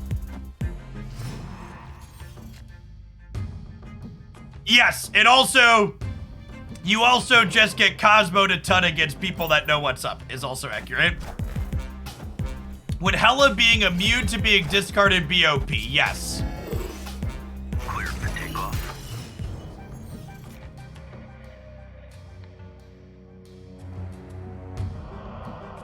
On one hand, chat, I've already discarded Infinite, Death, Ghost Rider, and Black Cat. On the other hand, my mama didn't raise no coward. Oof. Oof. Whoo. Never lucky rubber ducky. She should have raised a coward. Damn it.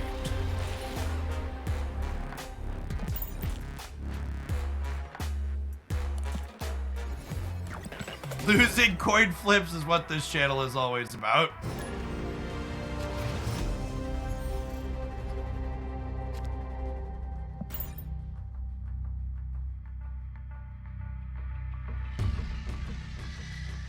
Can you make an argument that Cosmo should be run in most decks? Yes.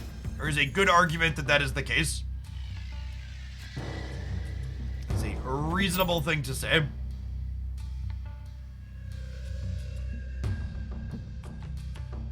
Have you tried not discarding Hollow? That sounds like a strong line. I will take it into consideration for the future.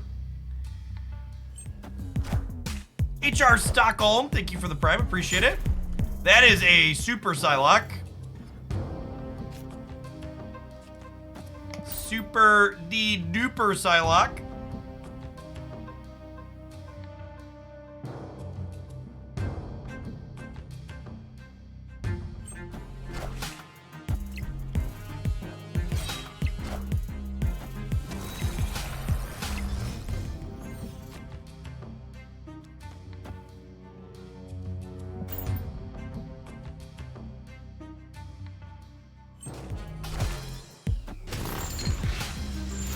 Yes, I agree, Nago. It is much easier to shrug off variants in Marvel Snap than basically any other card game I've ever played.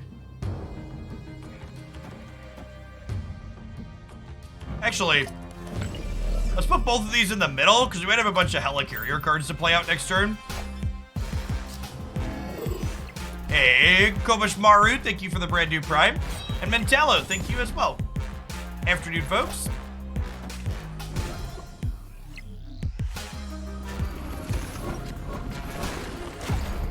There's the lads. So I said, what do you think about letting you pick the cards you discard? I think that probably goes against the kind of core what they're looking to have happen in a game like Marvel Snap. I don't think that is likely to be something that happens. This is 4, this is 3, we go to 9 here. Sure. We die to Odin on the right.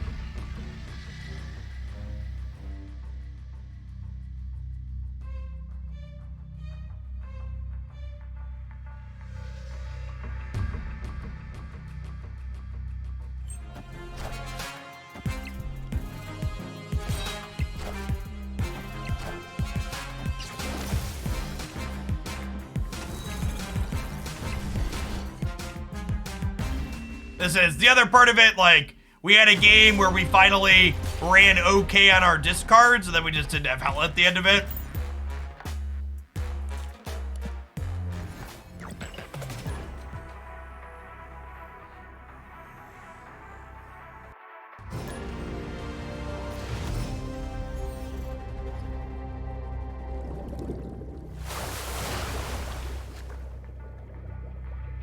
Your discards were good because you didn't have hell yet. Yeah, that's true.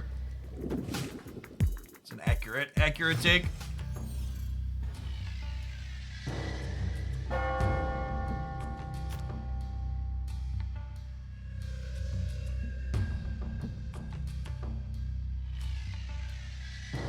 I'm vibing on Colleen for now. It's like the 4th time in a row we played this person. My kingdom for a little opponent variety.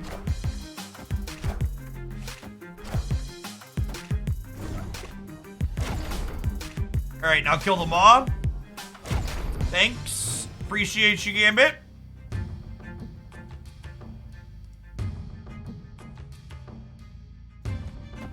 Oh, snap. How would I buff Hello or the discard archetype? Why does it need to be buffed? We've climbed, that's true. We have been farming a lot of points. We're getting ourselves, we need to play a deck like Hello to like pull ourselves out of the sweaty bracket a little bit.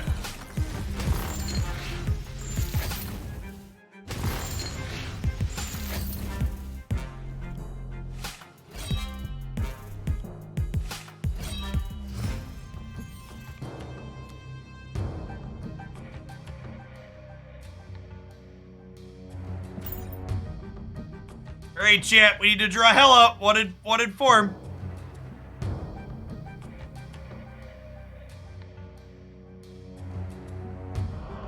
Hella has always been a very decent cube gate deck. Oh, chat. Oh, chat.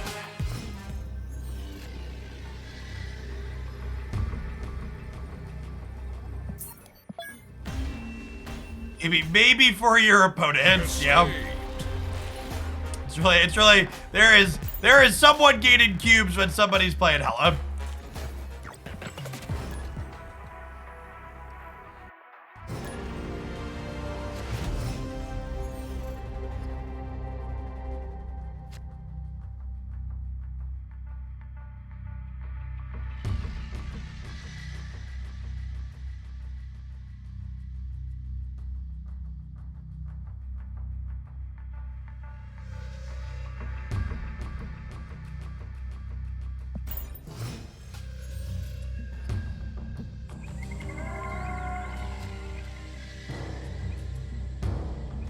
I think Binin Swordmaster Lady Sif is fine here.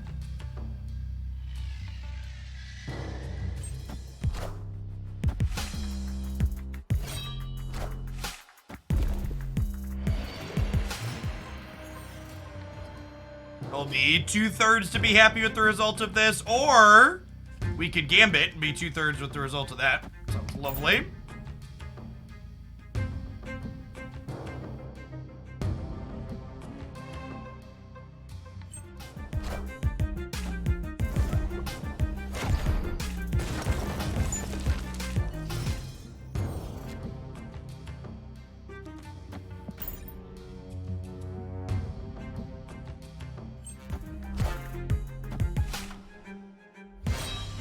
Friendly neighborhood Spider-Man here.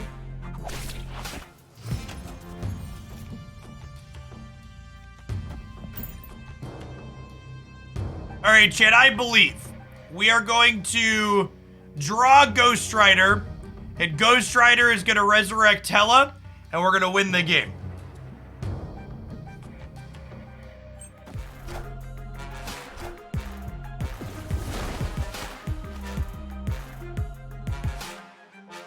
All systems go.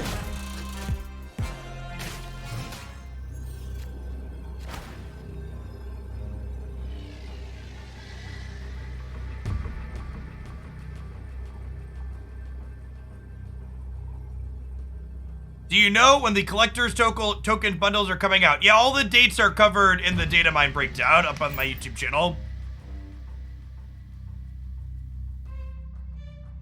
No one can play into the Plunder Castle because of the wave. Full breakdowns on the upcoming February bundles with collector's tokens and cosmetics found over here. Victory. Yeah, no one can play Plunder Castle.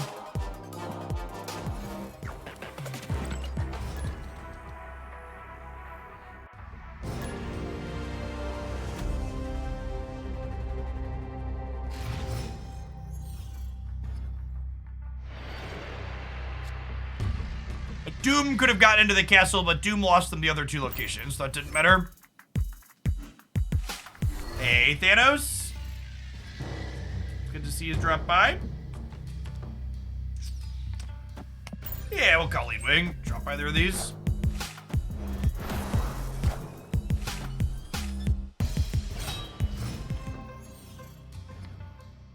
Yes, generally speaking, the person that said Hella's always been a good cube break deck earlier really made me chuckle, because that's a problem almost all of these discard style decks have. They play very face up on the table. Any decent opponent knows when they're going to be getting rinsed off by a discard deck under most situations.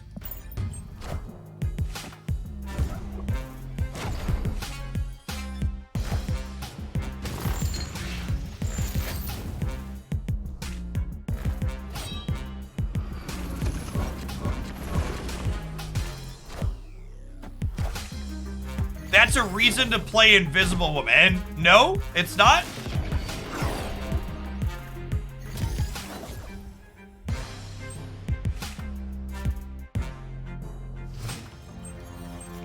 If anything, Invisible Woman telegraphs harder than the other options. Yeah, like, and you also just expose yourself to, like, green goblins, debris, Cosmo, hobgoblins. It makes you more disruptible.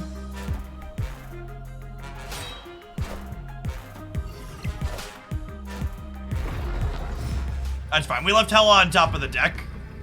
Rats. Rats! Alright, I'm gonna play White Queen right, and we'll win the game, I believe.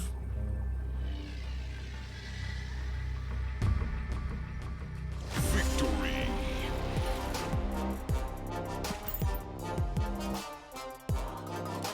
Alright, chat, 4 more Black Cat boosties. 4 more Black Cat boosties. I believe I can play this deck until we split the Black Cat, he said 6 hours later.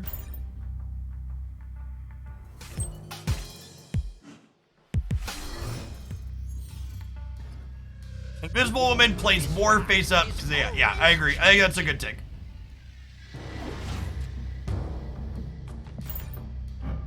That's a fun one.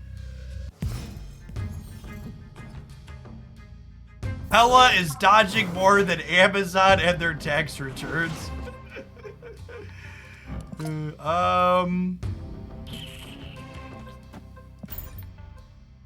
Alright, we'll Colleen bin the Gambit, and then we'll Ghost Rider bring the Gambit back next turn.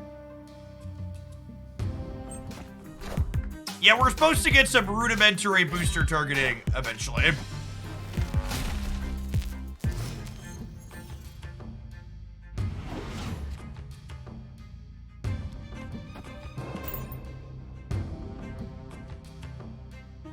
Oh, I forgot we had Black Cat banned. Yeah, that's true.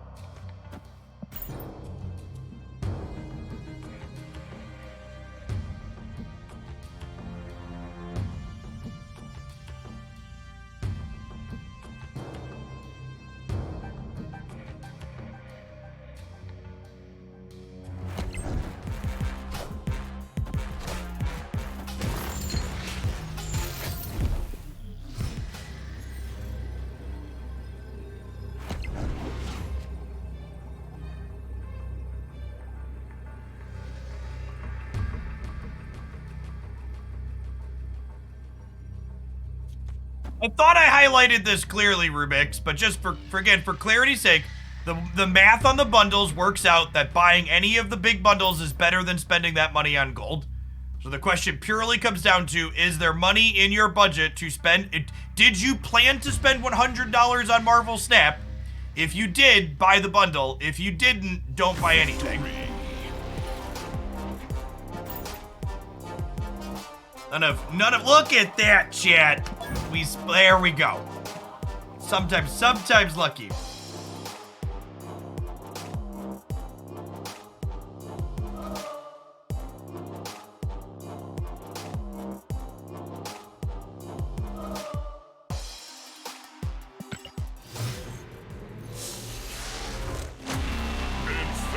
Help chat out. What is a budget? LOL. LOL.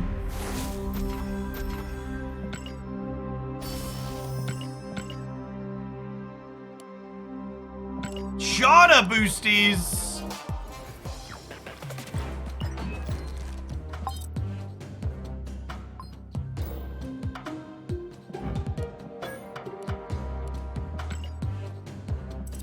All right, are we still 8 boosters off of Hella? We are still 8 boosters off of Hella.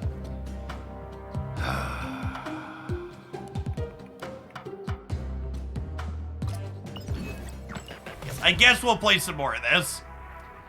We'll play this one till like 1 o'clock, okay? We'll play it till the next ad break, and then we'll swap after that. We're okay. We're not spewing that much. We're fine.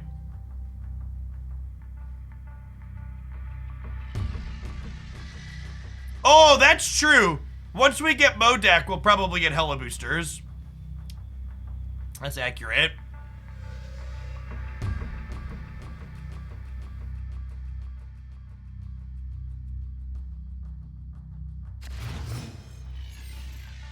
How does the negative bundle compare to the pro bundle? The temporary bundles are always better value than the non-temporary bundles.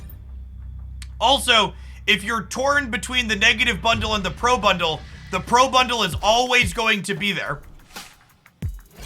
The negative bundle is temporary. So if in the short term, you're between buying the temporary thing or buying the thing that's going to be there for the rest of time, you should buy the thing that's going to be there temporarily. My collection complete. I am missing Shadow King, which we'll have tokens for when the first bundle drops.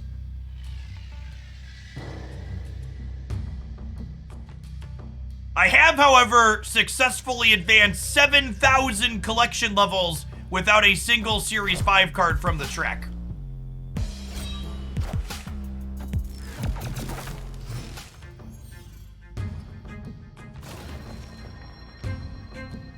With the upcoming Series 5, which cards are worth saving for? I'll have a breakdown on that once they confirm which ones are coming up in the month.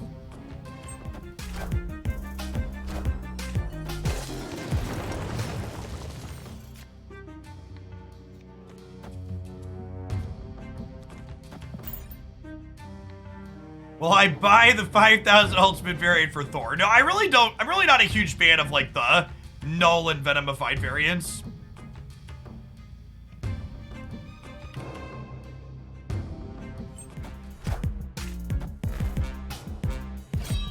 How many collector's tokens do I currently have? I believe, we're super dead here. I believe we're super dead here. I have like 4,000 or 5,000, I think. I forget where we finished yesterday. We've got Shadow King pinned though. Not that Shadow King is super playable, but I just want to have everything. Yeah, 4,800. So.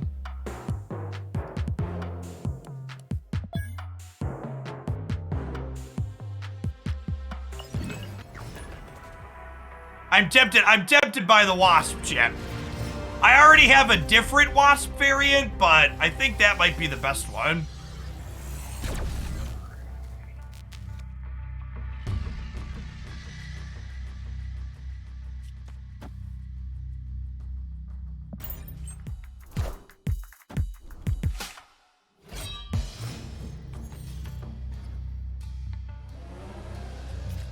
It says, I really apologize to the regulars because you've heard me repeat this a lot, but people are asking for suggestions on what cards they should buy from the shop.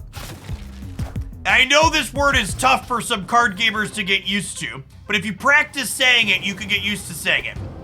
You should buy the cards that you find fun. Okay, say it with me now. Buy the cards that you find fun.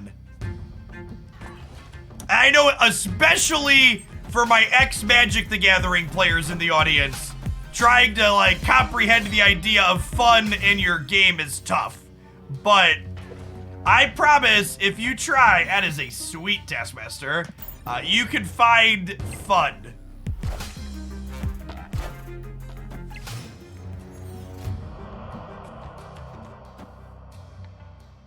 Surely, this is the time that my Hela doesn't get discarded, he says to himself.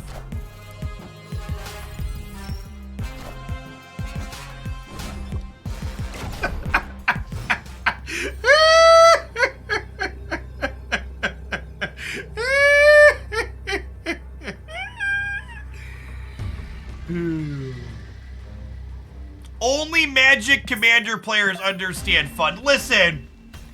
I've never been a part of a Magic Commander group, but I've seen enough Magic Commander groups bicker about power level to know that they're really not that different than 60 card constructed Magic the Gathering players.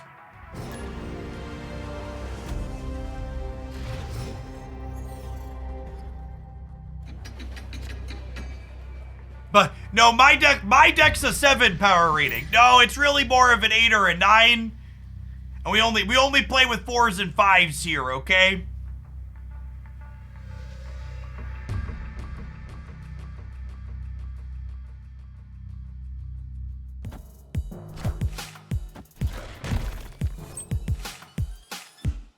Every commander deck is a 7.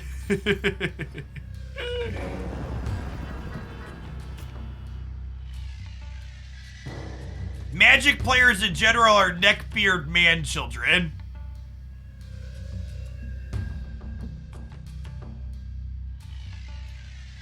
I don't know what you're talking about. I have no, not a clue. Not a clue. You must be wrong.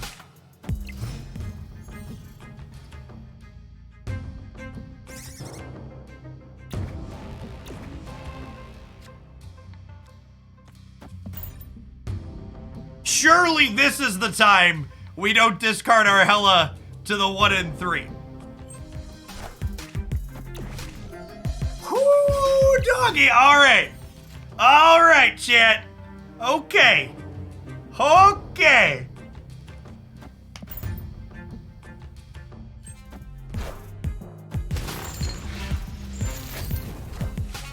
Now do the 50-50.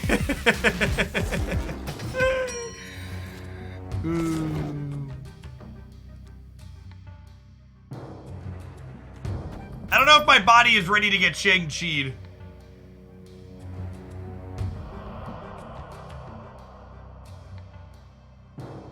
Don't do it. My mama didn't raise no coward, chat. We should skip turn. I mean, I only have like 1 card in my discard right now, right? It's just infinite. Oh, God! Bless America! Oh, no. Oh, no.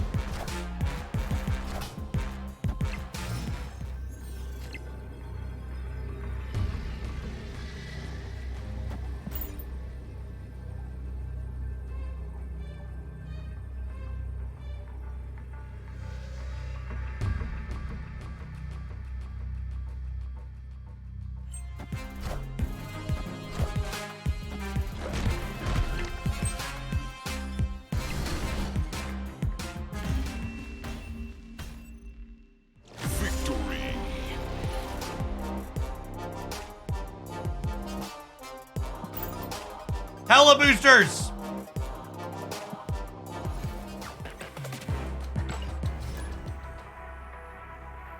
Do you still reset all your dailies and buy all your credits in the shop? Yes. I don't have every card in the game yet.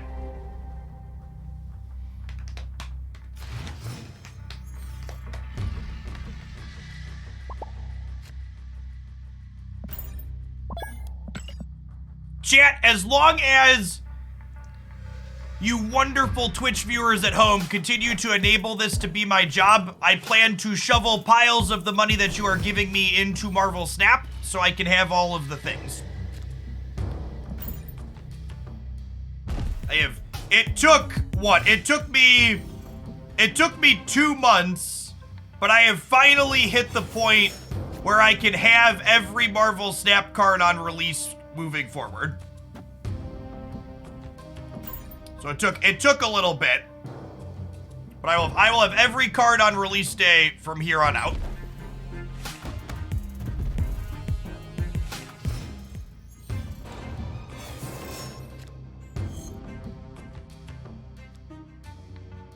We found an invisible woman, yep. Does that assume you continue spending? Yes, I will have to continue spending money to do that, chat. It is not capable, it is not possible to do that without spending money.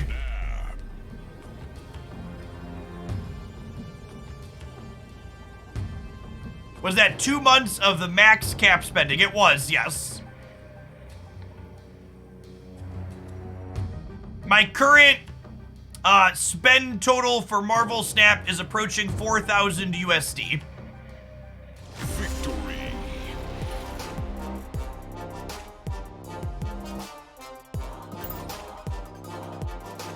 As long as the shop doesn't screw you. So, statistically, I could get a bunch of variants in the shop.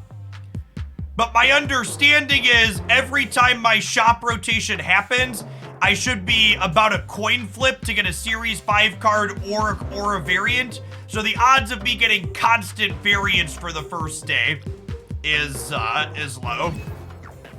But it could theoretically happen. Is that less or more than Magic? It's a bit more than Magic Arena. My staying collection complete in Magic Arena typically costs me somewhere between 1,800 and 3,000 per year. Depending on how many supplemental sets they released. How much a month will I have to pay to continue getting every single new card on release? It depends on how many bundles they release. And what those bundles contain.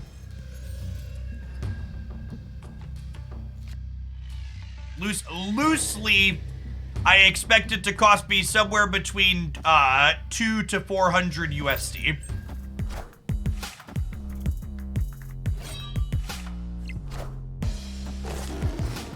You can keep up without token bundles. You can, yes.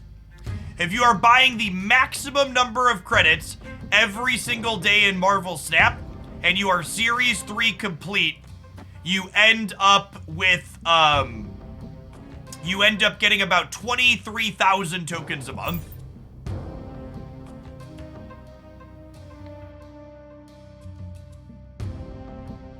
The February bundles are great, much better than the January bundles. Full breakdown of those bundles here.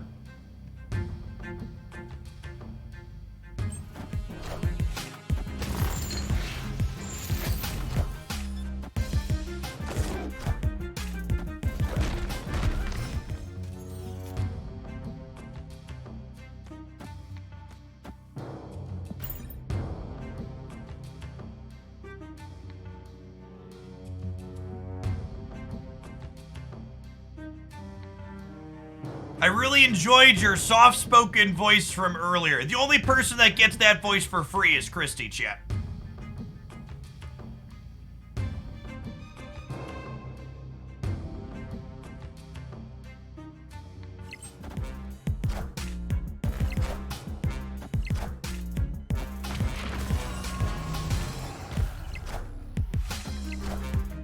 How is this deck that we're playing so far? This deck is a giant pile of memes. It is very, very not good. It's kind of funny sometimes, but very not good is accurate. Do you see how much work we've done compared to how little work they've done and how big their things are?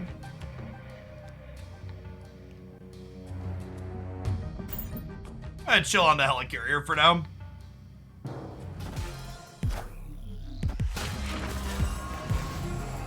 I will have a donation amount that you can submit for other voice Jeff during the charity stream. Yes.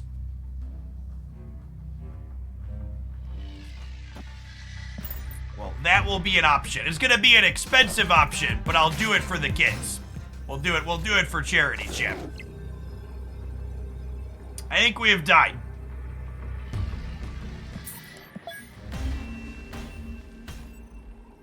Escaped.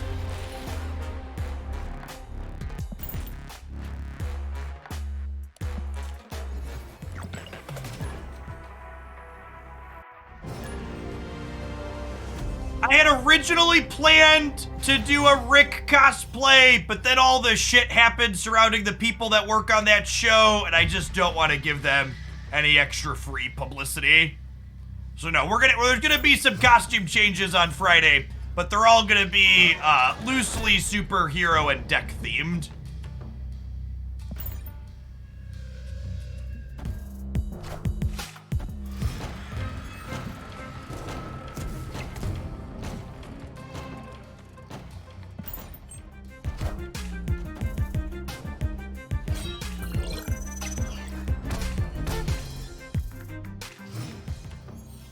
I have still been spending max credits daily because I'm still one card short of a full collection.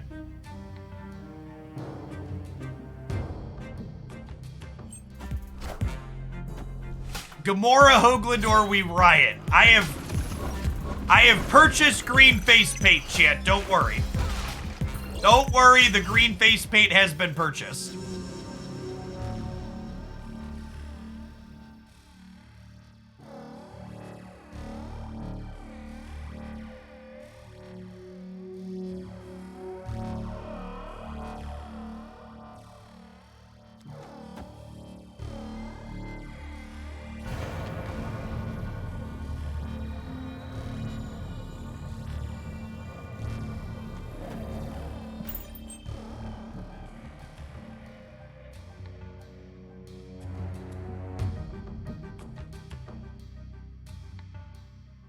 don't have the abs to pull off the Gambit variant, chat.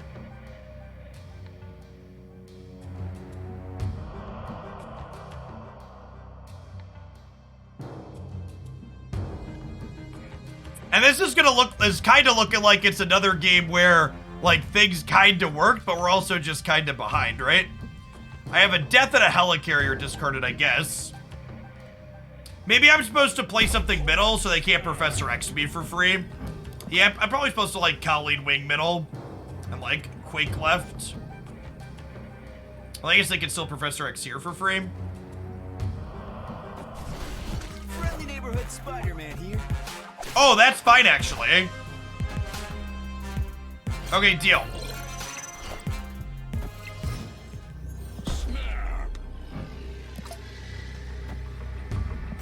All right, come get some.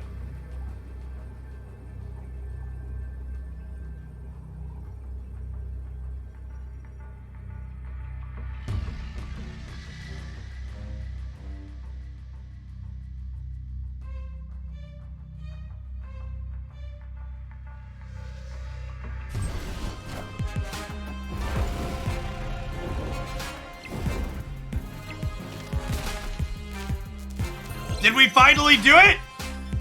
Oh, we finally did it, chat. Woo! Look at those. Look at those 8 delicious cubes. Victory. And you see, chat, now we clip this game and we post it on YouTube with a title talking about how crazy Hella is and how great cube equity it has. Please pay no attention to the other games hiding behind the curtain. They are unimportant. Listen, chat. Any deck can look good in an edited YouTube video. All of the decks on my edited YouTube channel, they look fucking great, okay? Live from the Daily Bugle. The difference is, for the people who actually care, I post my full streams up too. So people that want the organic, honest experience have that as an option available to them.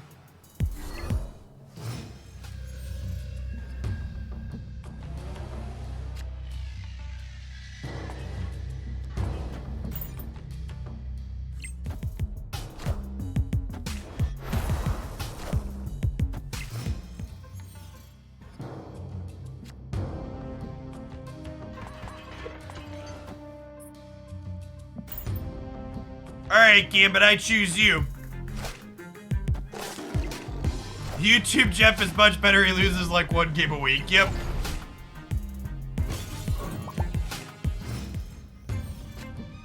See, chat, this is why you're not nearly as good as I am at this game. You see how my Gambit killed their Zabu there? You all wish you were that good.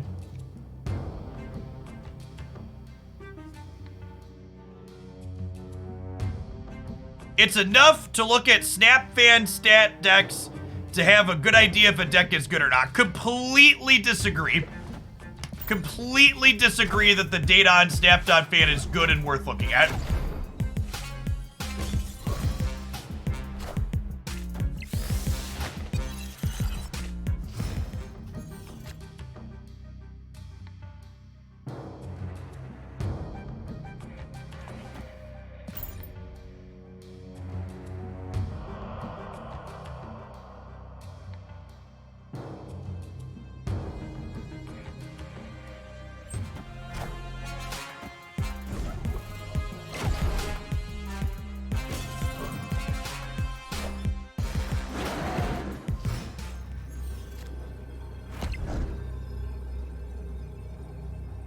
Okay, chat.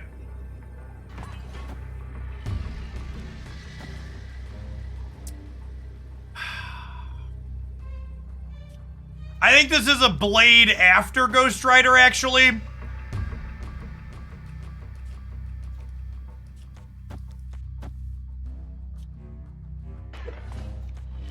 I think we play center.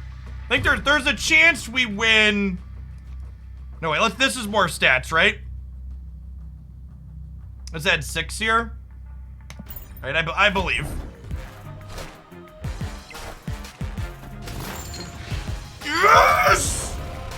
Look at how good we are, chat. We're so fucking good at this game. Come get some. Easy dub. See, chat? Best deck in the game. Easy cubes the whole time. What's 2 games in a row? Obviously a representative sample. Well, you all wish you were this good. Unfortunately, I posted a hella deck highlight pretty recently, so I don't think I want to do a repeat so soon. How long ago was my hella deck highlight? I think it was in the last 2 weeks. It was 2 weeks ago, it says. Maybe we're on the edge. Nah, I'm gonna want to post hella decks after we get Modak. Yeah, it was actually a little over 2 weeks ago. We're gonna post a few hella decks with Modak probably. So I don't think we want to highlight this one. They'll be able to nerf hella without a patch now. Is Modak gonna be feasible? Probably not, but we'll lose plenty of cubes trying.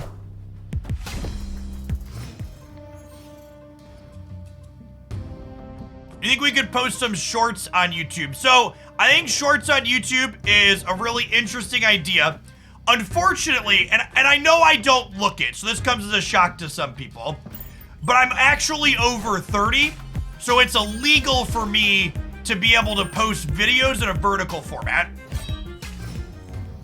So as much as I would like to post YouTube shorts, I'm not willing to go to jail over it. So, unable to explore that part of the content space. Holy shit, we won 2 50/50s! Whoo, chat! Chat, we won back-to-back 50/50s! Whoo! Alright, what do we got discarded? We have Infinite, Blade, and Black Cat. I'm gonna push the button and they're gonna leave, but it's fine. It's fine, chat! Victory.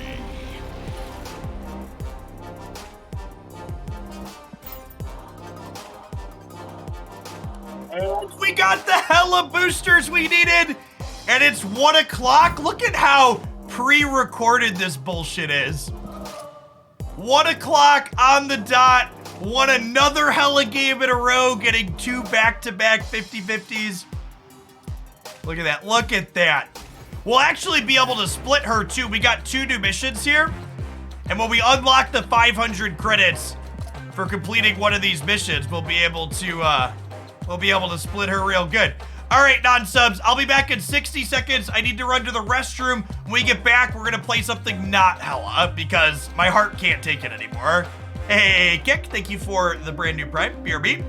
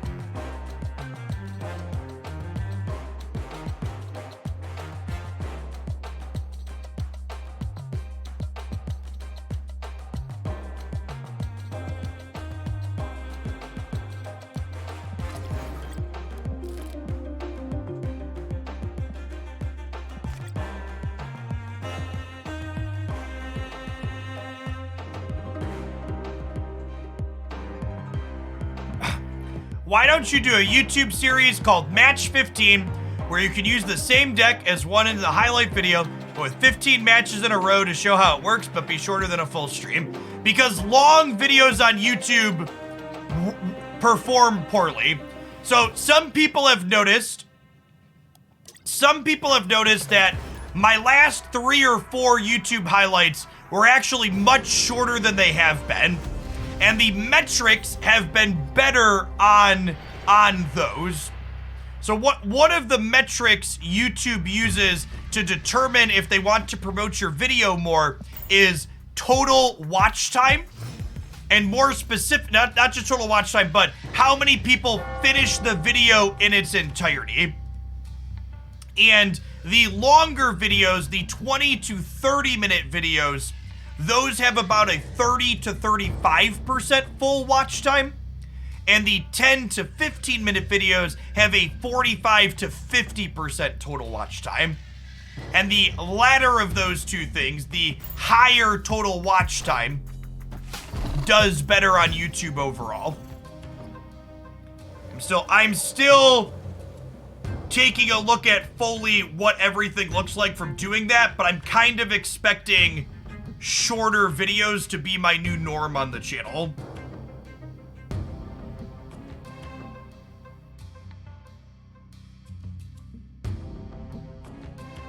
So the percentage for watch time counts like what percentage of the video. So if you're skipping the 20 seconds at the end of my outro, you're still watching 99% of the video, right? Which is a lot.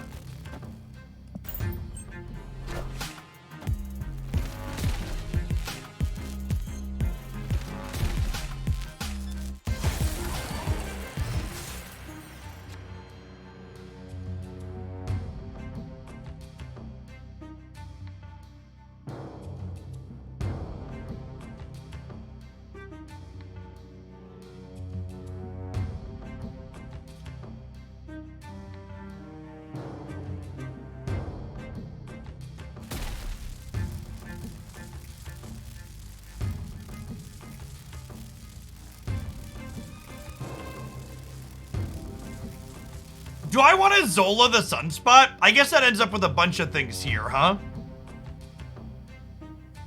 I think I'm gonna storm the Jotunheim and let Sunspot soak. Then I might Zola the Sunspot next turn. Aid my hand. Oh, Odin mid would be funny for Sunspot. That's true. I didn't think about that. That's a good shout. Yeah, maybe we should have done that. That would have been amusing.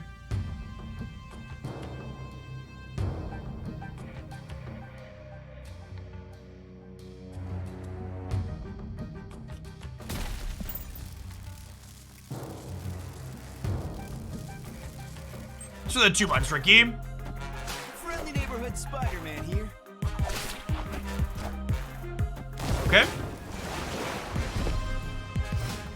And then I think we bail out of the middle and just send these friends left and right, huh?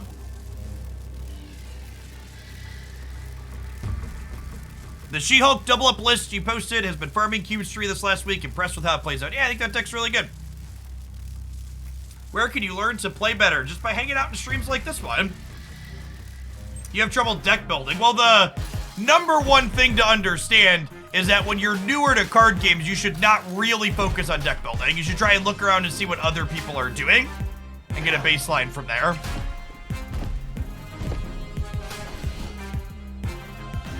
Zola. Zola is a very powerful and fun card for sure.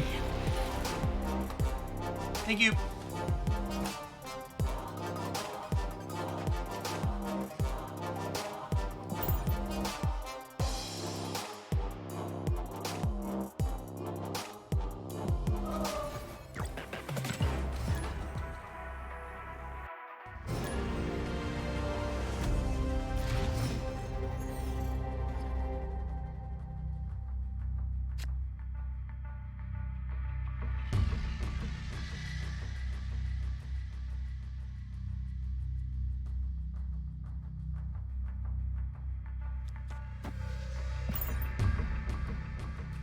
All right, chat, I'm gonna be a little bit quiet for the next game or two while I stuff my face while we play. I'm gonna keep playing games, but I'm gonna eat some lunch here.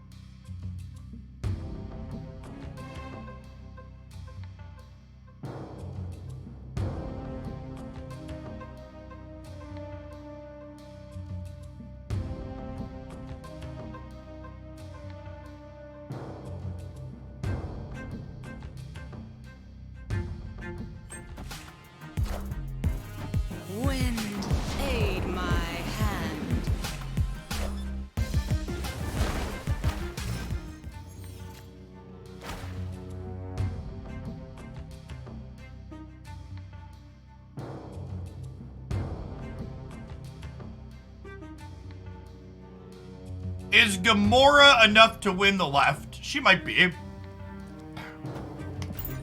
She might be.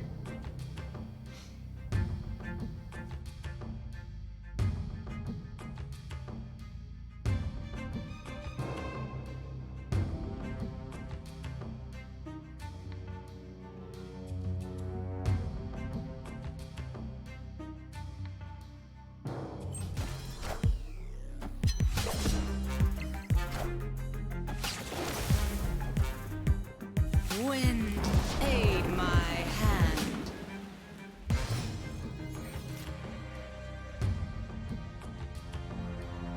That's a funny one. Okay, I'm gonna Jubilee here then. Because she could hit Odin to re-trigger Gamora and herself.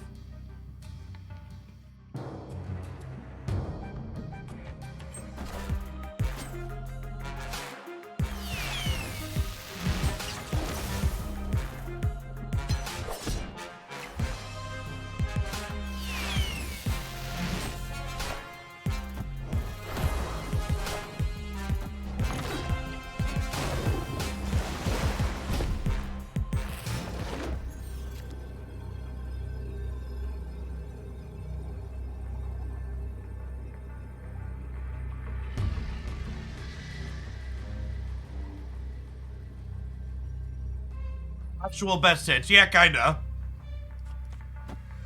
Think we do this to play for both of these?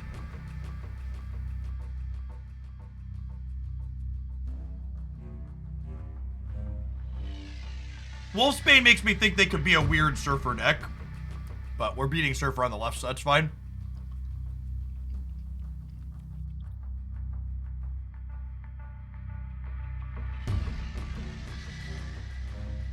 Victory.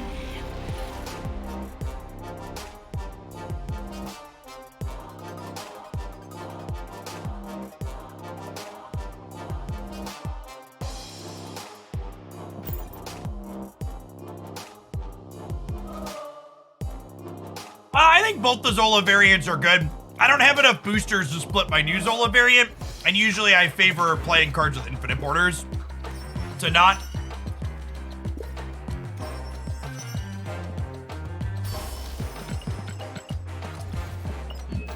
Split our Hela before we forget.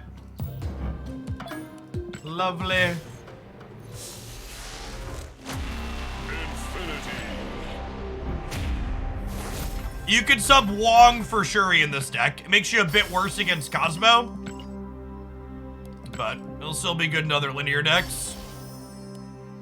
When you go down 30 ranks, so you go to 70 or 90. 70 is the highest you can start. 70 is the highest and 10 is the lowest.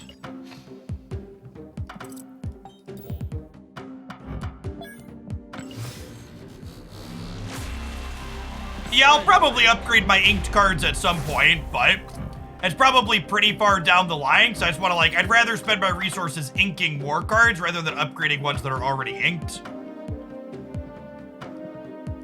Eventually I'll run out of boosters or, like, have all the inks I want, but we're still a ways away from that, I think.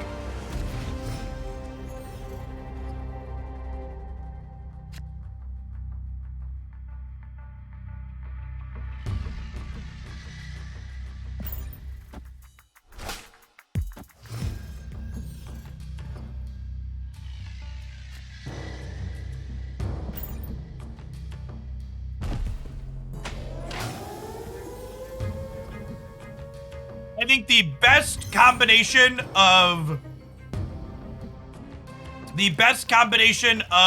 splits in the game is gold background with gold Kirby Crackle. It's very, very good.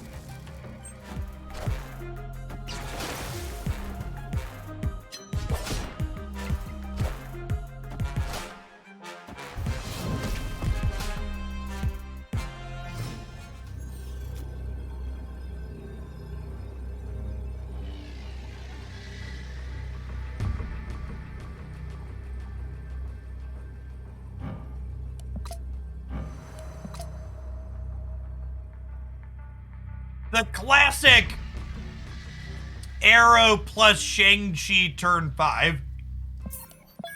Cost reduction is a hell of a drug, chap. Escape. Cost reduction is a hell of a drug.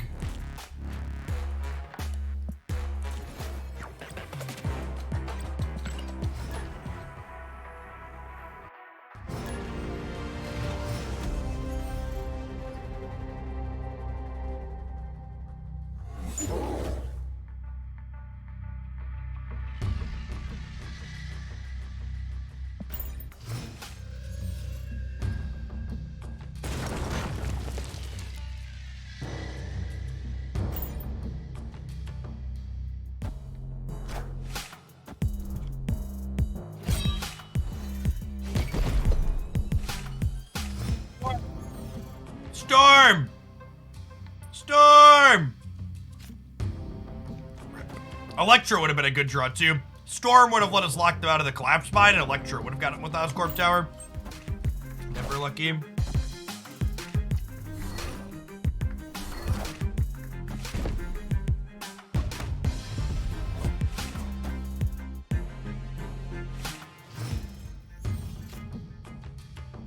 Someone asked, is Shuri still a good buy if they nerf her? I have no idea. I can't predict the future, chat. There are lots of different ways they can nerf things.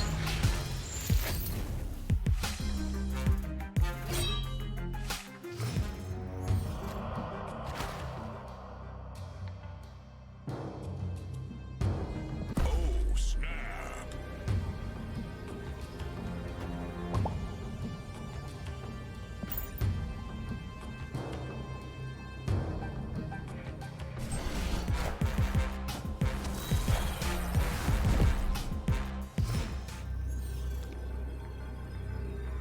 Oh, they're an Agatha deck. LOL.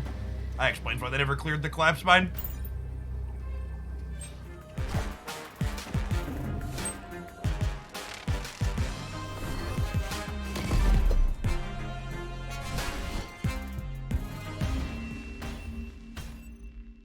Victory.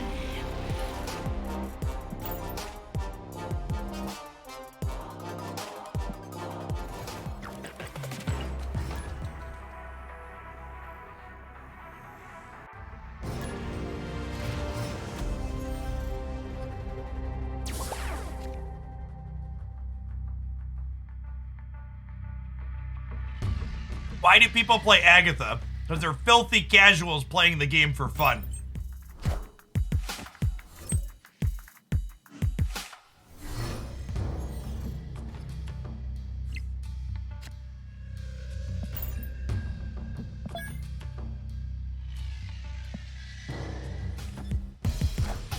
This is the same opponent.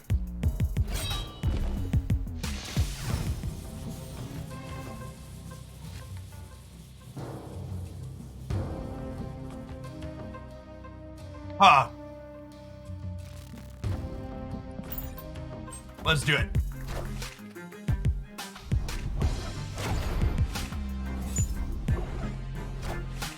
Come on, go left! Go left! Alright.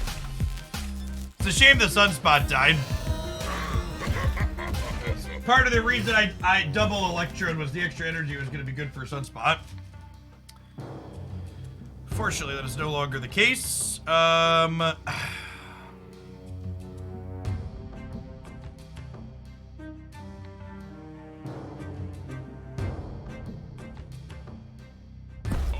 snapped. And we're leaving. Definitely behind. Escaped.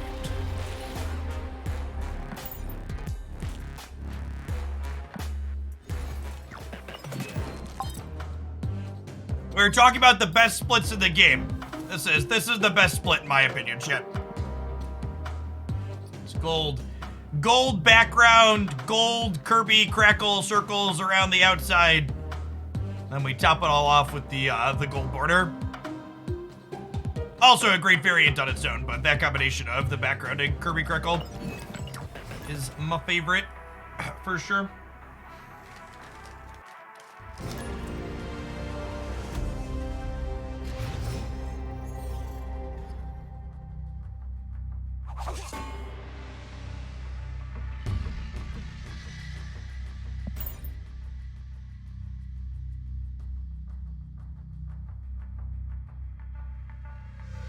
I think Null is much worse than Taskmaster in that Deadpool deck I posted today. I also think the Deadpool deck's not very competitive in general, though, so, like, follow your heart and play whatever you want. Armored Cereal, thank you for the Prime, appreciate it. Is there an end for split variants? Technically, but, like, it's like 4 or 5 dozen. There's 4 different background effects, and there's dozens. There's dozens of border effects, so there's a lot, to say the least, that you could have.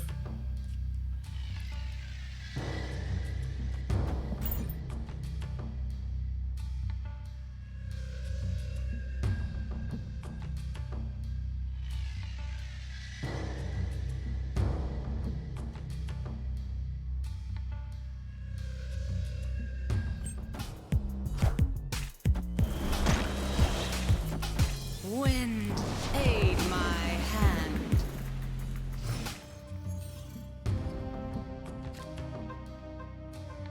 And Backstander, thank you for the Prime, appreciate it.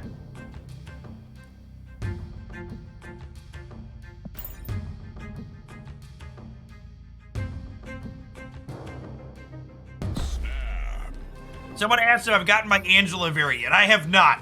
She is still eluding me, unfortunately. They increased the collection level cap this last patch. I have no idea. That's not relevant to me for a little while.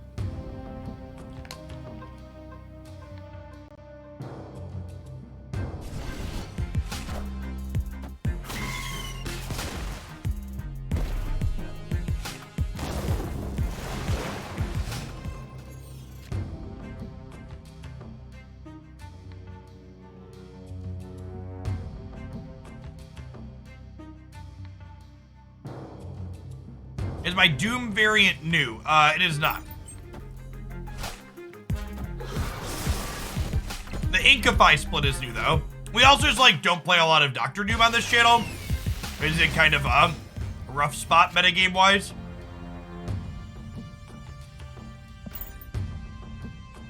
They just wave here and lock me out, right?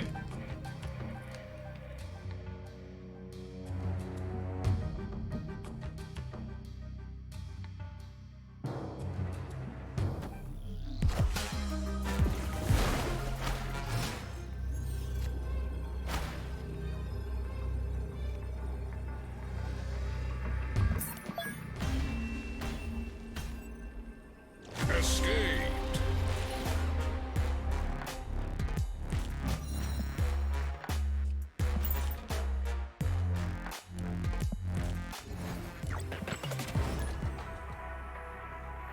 Someone asked how many variants do I have? Lots.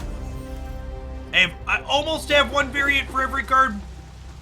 And then there's a bunch of cards I have multiple for, obviously.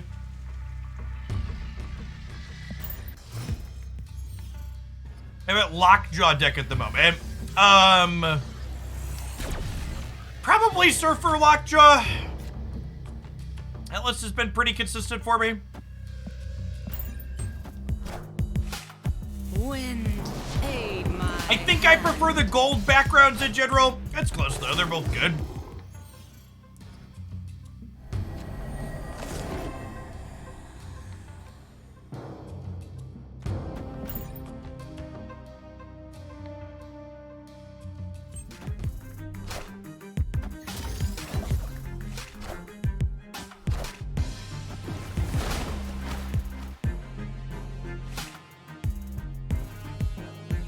Would you like to see any changes to the collection track rewards or season pass rewards? I don't think so. I guess I thought it was kind of nice when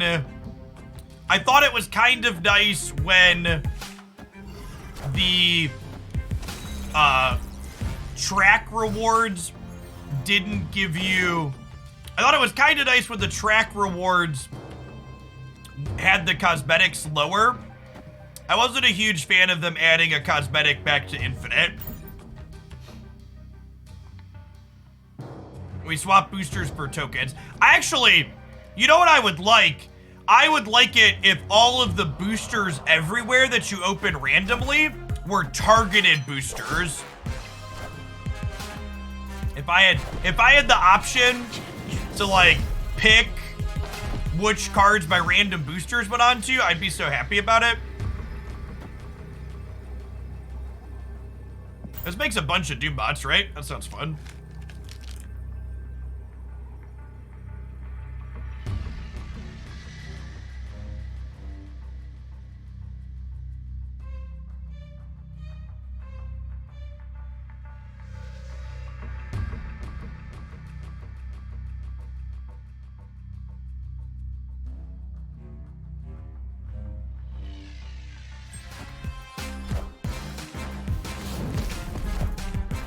I'm just thinking I couldn't beat them on the left.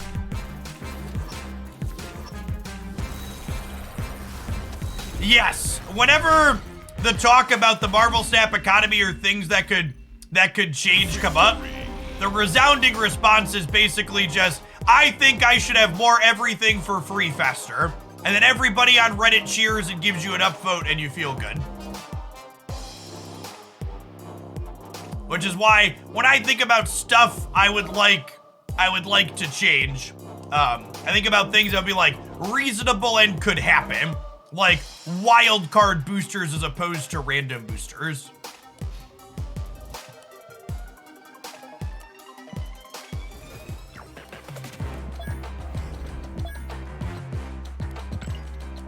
Wild card boosters would make me happy without fragging the economy.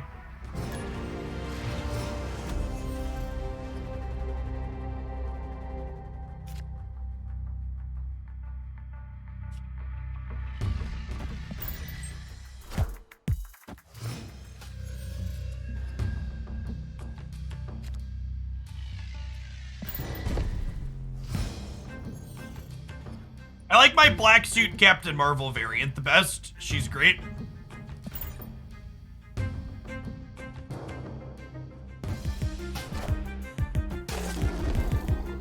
All cards to pull one and infinite gold for a year or we riot.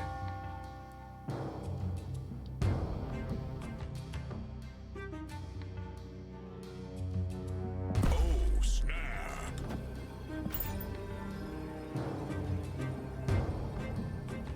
Victory.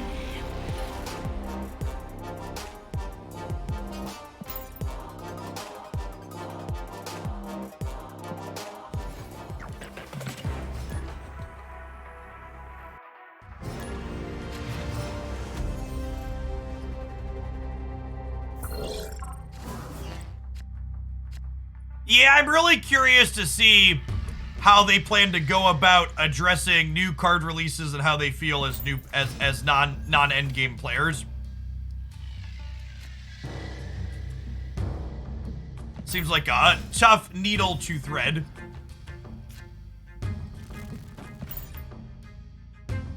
I think the new location is very similar to a lot of locations in that it's probably fine as a random location added to the pool, but it does really kind of suck as a feature location.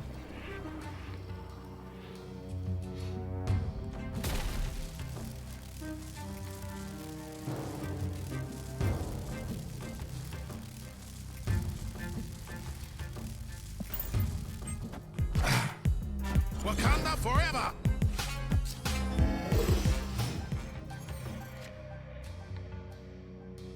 The reason why Marvel Snap will never delete Series 5 and just add everything directly to Series 3 is if everything, or Series 4, if everything started in Series 4, you would get almost every new card right when it releases, spending $0 per month.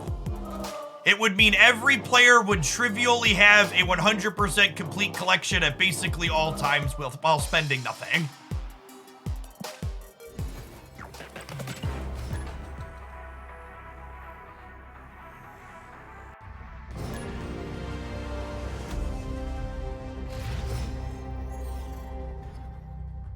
And again, everyone will tell you that that is what they want and that is good.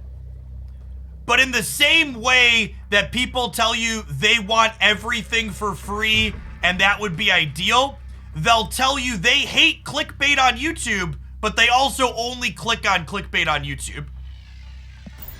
People will tell you they want one thing, but then the way they actually behave says something very differently. And unfortunately, the psychology of free-to-play games is that, it's not even just free-to-play games, it's like the psychology of humans in general is people play games less when they have all of the cards. Regardless of what they say and what their intentions are, when you don't have anything to play for, to work towards, people stop playing the game and they play less. Wind, aid my hand. And it shouldn't be interpreted that me saying that is me saying the Marvel Snap economy is perfect, or that the Marvel Snap economy can't improve, because it's not perfect and it can improve. But at the same time, you have to also understand the reality of how human behavior works.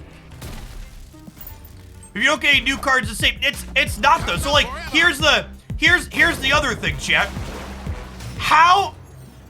This is kind of the end game Marvel Snap gambit that I think even Second Dinner doesn't know the answer to yet.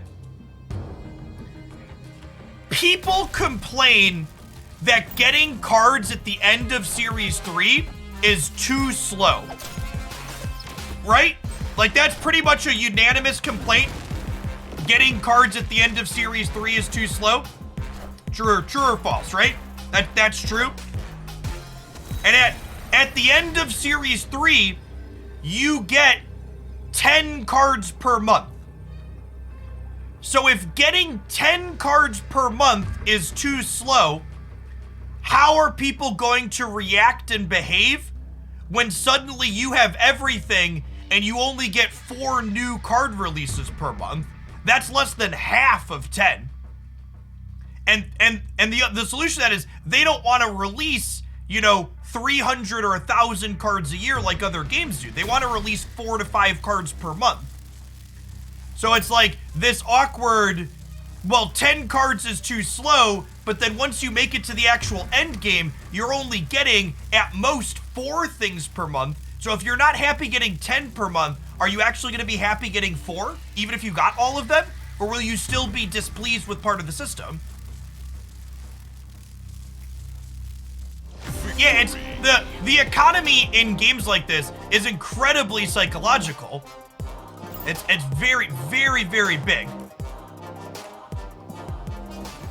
Yeah, how gamers often complain about remakes, remasters, and sequels, but that those games are frequently the ones that sell the best. Yes.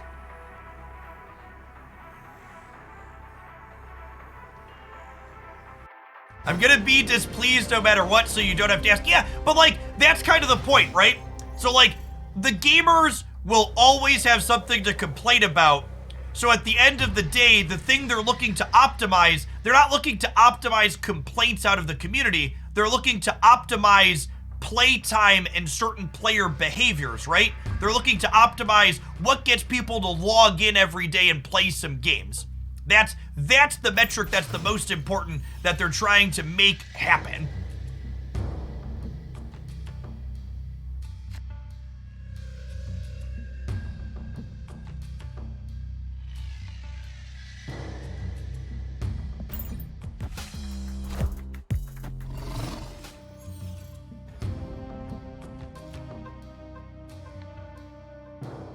I don't think it's that people get cards too slow. It's that people perceive that their losses are cards that they don't have, which will pretty much always exist. Yeah, and like, even if it's perceived as the cards you lost because you didn't have a card that you wanted access to, look at a game like Runeterra, right? Well, in that game, people lose because the meta is bad. There's always, card games always have a complaint or a scapegoat that you can point to and be like, well, this is why I lost. It wasn't my fault. Am I staying in here? My hand's kind of bad, right? I don't have Artem Zola. I don't have Electro. I think I'm leaving. Escaped.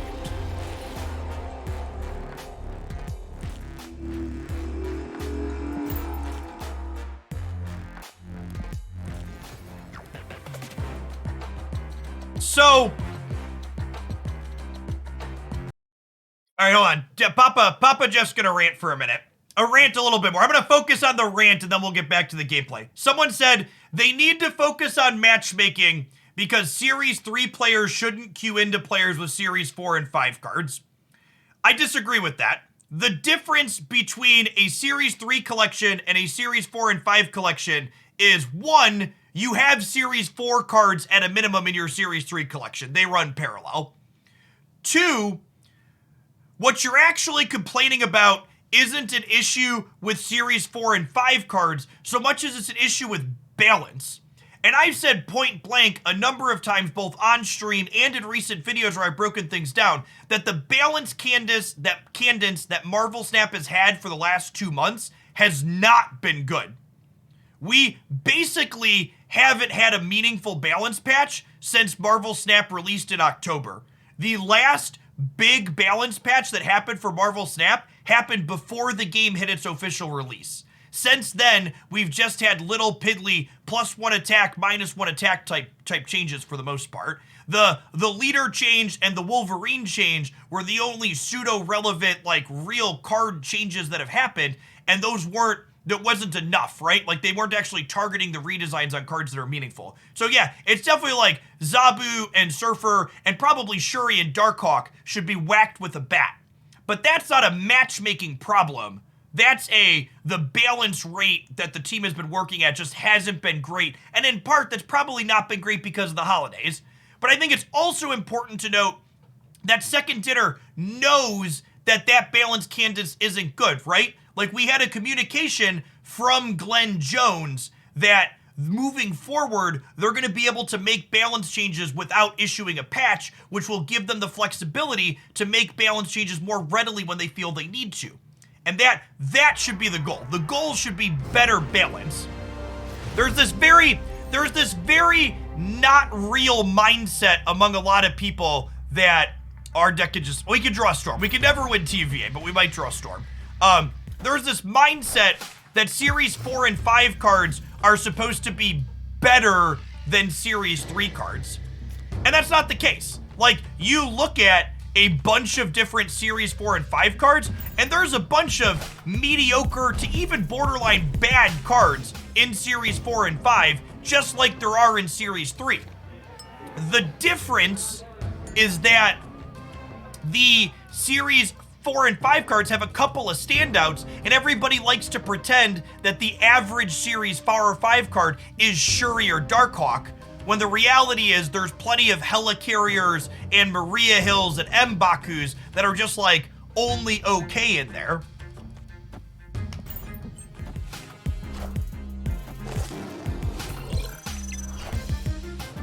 Wind, aid my hand. This has been my ranty time. I appreciate you hanging out.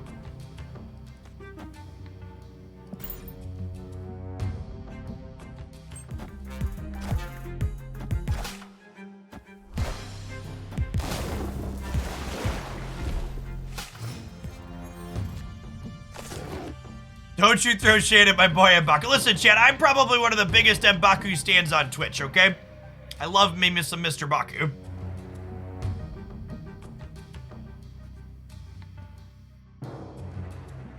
Do you think that the issue with Surfer is the utility and power of 3-drops rather than Surfer itself? It's a combination of the two. The best and most powerful decks in Marvel Snap very consistently are the decks that have proactive and reactive plans simultaneously. Wakanda forever!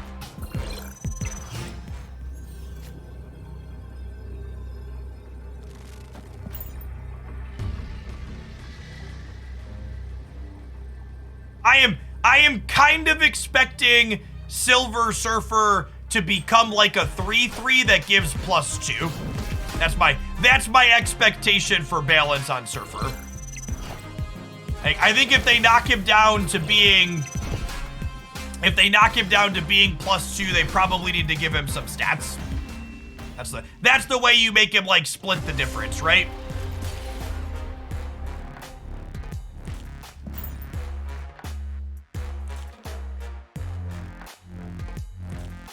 So here's the thing. So this is another common complaint that is not based in reality, and it's based in people's feelings.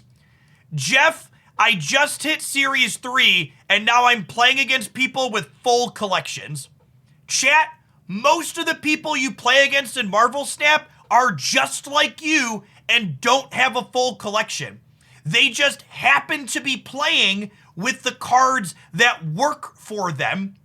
So, like, just because they have 2 or 3 Series 3 cards that work together doesn't mean they have everything. They're just playing some combination of 12 cards from their collection.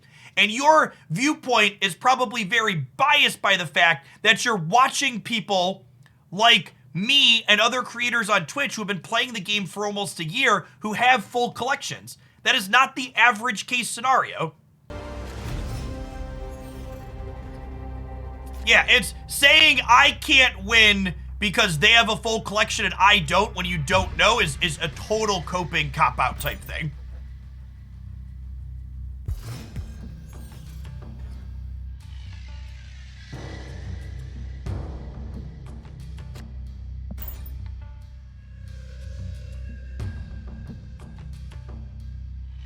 And the other part of it is too, right? Like sure, they have a fully powered deck, but how do you know they weren't just lucky and didn't open the 4 Series 3 cards right away that all work together, right?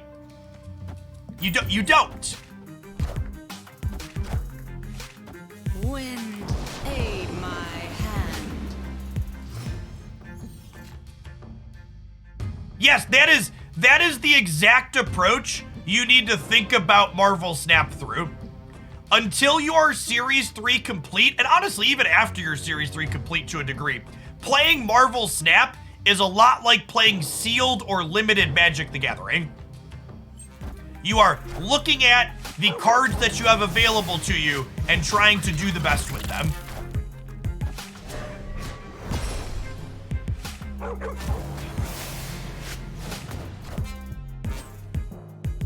I think this is Cerebro 5.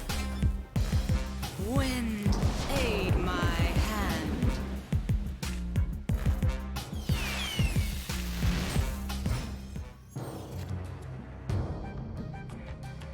All right, so we're losing the middle.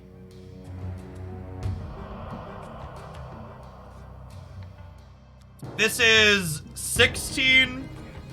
This is 19.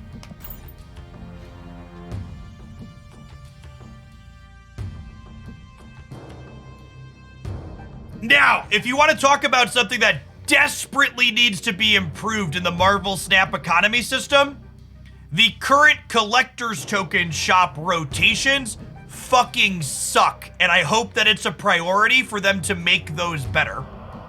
What do I mean by the rotations suck? I mean that you should not see repeats on Series 4 and 5 cards before you see all of Series 3. You should not be getting repeats on anything until you've seen it all at least once.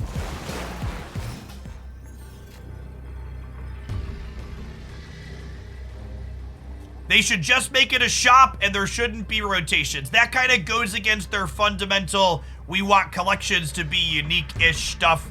And again, going back to the psychology, the token shop being on a rotator keeps people logging into the application.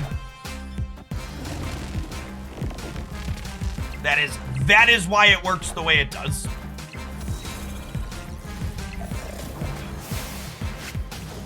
Wind, aid. Oh, so close. Dr. Doom got us.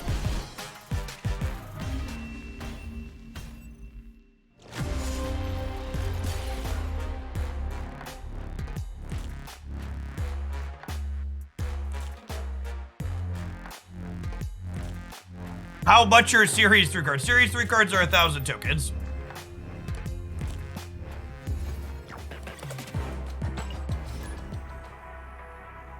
By the way, Twitch subs, tomorrow afternoon on stream, rather than continuing to play into this wonderful featured location, We're going to be doing subscriber battles on Thursday afternoons moving forward.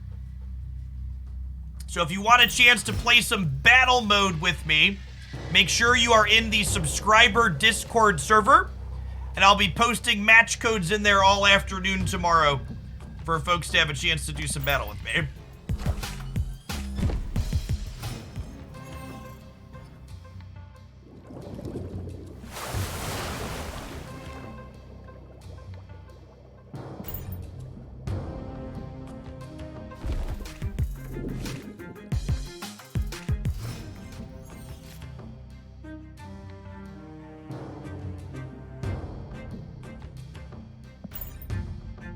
Hey, Siddick, thank you for the 2 months. Appreciate that. Welcome back. You have Null pinned in your shop. How long are you waiting on a downgrade? Null, Darkhawk, and Sentry should become Series 4 at the end of the month.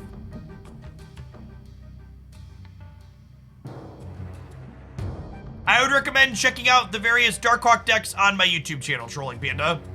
The She-Hulk Double Up Darkhawk deck, as well as the Daredevil Darkhawk deck are my favorite. Or sorry, no, that Daredevil's not, it's the Sentry deck. The She-Hulk Double Up Darkhawk deck is my favorite.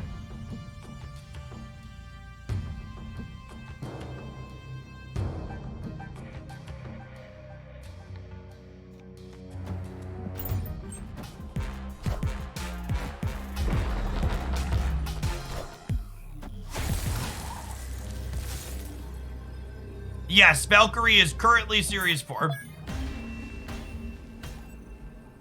Escaped.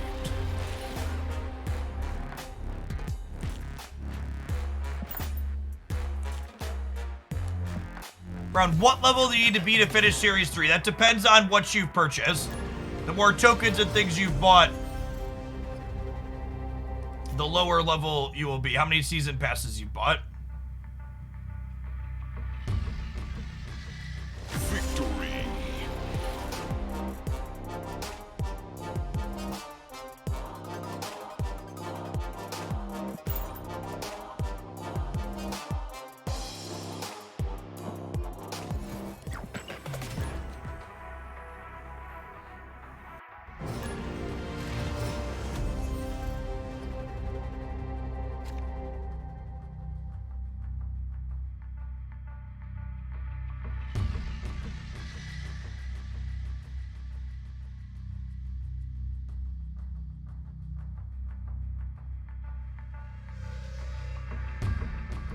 I did see Jeff the Shark is going to be it was a data mine card. Probably not for a while, though. They have a lot of other cards to get to before that.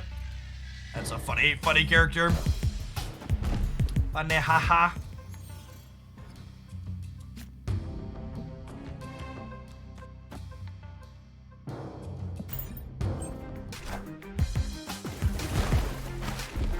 What is the name of the video with She-Hulk and Darkhawk? I don't remember. This is She-Hulk. It's a She-Hulk Zabu deck. Look for the She-Hulk Zabu deck. I think sounds correct. I need to start a campaign for my own variant. Listen, Mr. Brood.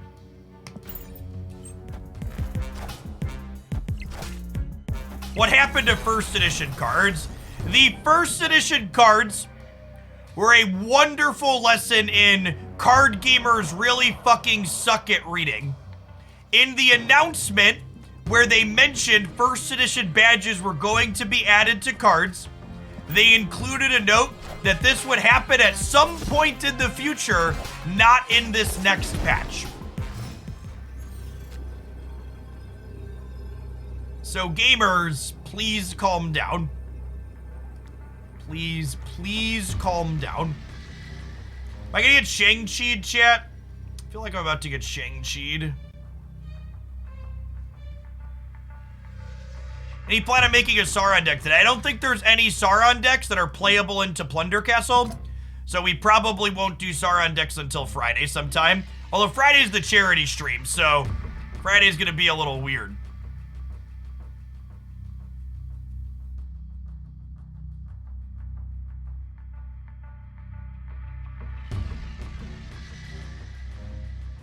Oh yeah, we can play some Sauron Thursday afternoon during battle mode. It's a good shout.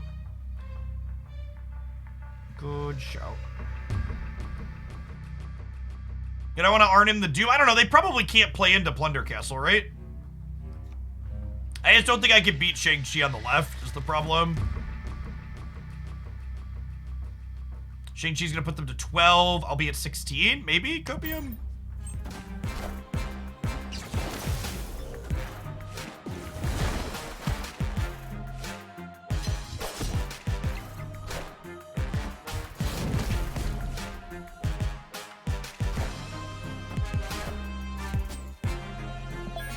Green cards in hand, guaranteed to be infinite.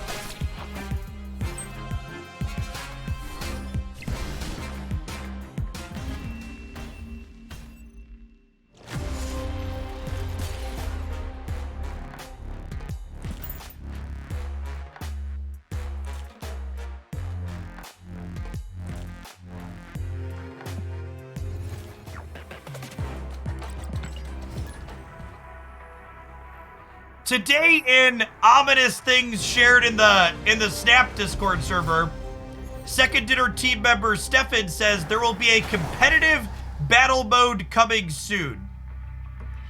I wonder how that's going to be different than what we have now.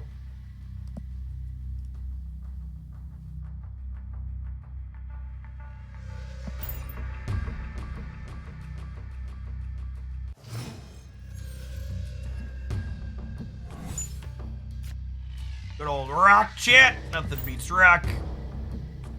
Dracula has no counterplay. Black Widow, Maximus, and soon-to-be Master Mold would disagree with you. Maybe a best of 5 or best of 3 instead of the weird health thing. I assume competitive refers to probably multi-deck or side deck. Oh, maybe some kind of queue? Yeah, maybe some kind of matchmaking queue. I can see that. Public matchmaking could make sense. It could also mean multi-deck or side deck, though.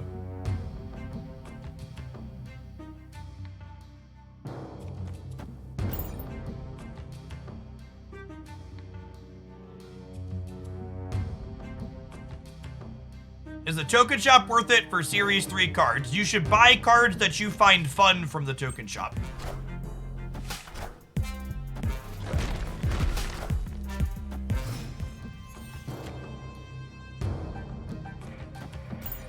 All right, chat. You ready to Arnim Zola Black Panther?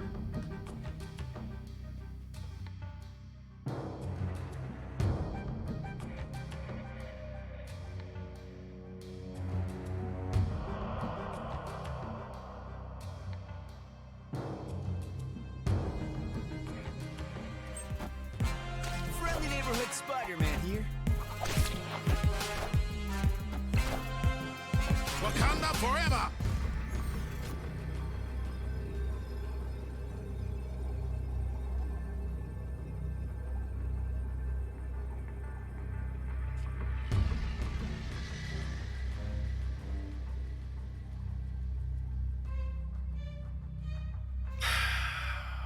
I think there's a good chance Dr. Doom's a dub. Well, so the problem is it's not just a 50-50 chat, right? Like they're gonna Shang-Chi us.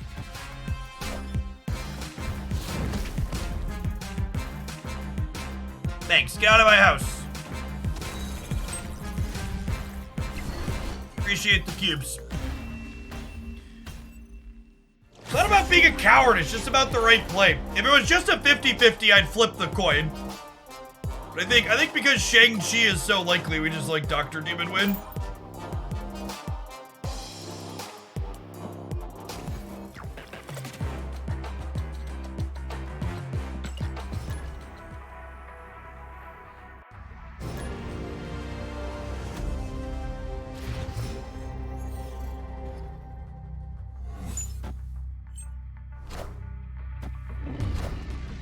I still believe in heroes.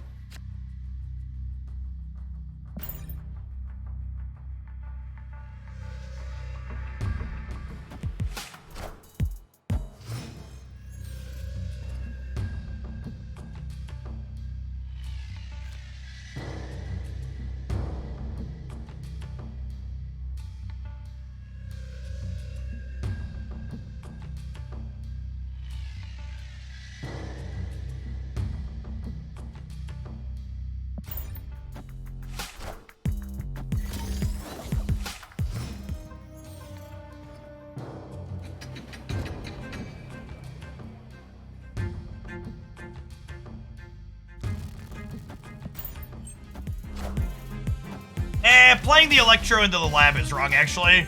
Because if we draw a Panther or whatever, I want to be able to Zola here.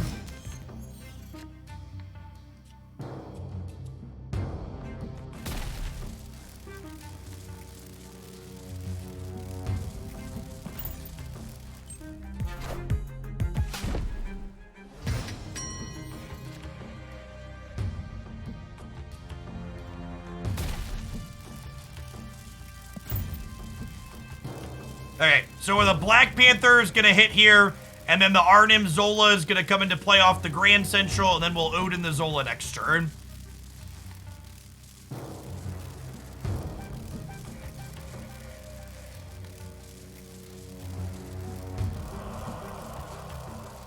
Is a Zolan card not counted as played? It is not. It adds copies to those locations.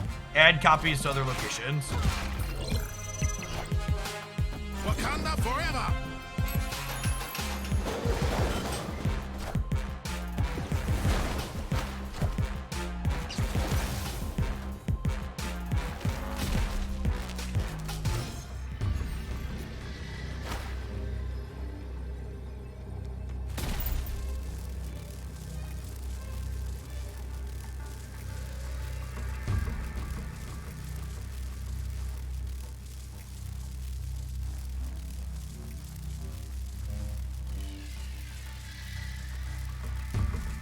Oh my god, there's artwork for Jeff the Shark in this match. I missed that. And we won the 50-50? Good beats. Wakanda forever!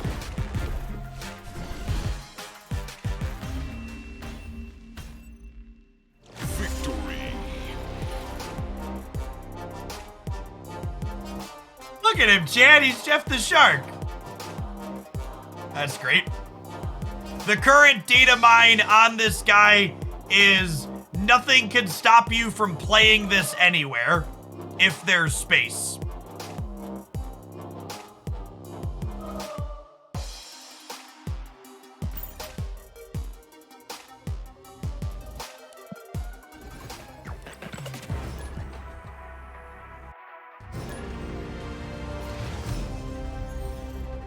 Can I get a flavor judge on Jeff the Shark getting past Professor X?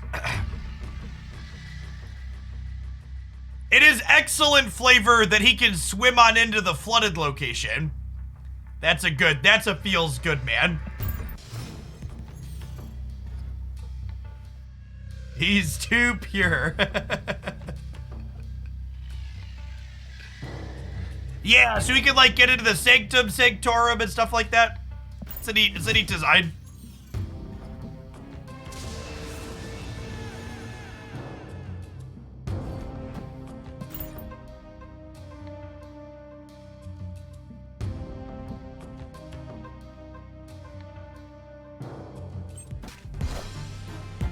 Wind, aid my hand.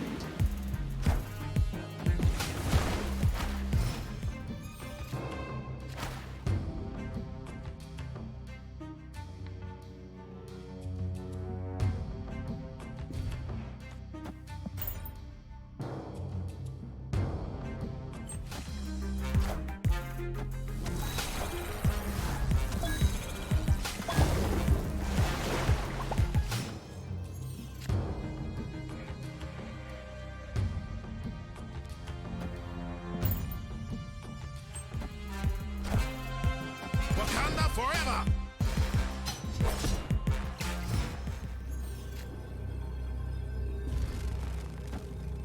If they also Odin, it's a tie game.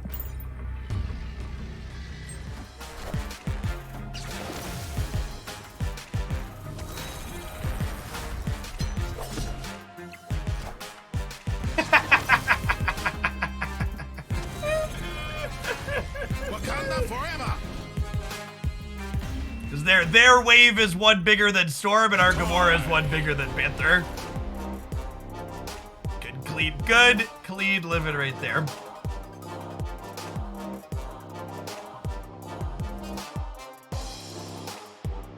Check the pinned comment, Omar, of that video.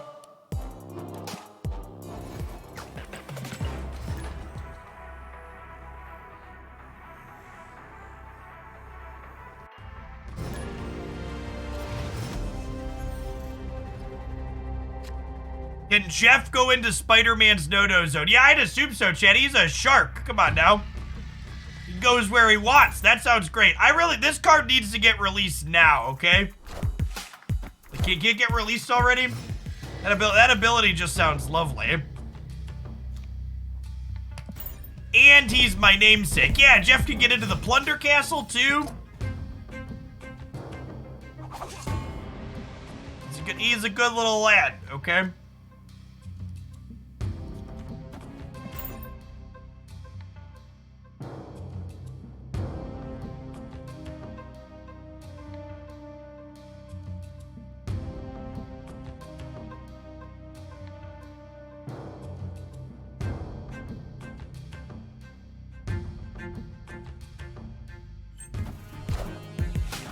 Wind, aid my hand.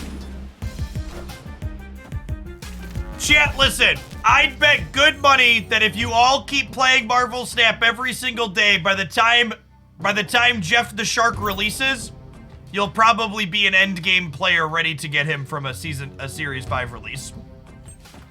Prodigal Cow, thank you for the 2 months of Prime. There are so many unreleased data mine cards. Like, so many.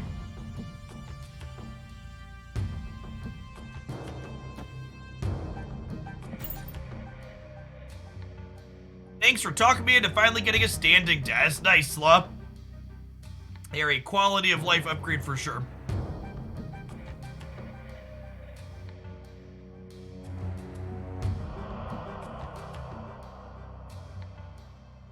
Second Dinner seems so chill about data mines. I mean, if they didn't want them to happen, they could just, like, stop putting them in the game files, right? Getting people excited and talking about the future. Seems like something they have a vested interest in. I believe we have died, chat.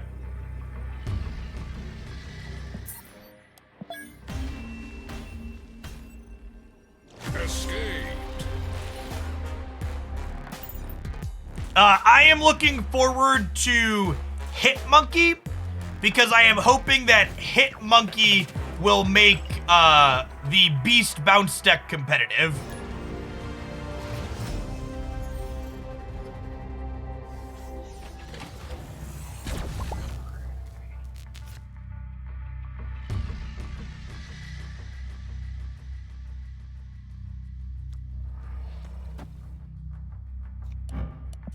I don't really have any great big first place here, which kind of sucks.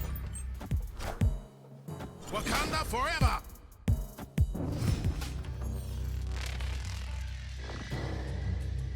Hitmonkey seems broken. Maybe.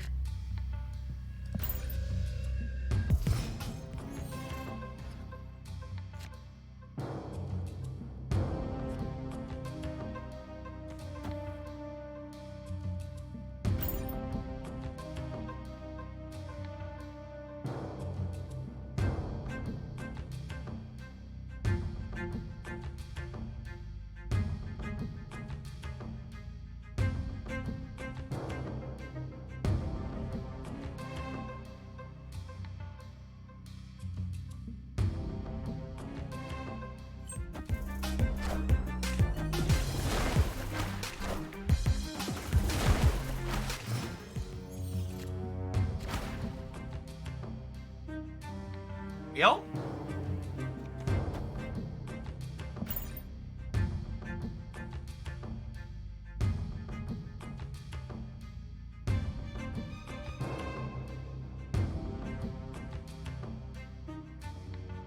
What I say is the best deck for Shadow King. I don't think Shadow King's very good in the current metagame. I don't know if a metagame exists where he is good. But like, it's like, has a narrow application against Silver Surfer, I guess. Well, that's annoying. All right. One coin flip, please. Never lucky rubber ducky.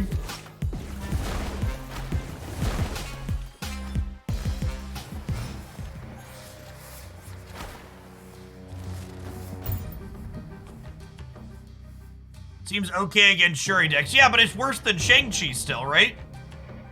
I think I'd rather just have Shang-Chi.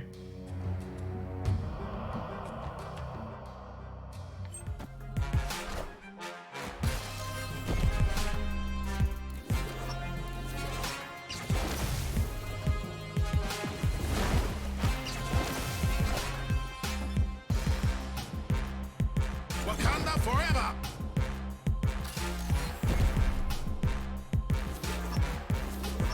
Wakanda forever! All right, now the Strange Academy happens.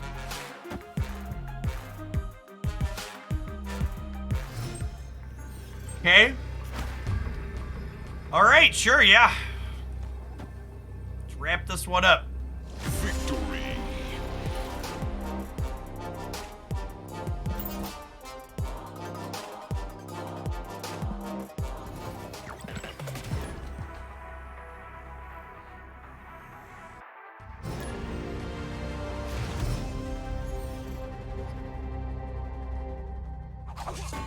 This was an extremely normal game. I mean, these games have been kind of funny, I guess. But this is our 4th time in a row queuing into this person. All right, it looks like we need to do our top of the hour ad break anyways, chat. So after this game, we'll take 60 seconds off, and little Stituous here can get into a game with someone else, hopefully, at that time.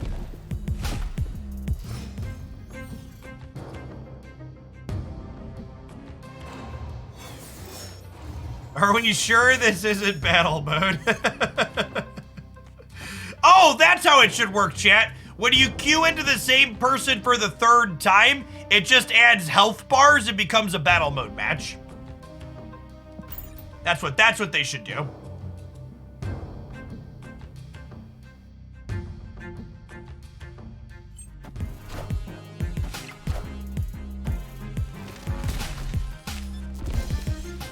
Spell Striker, thank you for the 2 months of Prime. Welcome back.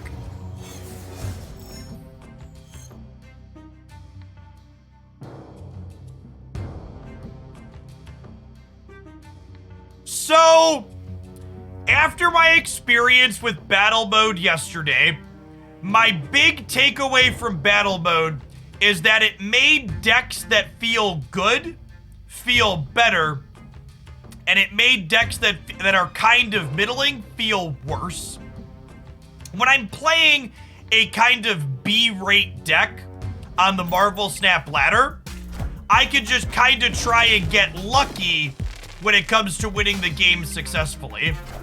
Whereas in battle mode, if I'm playing a B-rate deck, I'm just kind of stuck if I hit a matchup that's hard for me.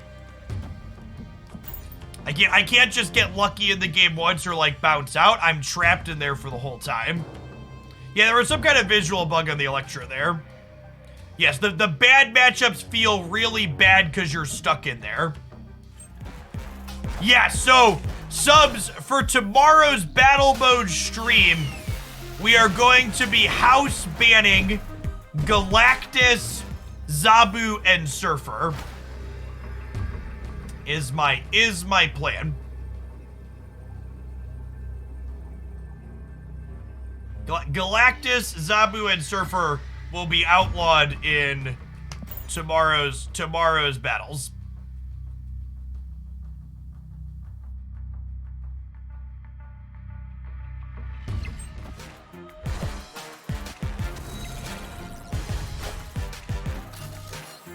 Oh, we come up a little bit short on the right. Damn. So close. No, wait, are we good? I miscounted? Oh, it's 14. I forgot it was 14. I thought it was 12.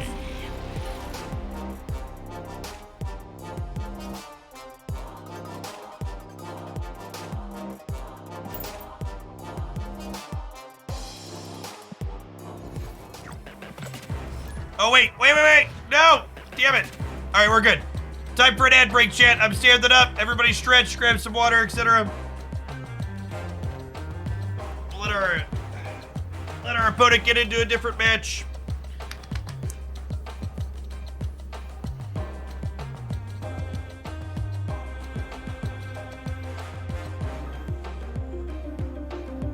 Turned me into a newt.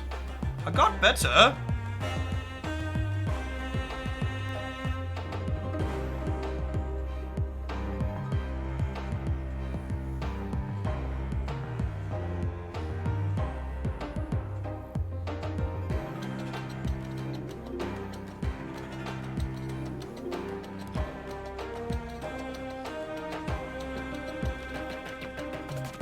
Dear Second Dinner, I would like to call in whatever clout I have built up and request that Jeff be added to the game sooner rather than later. This is consider this my formal request. No one will complain, I promise. He's adorable. This is, I would like to formally submit whatever clout I have developed over the last 3 months. This is my favor.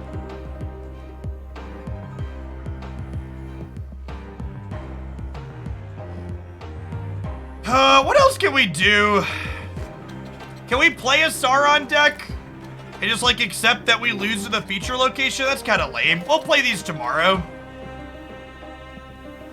Anybody have anything that's different from these other decks that's okay into the feature? Like this was fine, and the Electro Ramp is fine. Like what else? What else has 6 drops that play okay here?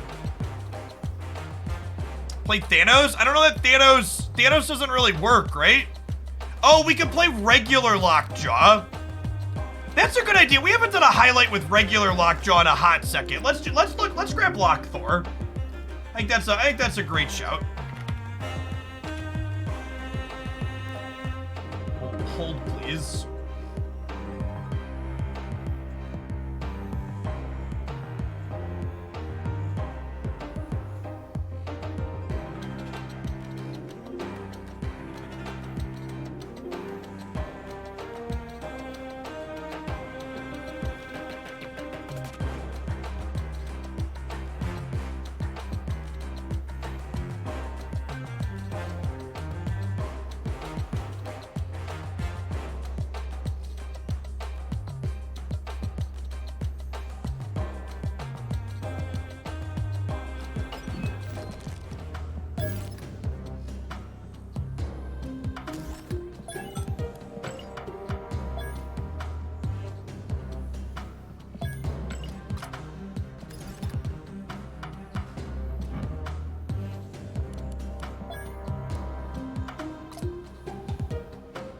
All right, hold on. Before we look at this deck, real talk, chat. Do I want to buy this Wasp variant from the shop?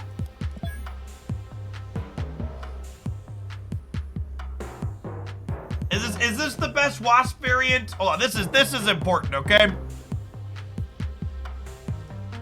So what's the best Wasp variant?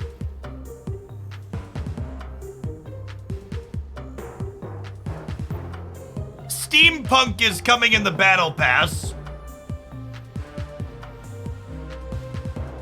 I like this one. Is this the best one?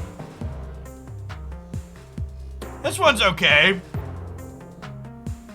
I'm not a huge fan of this one.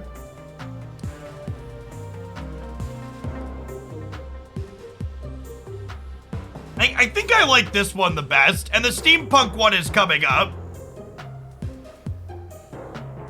Yeah, I think I like this one. We'll chill on our Dan Hip variant for now, but I think I'm gonna keep an eye out. Buy it! Buy it! Alright, chat, someone gave me money. Alright, what am I supposed to do? Not buy it? Come on now.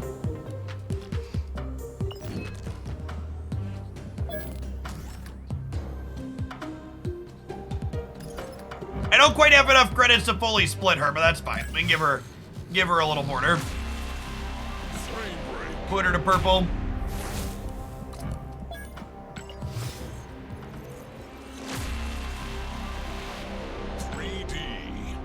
All right, come on, 500 credits. I can feel it. Collector's tokens. Animated.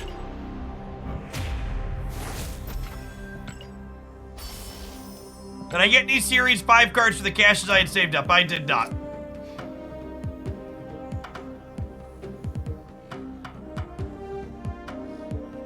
Alright, this is a list past Jeff had been playing. I go back and forth on Giganto versus Magneto. It's probably Magneto. And I have a gold background Magneto, so there's that too.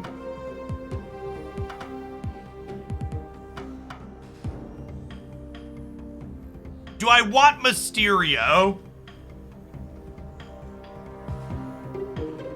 I'm really not a huge fan of Dr. Doom in this deck.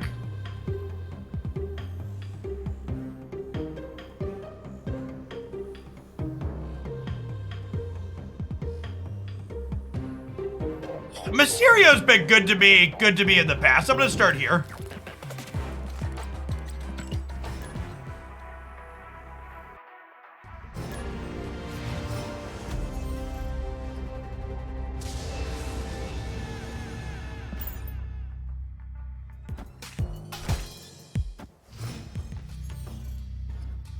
Hey, Max, thanks for the second month. Welcome back. Appreciate it. Play the real Mysterio on the right here, just in case Plunder Castle flips up.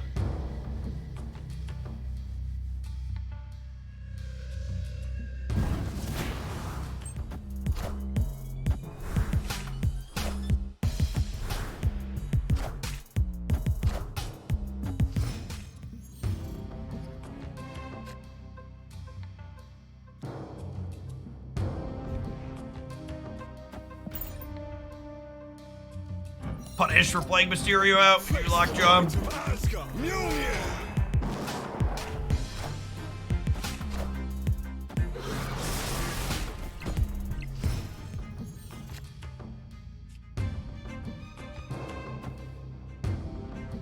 Okay, so we'll lockjaw on the right, and then we'll Jane Foster in the center, pick up Hammer and Wasp to play here on the last turn.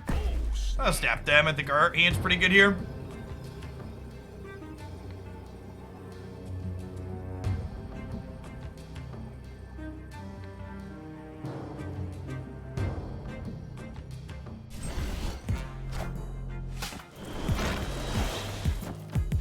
That's a little unfortunate. That's what it is. Wave could get us. Sure can.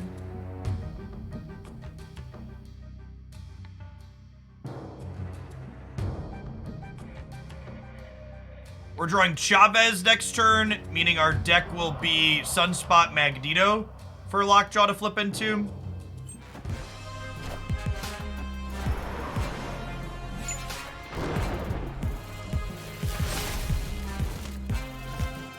All systems go.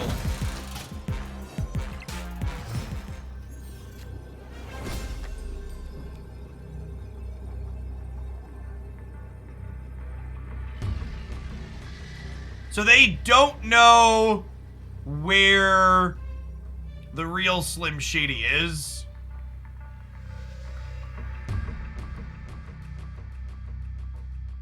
The problem is I can't win this with just +7, right? I'm only going to 15. So I can't really play for all three. I guess I can commit Wasp to the left. This kind of plays for all three. We lose to them putting 2 here and then putting 5 here, 4 here.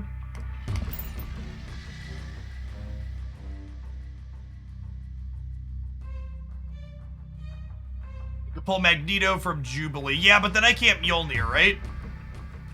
And Magneto doesn't really do anything different than Hulk. There's no 3 or 4s here.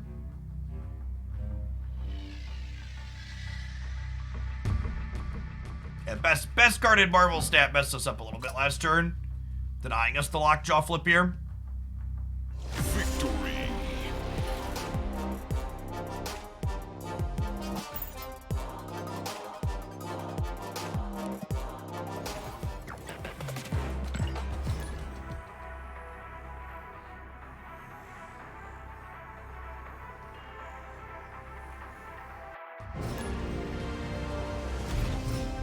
Wannabe hacker.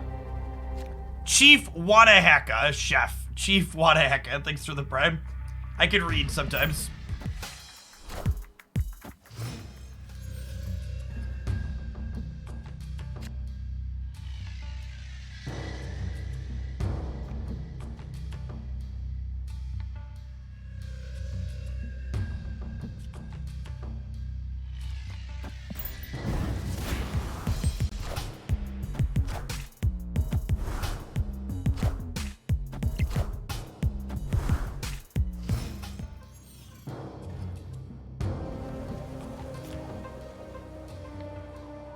Really not a fortunate day for Mr. Mysterio, huh? Face the might of Asgard. Mjolnir.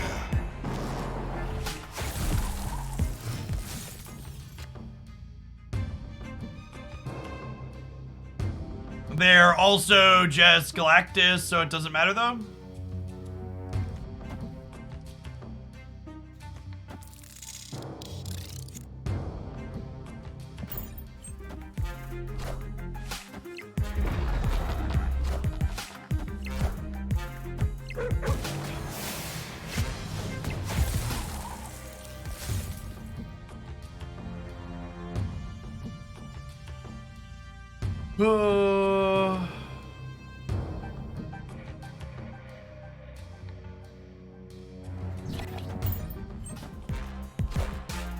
Kneel before Galactus.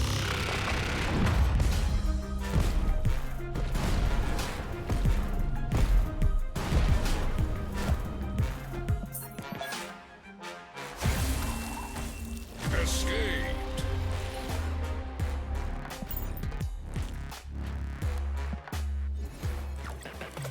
Galactus was really cool the first 2 times I saw it. Mood.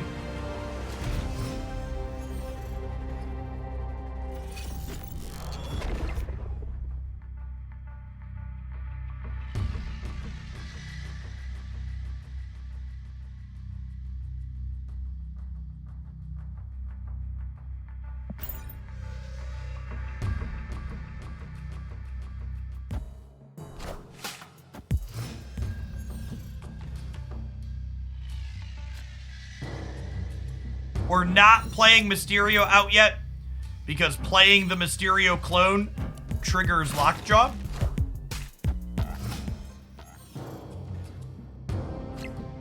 People asking why Mysterio, that is why. So let's go Mysterio and Wasp next turn.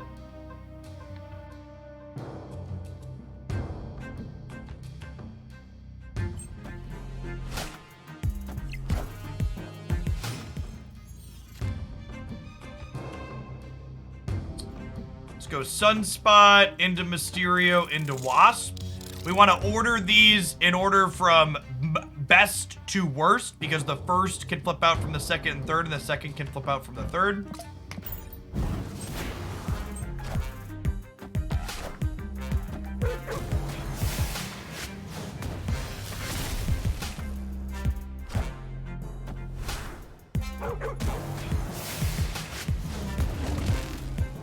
Bud.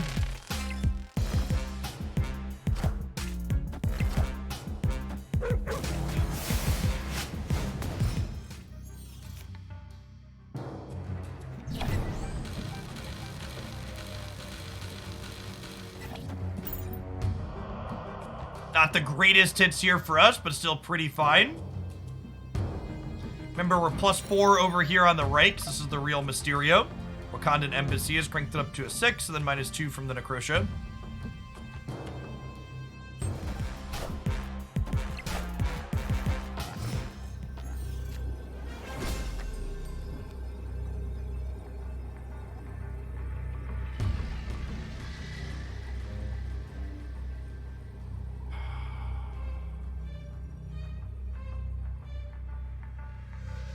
I think it's unlikely they can play into Plunder Castle, but it also feels kind of unlikely that they can't beat 11 over here.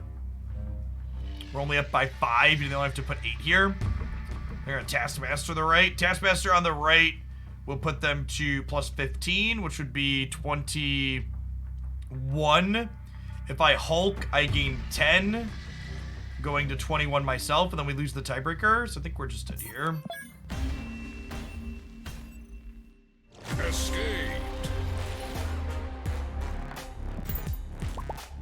Oh, you know what I wanted to try in this deck?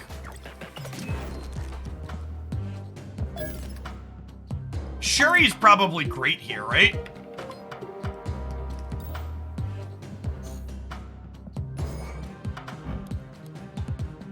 That's probably really good, huh? Yeah, you do like Lockjaw and then use Shuri into the Lockjaw path, then you Vision on the next turn. Let's try that.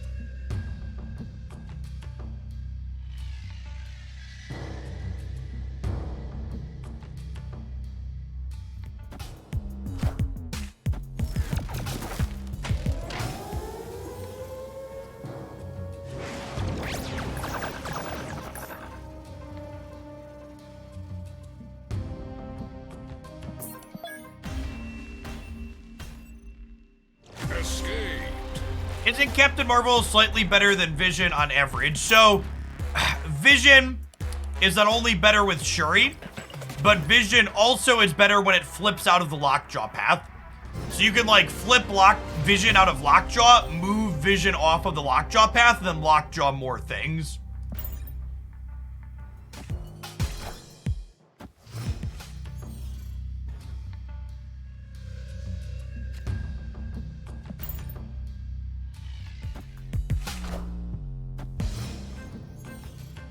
Speaking of Lockjaw, Thor's not terrible.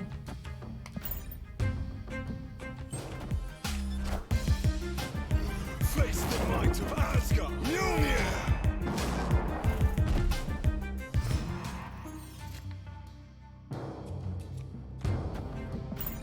Okay.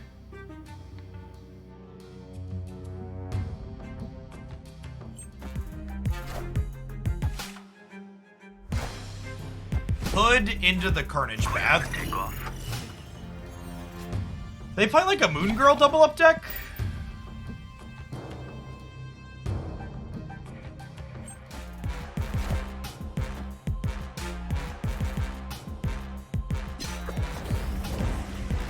Be an Infinite variation?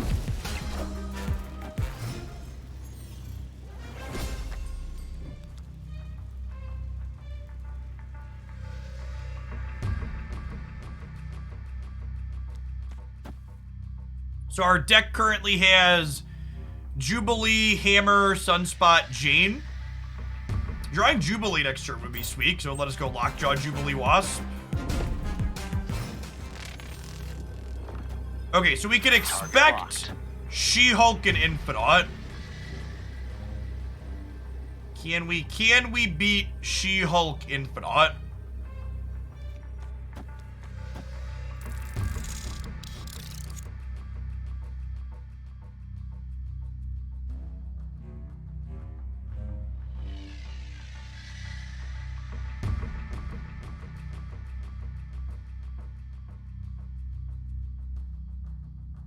Yeah, Friday's charity stream will be all Snap Martian.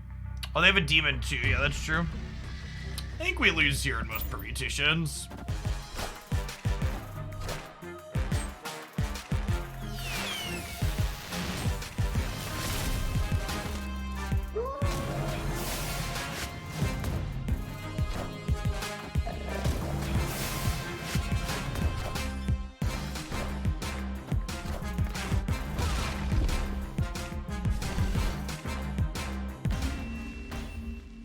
I am the witness. Thanks for the prime.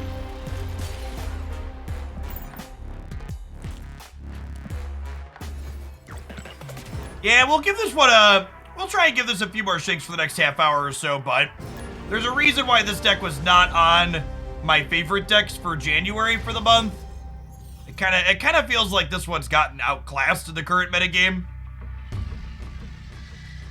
felt like it has a harder time keeping up with Surfer and Zabu and stuff and Shuri.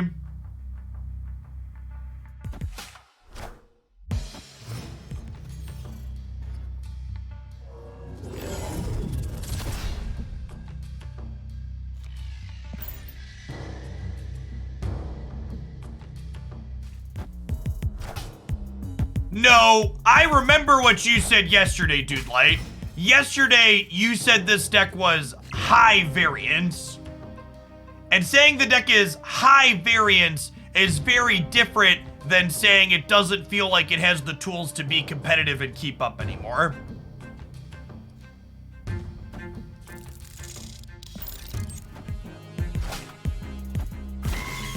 I remember what you said when we disagreed with you.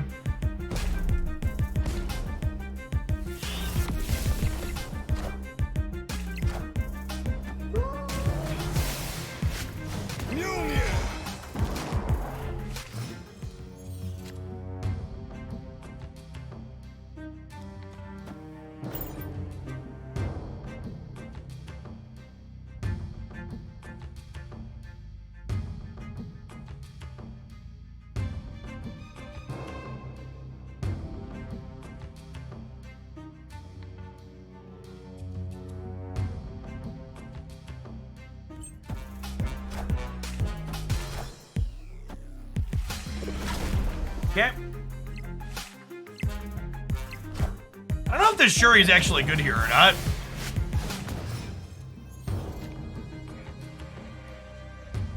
Well, I guess we just pass and then we play a 40 power Infinite and hope it's good enough.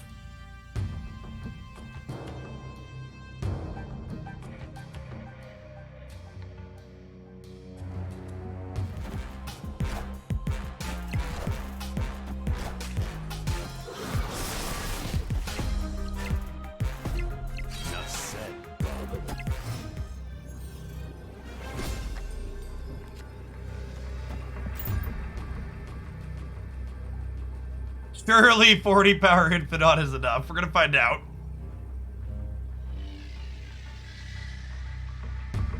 We're also down points of power on the left and right, so this could end up being win the Nexus, lose the game angle too.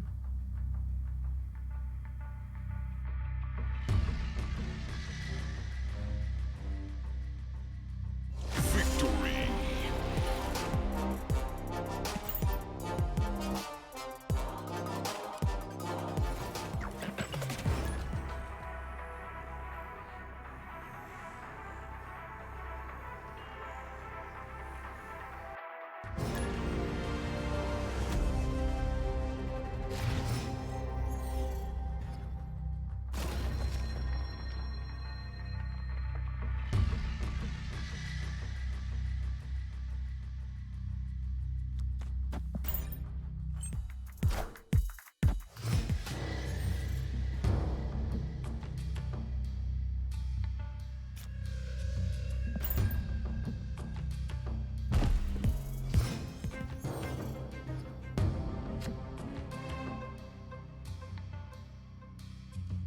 Well, we're stuck between a rock and a hard place here.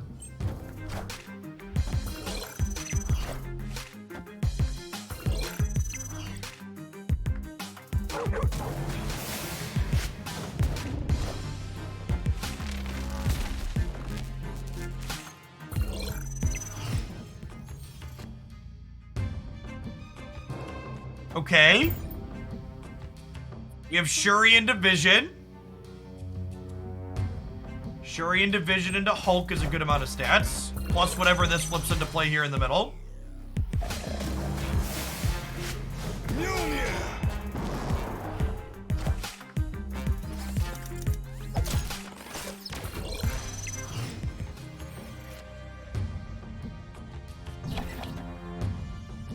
Opponent snapped.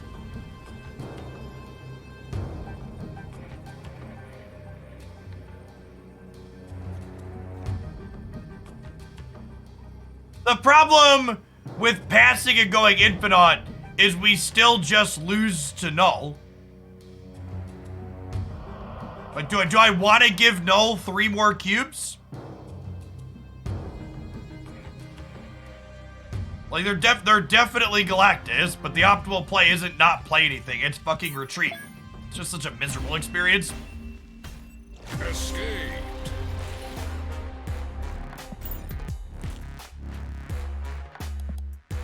Yeah, that had nothing to do with the locations, chat. That game was miserable because Galactus is miserable.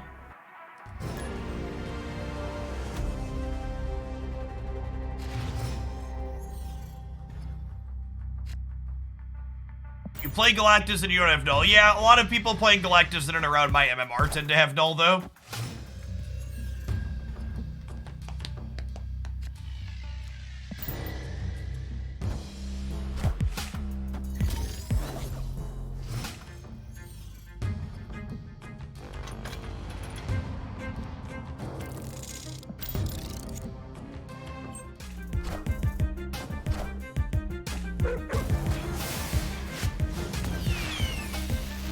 Mjolnir.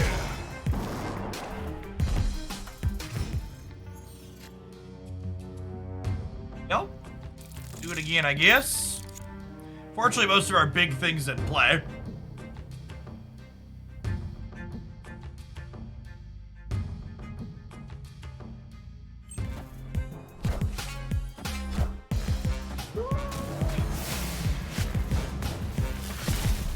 Okay. So you're saying there's a chance to Take a chance on me. Do do do do do.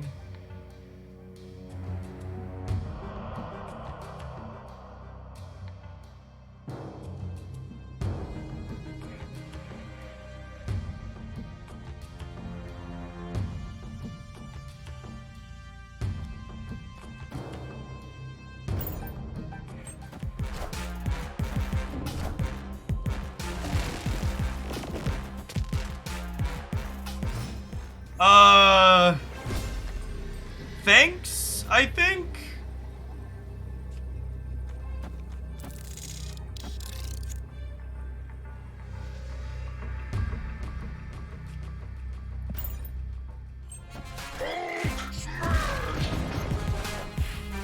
Maybe I'm supposed to put one more power on the right in case they full soaked. Lose the Doctor Doom here as well. Shang-Chi. Surprised they thought that was game winning. Victory.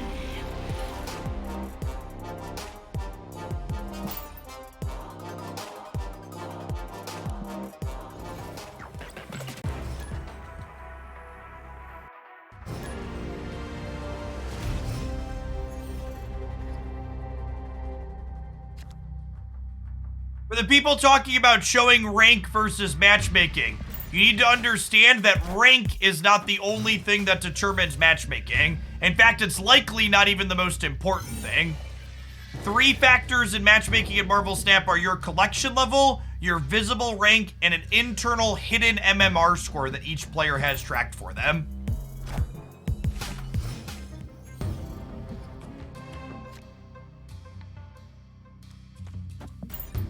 Face the might of Asgard. Mjolnir.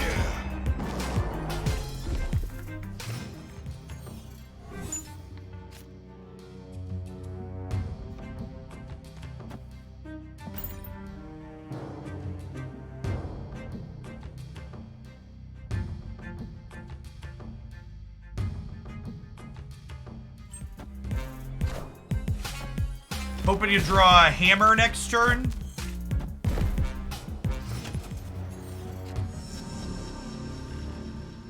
Okay, so I'm actually just supposed to pass the turn because they're Galactus, right? And then we can 40 power Infinite plus Wasp on the last turn. And if they're not Galactus, we just lose the game on the spot here. But they're probably Galactus, so I'm gonna chill.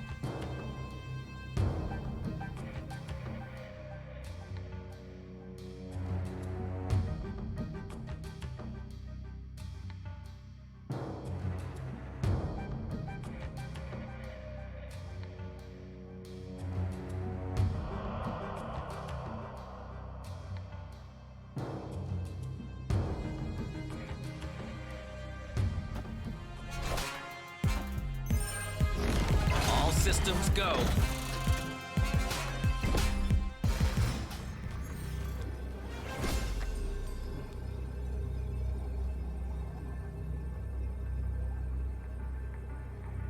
And then I guess we die, right?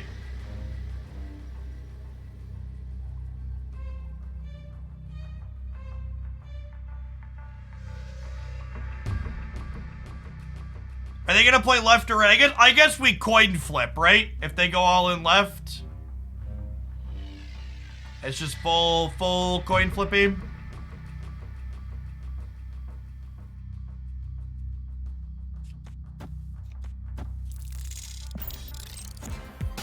Friendly neighborhood Spider-Man here.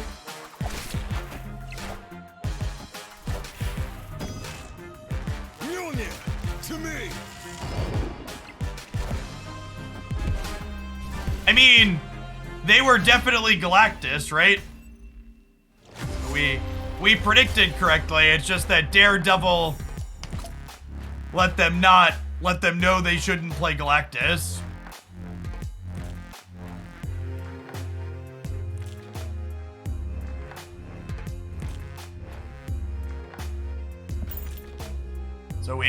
So we died because we played around the thing.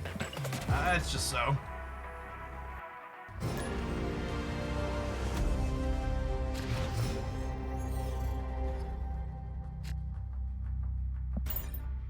Does Galactus play Daredevil? Yeah.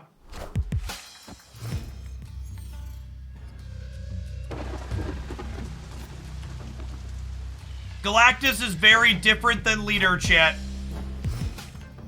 Leader went into every deck and had no deck building requirements. Galactus has pretty strict deck building requirements. It just doesn't generate good games.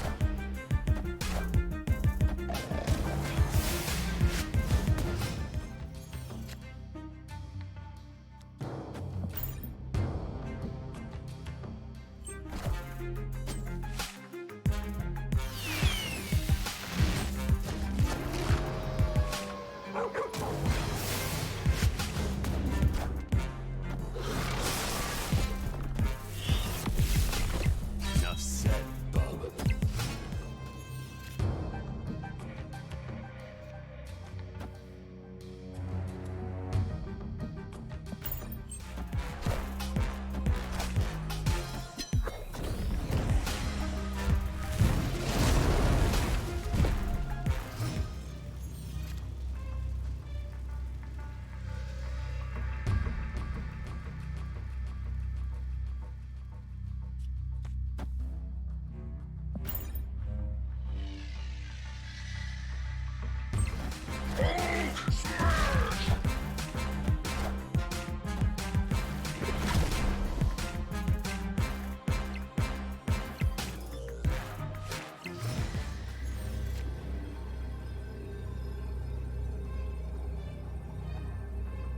There is no rework of the token drops coming.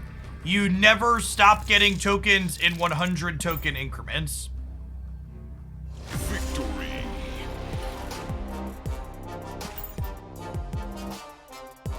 You always get 100 token increments along the track from reserves. And if you're not familiar with why that is, I've got a full breakdown on how reserves work in Marvel Snap here.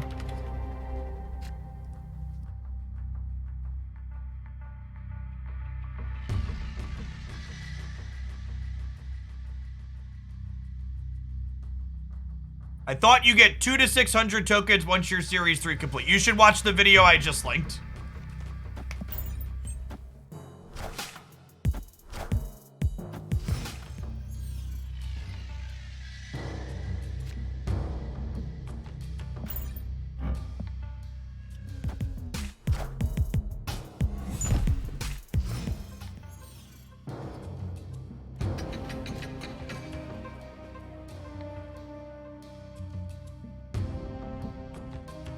Yeah, we're gonna do viewer battles tomorrow, QFC.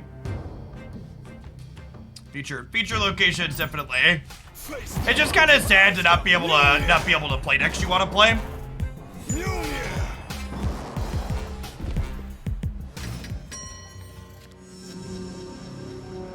Is She-Hulk Infinite reasonable for Plunder? Yes.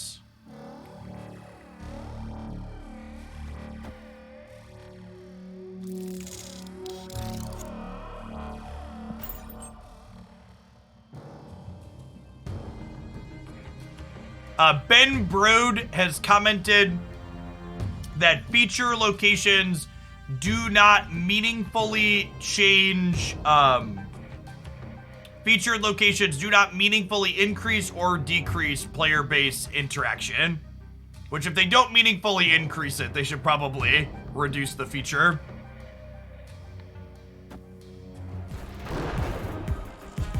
Hey, heart support. Usually, I only do like a charity event, charity thing a couple of times a year, and I usually pick the charities or reach out myself.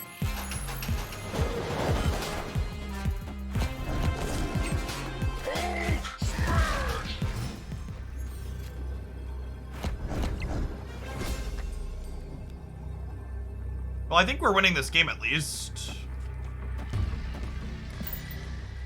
Mjolnir to me.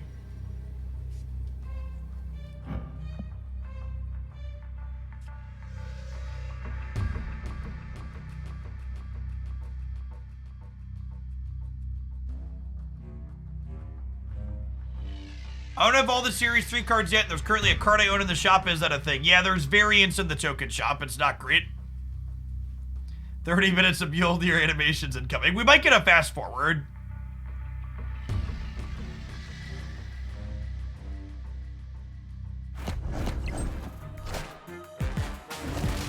know if my body is ready for the Shang-Chi.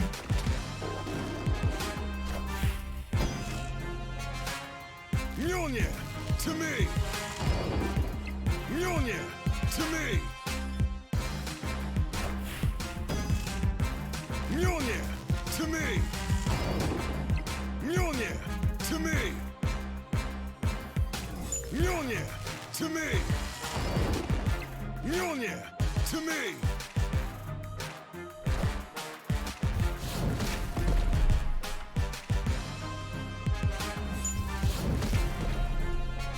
All right, I think I'm off this deck. Yeah.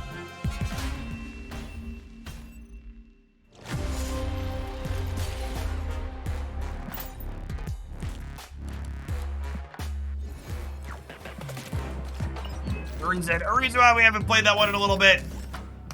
It does not feel like it has kept up.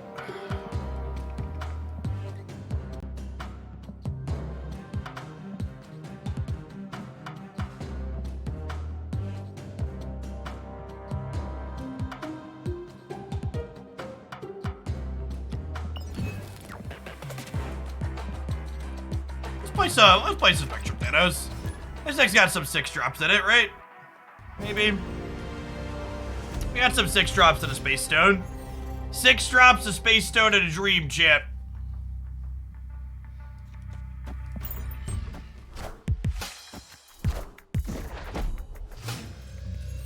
Well, we got Red Border Dazzler too, chat. One more for an infinite split. Wait, Starlit Citadel always happens first, right? So this is gonna shuffle and then Asgard will happen, so I don't want to play here. I want to play to the other 2 locations where Asgard could end up. Oh, I should have moved the Space Stone.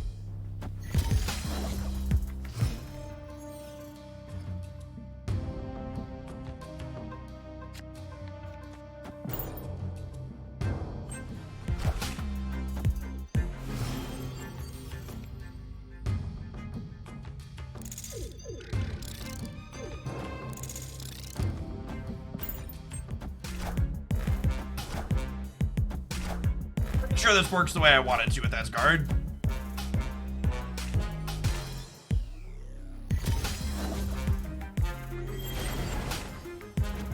Yeah, sweet. Okay.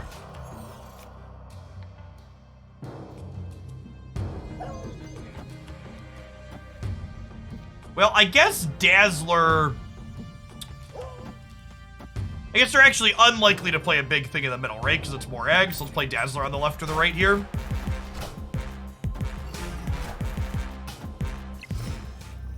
Well,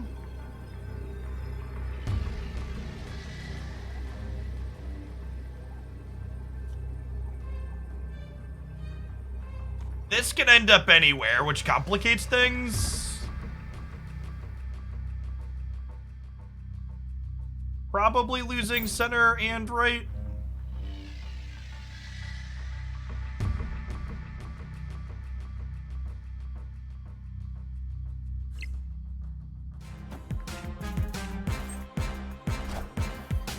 Oh, just Chavez? Really? Deal. They say they can't compete on the left, huh?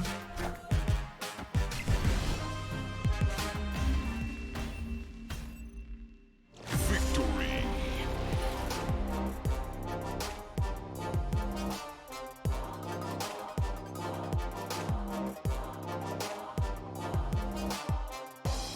Yeah, I think Armor's fine in the Lockjaw deck. Armor and Leech are fine. You want to play that deck, playing Armor and Leech is fine.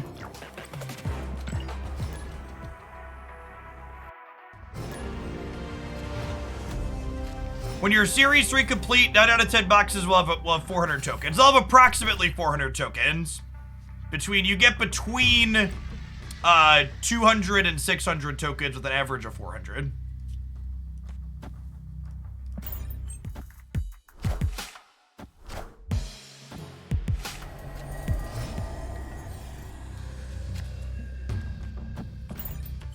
As much as I want to put Mojo into Mojo's world, with the feature location right now, I want to play aggressively into the face down locations. just so I can get stuff into here to start. Baxter, okay, also feels good for that one.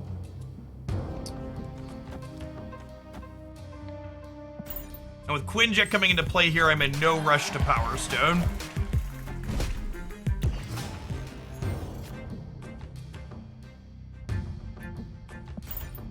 Fortunately awkward hand here, nothing to do on 4. Just have all 3 of our cards in our deck. All 3 of our 18 cards that cost 5+ here is a real bad beat.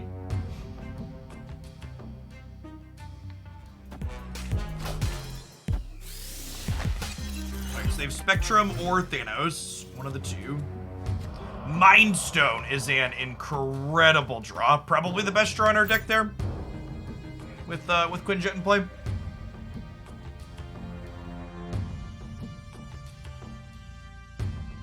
We're hoping to draw our other ongoing stone, the Soul Stone.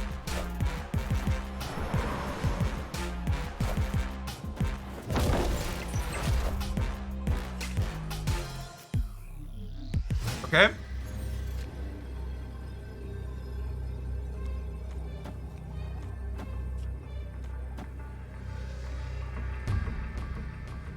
Is there any reason to play out Time Stone?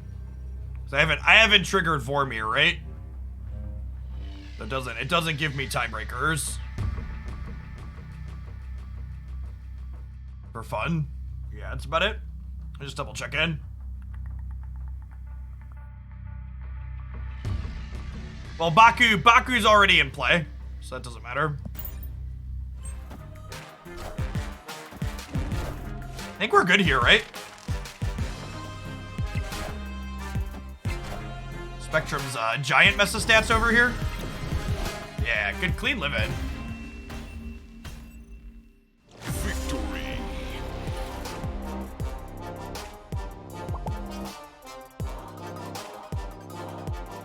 Someone asked a little bit ago what was my favorite deck right now. It's this one.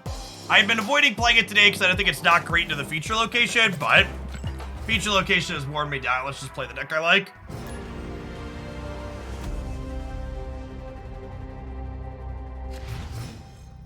Do you ever play Thanos, or is he always a dead draw? Yeah, sometimes you play Thanos. Really just depends.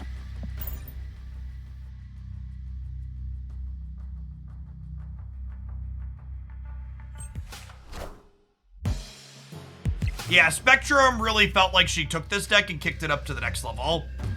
Her game plan has felt a lot more consistent and powerful since we added her.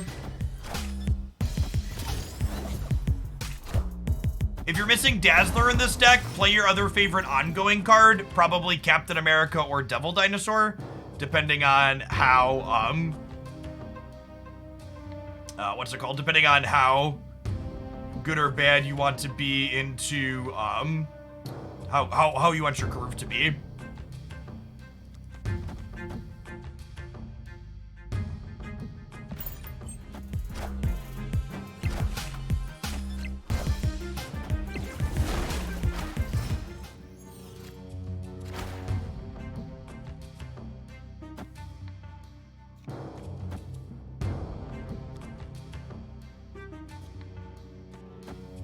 I'm gonna play Blue Marvel here, because if I draw Lockjaw, I want to go Lockjaw thing over here on the left, I think.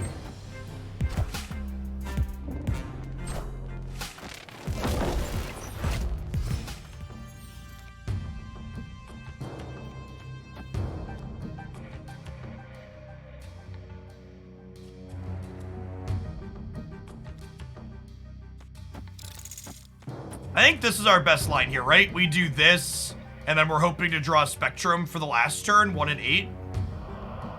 Because if I play Dazzler, I can't fill the board regardless, so I think this is the best possible.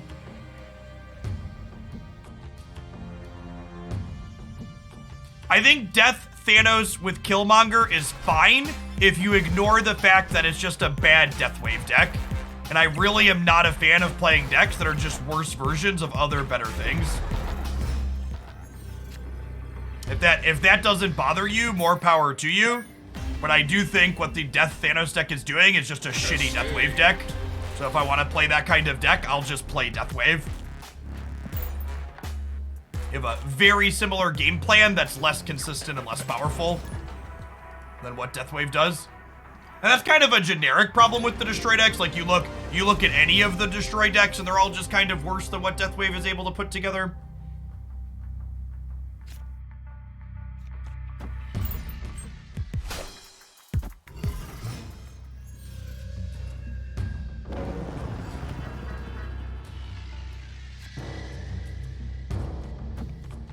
Mojo into Reality Stone on the face down one. Okay.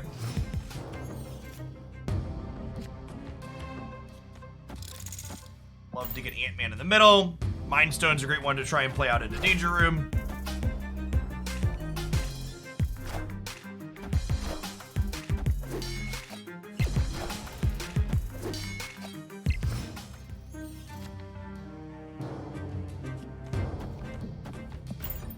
Man, no 4-drop on 4 again. No nothing to do on 4. It really sucks. Can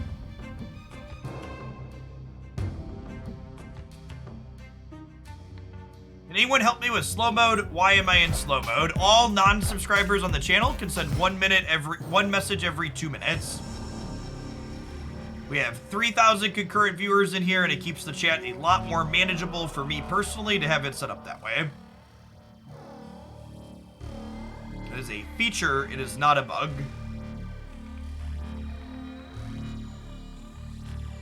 I think we go Blue Marvel here and M'Baku here. And then we'll Spectrum on the last turn. It adds a little bit of extra value to my subscribers, and it also keeps the chat more manageable for me. If they have Professor X here, this line is not great for us, but it is what it is. Jeff is too old for fast chat. I mean, it's not like our chat moves slowly with the slow mode.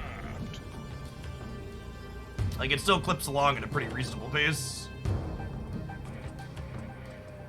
Alright, come on. Take my second cube with the Professor X. Can we get it?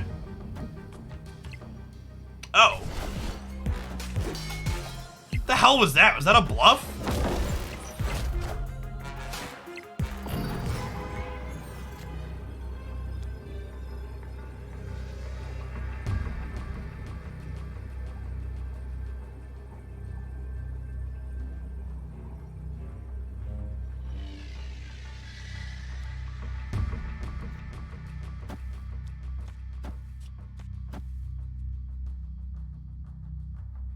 We're up to 23 in the middle. I bet 23 in the middle can steal it. Opponent's leaving. Wow, it was a full bluff snap. Get out of here.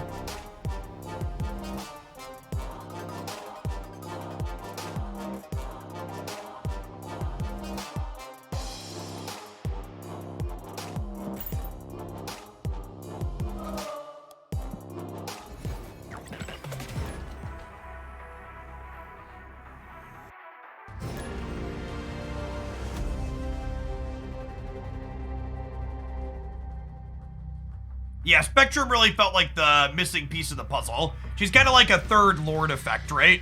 Like a third pump your board past Azar and Marvel.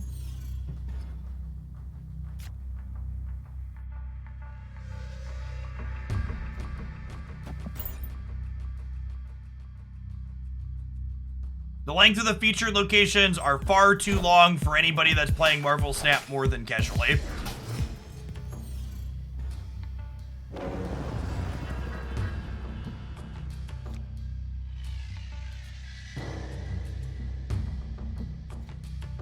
So because of the feature location, speaking of, I think we're supposed to Reality Stone this. I think we M'Baku beforehand. We're a little sad if we draw Lockjaw, but if I don't draw Lockjaw, I'm happy to have played M'Baku out.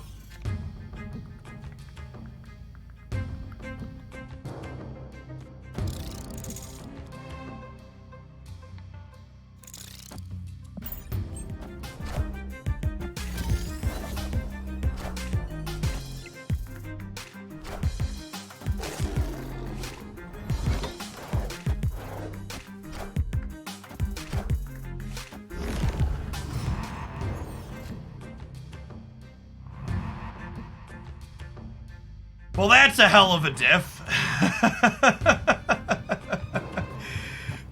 right?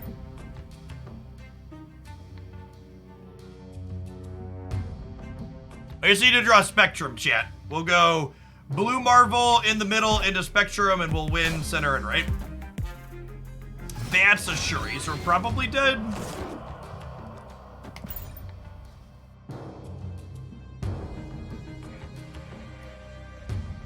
Professor X popping out of the X-Mansion is flavorful, at least. Leslie Whitman, thanks for the 7 months, by the way.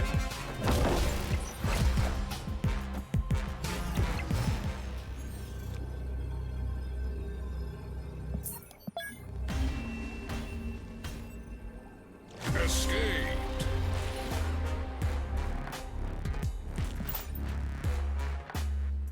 Bum, bum, bum.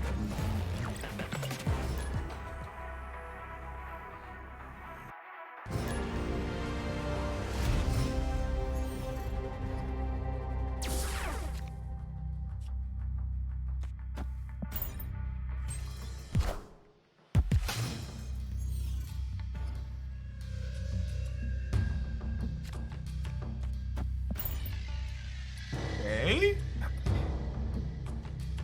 Lockjaw early for a change, which is nice.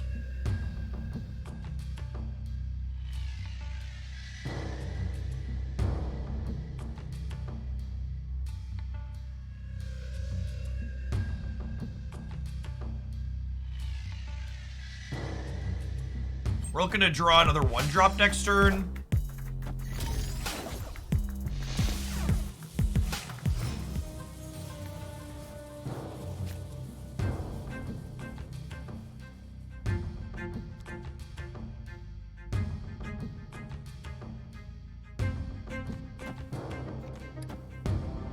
I'm gonna do this. I don't think we need Hulks. Ooh, that's a little scary though.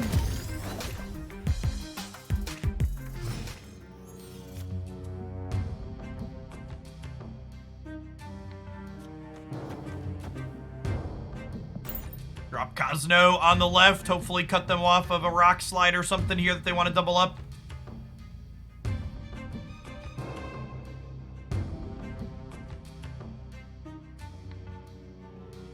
Hoping to find another 1 energy thing next turn, so we can go like Dazzler plus 1 energy thing, or Kazar plus 1 energy thing.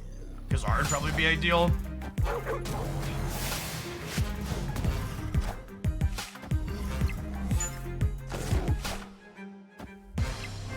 Alright, we got him there. Okay. Perfect. Yeah, I think I'd rather Kazar. Do I want a Kazar or do I want a Dazzler? Kazar puts me up to 4, 5, 6, 11 here. And then another Kazar would put me to 13. Whereas if I Dazzler, I go to 15 here. And then a Spectrum or something next turn's really good. So I'm going to get 2 rocks here. And I could Kazar to get 2 more over here. I could even just Kazar to get 2 more over here as well.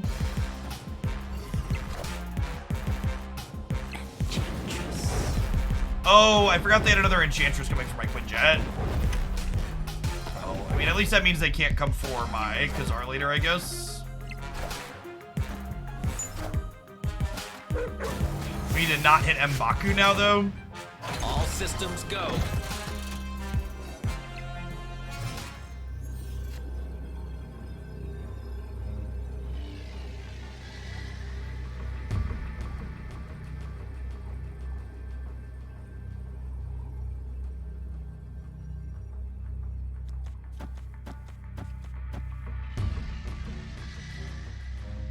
I can do this and fill for here, but then they just play anything here and then we lose here and here.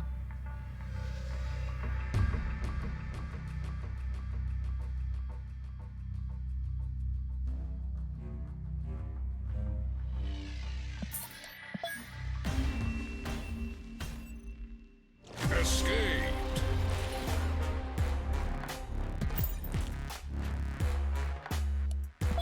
Ooh, Mr. Baku's ready for a red border later.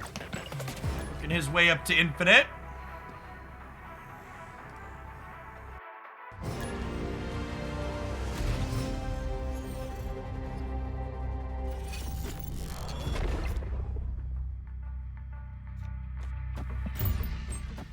I'm prioritizing reality stoning face down locations. This is Blevins, who's been playing almost exclusively Galactus the last little bit. So we'll see if they're changing it up today or not, but they've been on that deck a lot recently. Okay.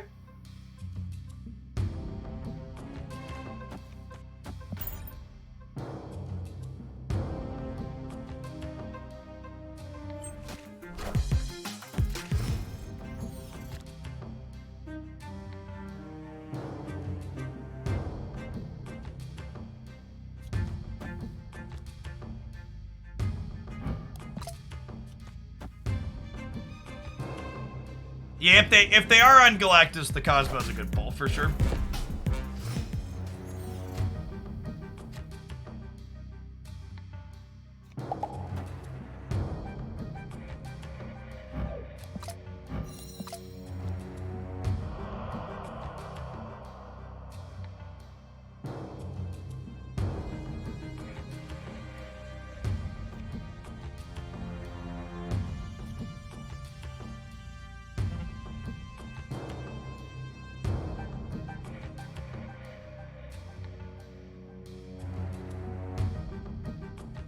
You want a Cosmo the Dark Dimension?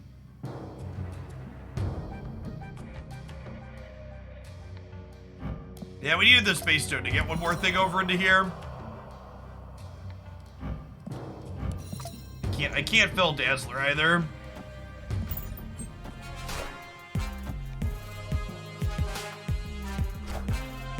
Wakanda forever! And I just lost priority. Guess we should have Cosmo the left.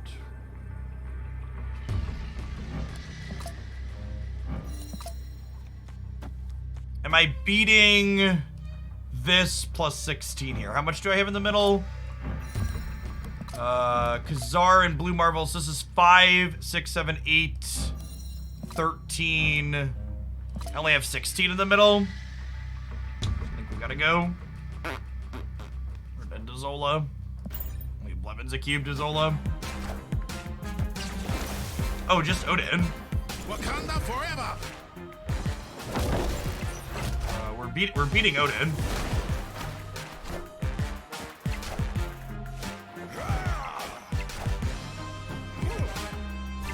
All right, sometimes lucky. Victory! Sometimes lucky. All right, chat, looks like it's about that time. Non-subs, I'll see you in 60 seconds. I'm gonna sit on down and we're gonna keep playing some more Thanos when we get back.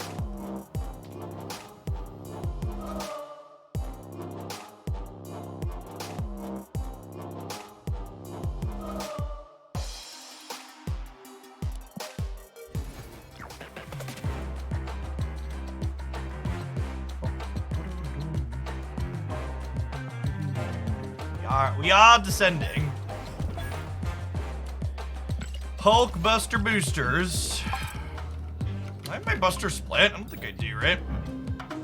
Only 33 boosters. I haven't played a lot of Hulk Buster chip. The Blueprint variant's sweet though.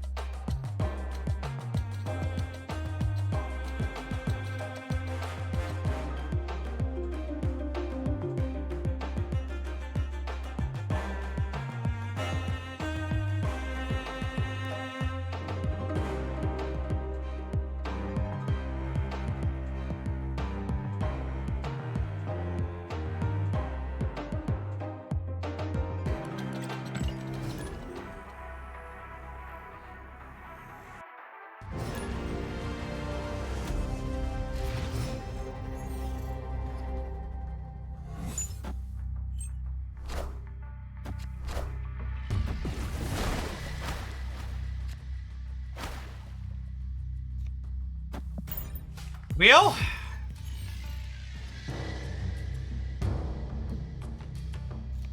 That's fine. I didn't want to play cards for the first 2 turns anyways. It's overrated, chat. Ain't nobody got time to play cards on the first 2 turns. What's going on, Jakey Bakey?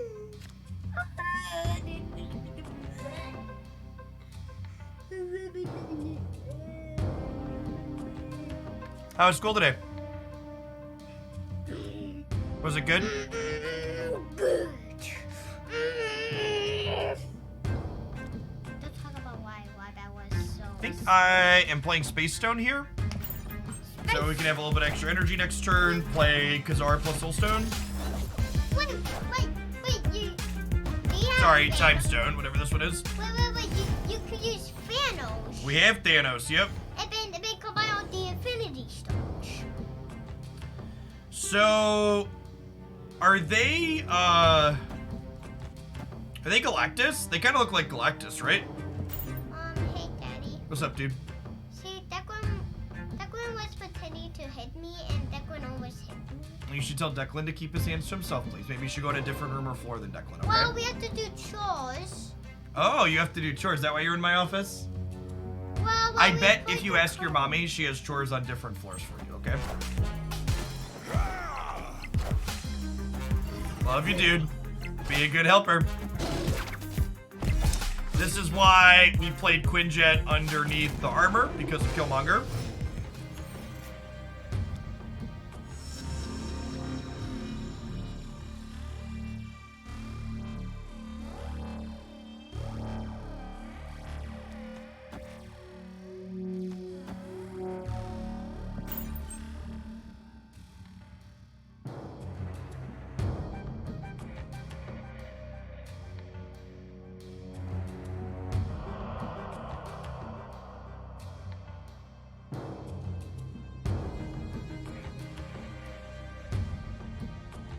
Well, they can't Galactus this turn.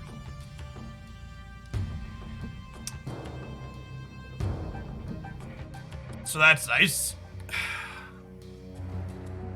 Plunder is leaving, sure. Yeah, they can't Professor X any of the location. Oh, they can't. Yeah, they can't Professor X in the Dream Dimension. Yeah. Green Prinny, thank you for the 25 months. Welcome back.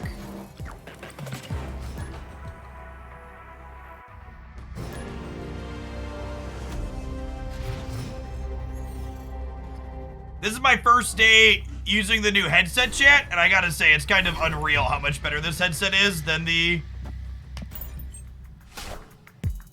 Steel Series 1 I had previously.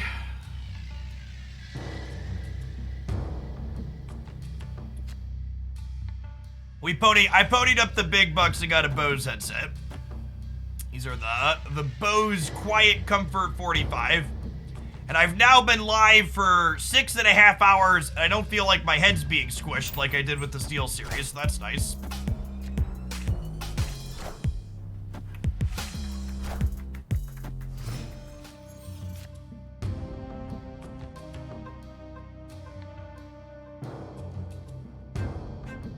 I mean, the Steel Series headset I bought wasn't cheap either. It was just less expensive than this one. The Steel Series one was like over 200 bucks, and I was really disappointed with the result. 0 out of 10 would not recommend.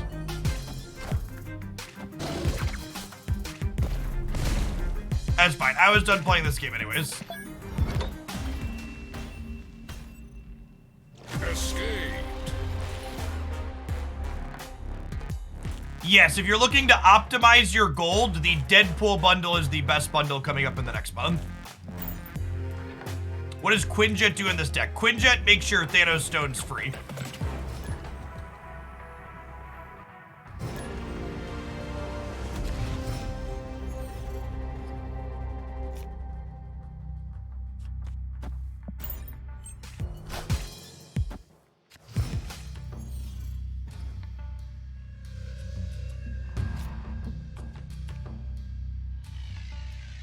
I think with Miniaturized Lab, I just gotta hope this isn't the feature location, because I need to play a second thing into here.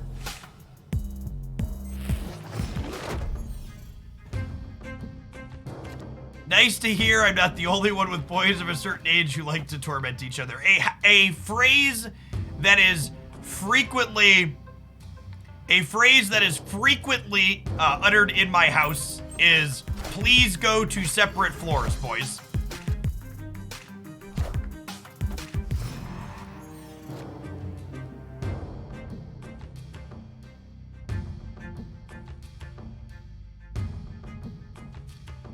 I think I'm gonna, I think I Blue Marvel this turn and then Lockjaw plus thing next turn, but I actually can't, right? And this is actually fine, because reality's so good. So this isn't resource efficient, but the Avengers compound's kind of messing us up next turn. For the person that said, why did I get timed out for criticizing the bundles? You weren't timed out for criticizing the bundles. You were timed out for complaining in a way that was factually incorrect about the bundles. So it is fine to leverage criticism of things on my channel and express your displeasure if you are unhappy with something. However, it is not okay to make shit up. And you did the latter, which is why you were timed out.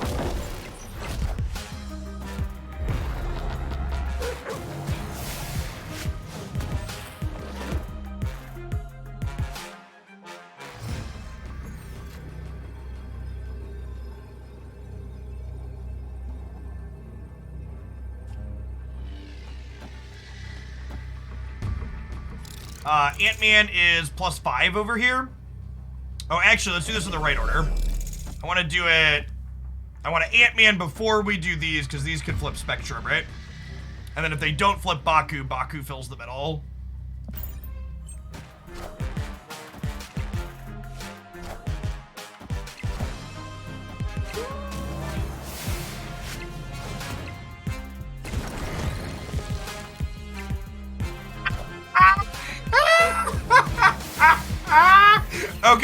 Okay, that's great. That is actually just hilarious. We didn't need it to win the game, but the Reality Stone hitting Collapse Mind to turn on Mojo is just like chef's kiss perfect. Just absolutely beautiful. A nice triple here.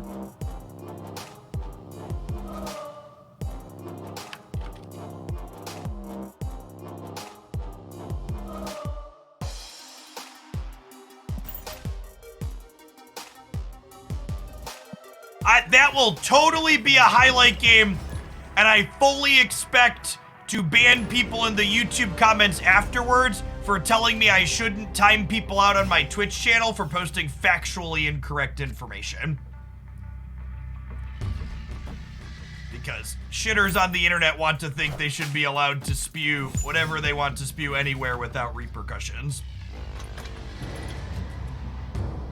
Ooh, that's a piece of candy.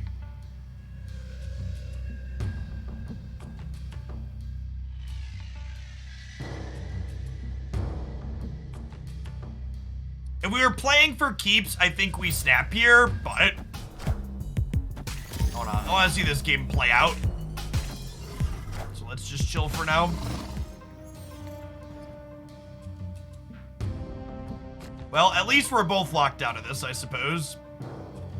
Do I want a copy of Mr. Baku?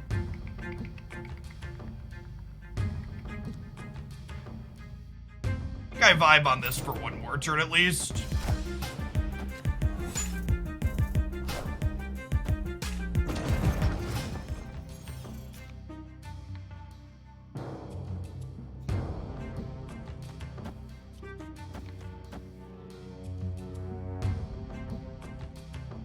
You know what? I am gonna Baku here and then do these, because if we draw Vibranium next turn, I could go Vibranium into Spectrum. Oh, you know what though? If I'm copying Spectrum, I want to have a space not under Cosmo to play her, right? Maybe we don't copy Dazzler then? Maybe it's just like this. Oh, but I guess I could triple... No, I won't be able to Daz Spectrum next turn, right? Because I'm only going to have 6. No, I'll have 6 next turn. Yeah. Yeah, let's do this. Well, this is my final answer. Final answer. Okay.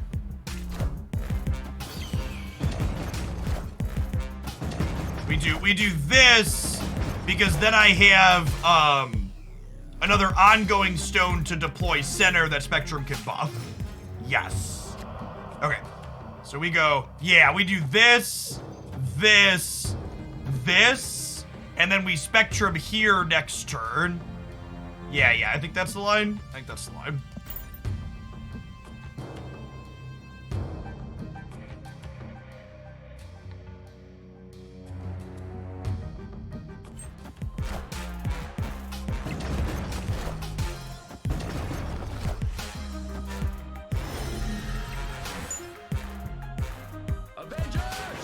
Assemble.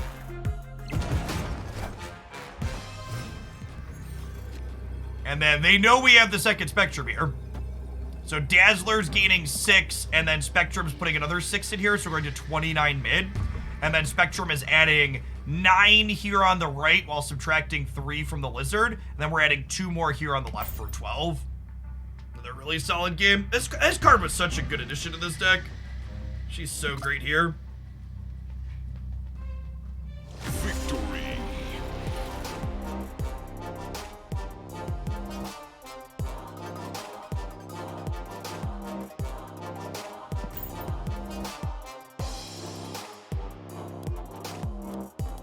Good to have you here, Spread. I just mostly stream at the times that work for me personally. My kids are at school during the day, my wife works during the day, so I just work a normal US work day basically. I really don't love any of the Spectrum variants currently in the game. There's a couple unreleased ones that look decent. I like the default Spectrum art of all the ones that are currently in the game.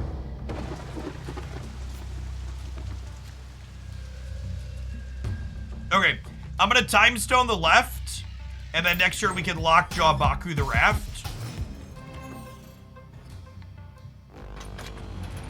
We'll go from there.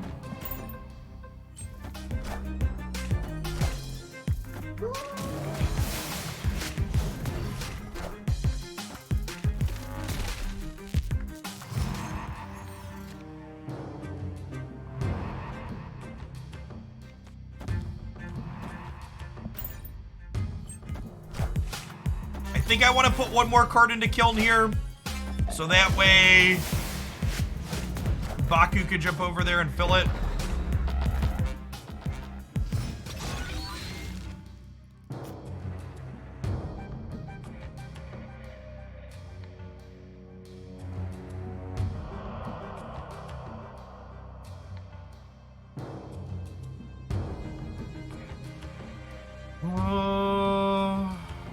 Cosmo, Thanos. Oh yeah, putting Blue Marvel into Lockjaw clears Leech. I forgot about that. Actually, would I rather clear Blue Marvel or would I rather clear Spectrum? I guess I can't play Spectrum this turn.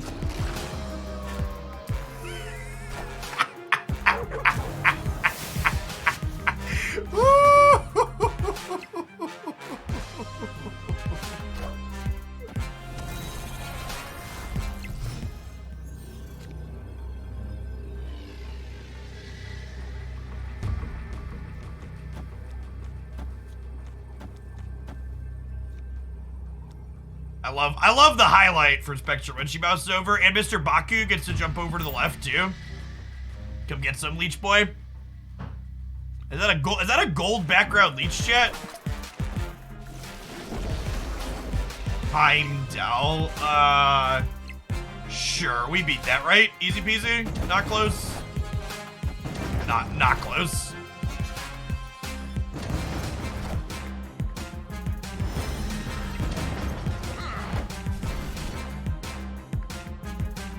All right, maybe it was a little bit close, but we did in fact win. Mr. Baku tied up the left here as well. Spectrum off the raft, the real MVP. We didn't lose a lane, it wasn't close, dude.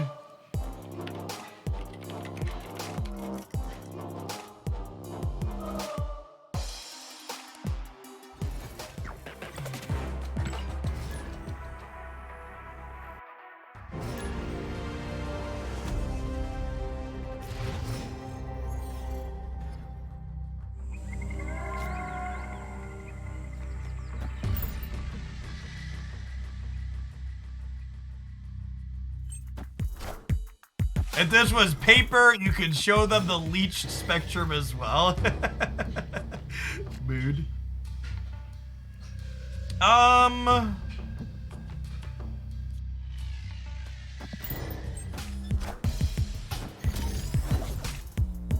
Let's just nip the altar in the bud here, huh?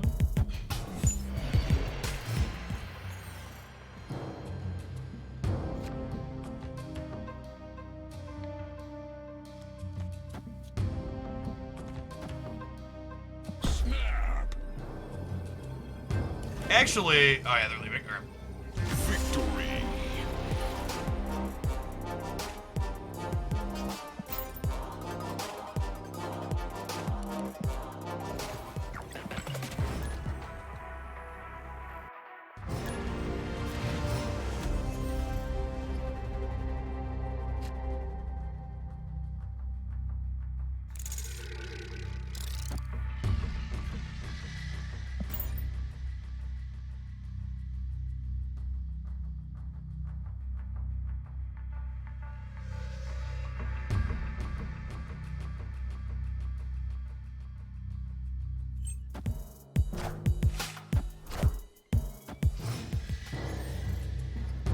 TVA is our featured location.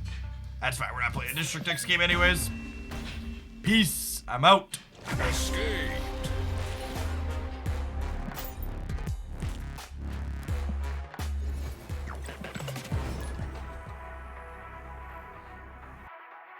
Sulky Hulky is TLSG, isn't it? Listen, chat, I can't keep track of people's real names and internet handles, much less people who have multiple internet handles. Pick a name and stick with it.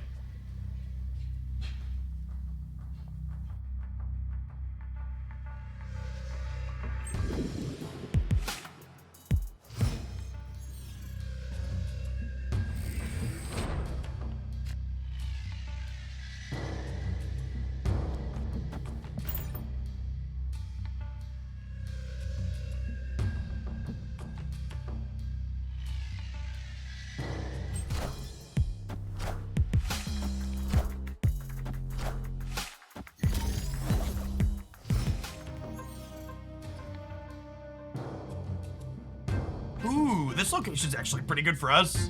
If we were playing for keeps, I think I'd snap them at this point. The Lockjaw teed up. We have the Onslaught Citadel. Things are looking pretty good for the home team.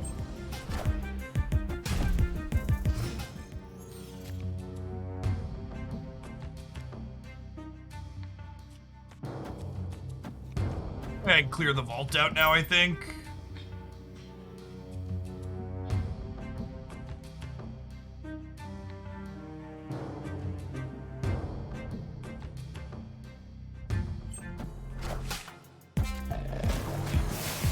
Hey, Mr. Baku's getting the last spot in the Lockjaw path here.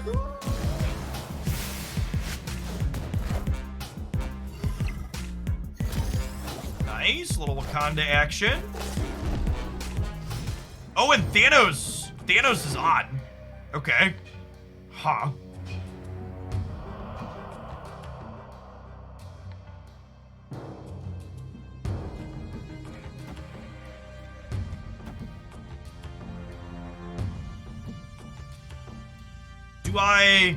Do I even want to use Thanos?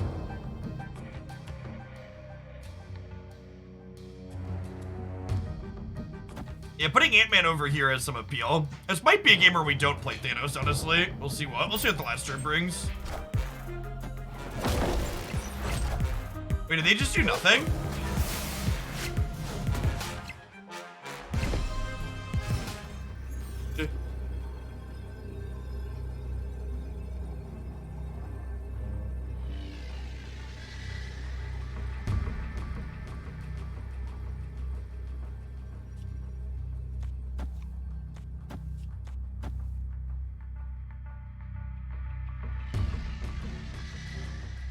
So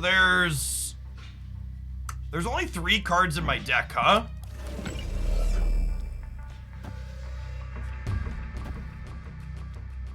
If I draw or hit Baku, Dazzler doesn't trigger. Which is likely.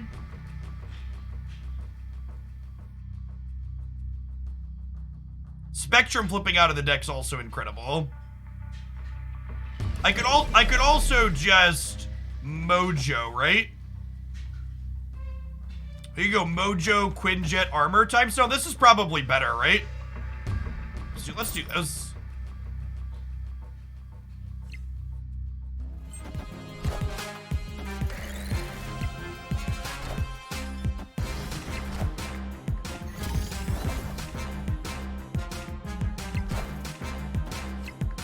Ah!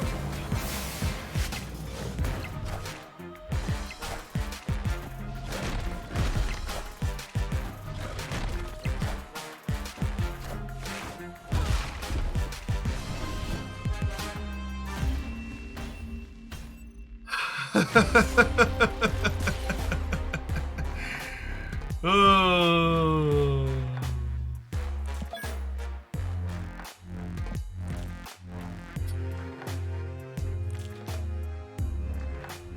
The sick part is if we would have hit Spectrum off of here, we would have won, right? Spectrum would have put us to 37 here. And then we would have been 23 here. And we would have been down by 7, and they would have been down by way more than 7 over here. They actually only won this game because of the Citadel, right? Are they able to play anything? Because they have Zabu on Citadel. So they passed on 5, which meant that Rock Slide was 1, Hawk was 1, Korg was 1, Shuri was 1, She-Hulk was 1. All of these were 1. This is the best deck in Marvel Snap, by the way, chat. Not close. Zabu, Darkhawk, She-Hulk, Moon Girl stuff. Easily the best deck in the game.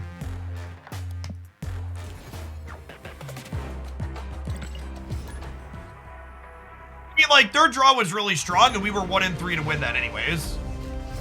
It's fine. He's fine. Again, thanks for the prime, appreciate it. It is a very spendy deck too, you're not wrong.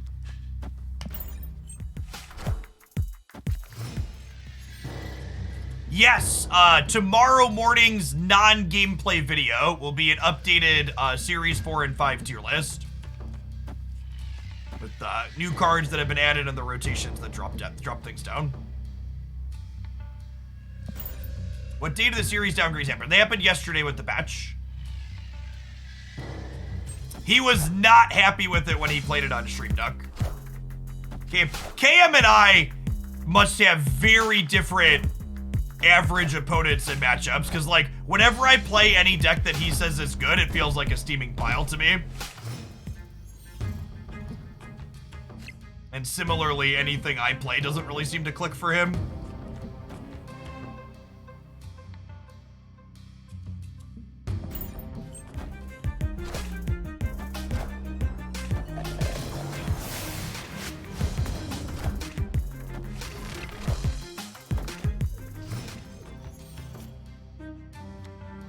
Are we dead? I think we're dead. I guess we could draw Blue Marvel. If we draw Blue Marvel, we might get there.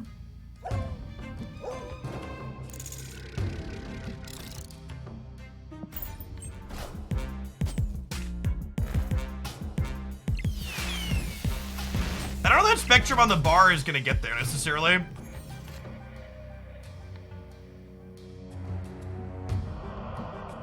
Maybe. Spectrum on the bar adds 16 in the middle, putting us to 23. That might do it. Opponent snapped. Let's go. Let's play Go Fish.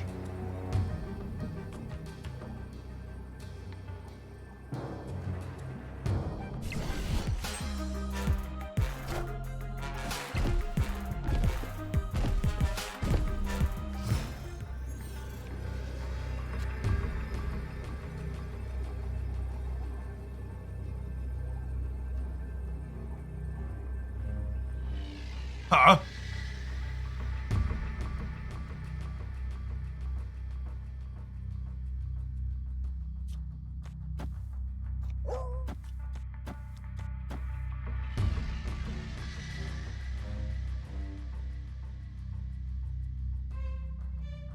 This loses to a full soak.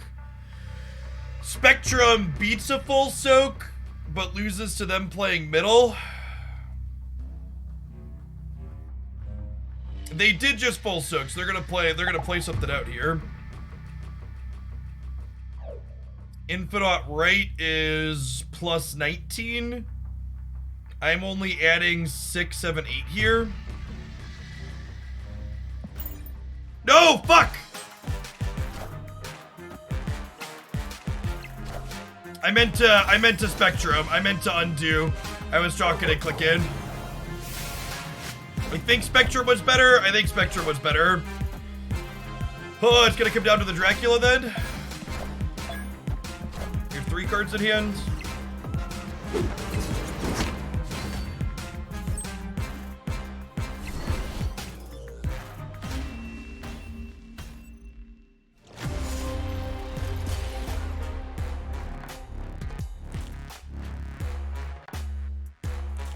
We'd have won with the Spectrum line, right? We'd have won with the Spectrum line. We would have been 6 here. We would have been,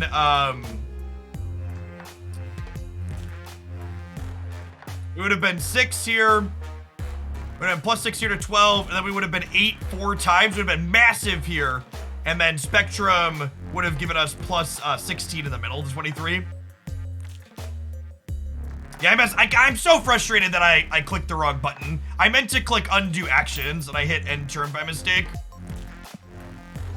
I realized they had Infinite. I was like, oh, they passed for Infinite. I should switch my line. Hey, Moldy Locks. Thanks for the 47 months. Welcome back.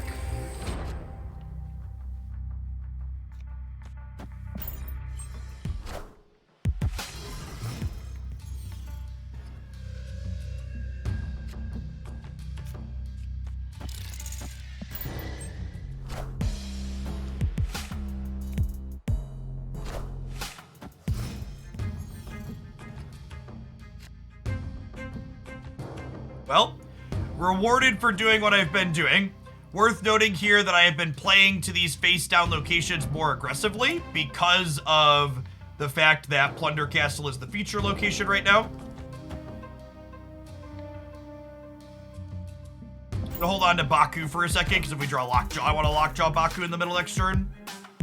Yes, and Blue Marvel or other 6 drops, we can play 1 card into here, which is nice.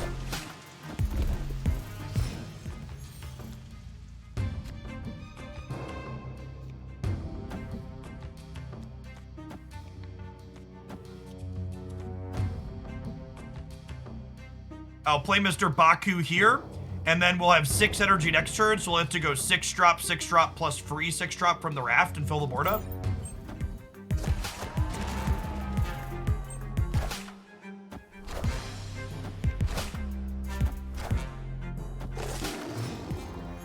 That is a Odin for our Spectrum here in the middle next turn. Please don't Spider-Man me. Please don't Spider-Man me. Please don't Spider-Man me. Vision, okay. I assume they gotta be leaving if their play was Vision on 5, right? Maybe they have a mess of enchantresses or something? No, I'm not snapping, chat. They're probably leaving right now. They're probably leaving even if I don't snap.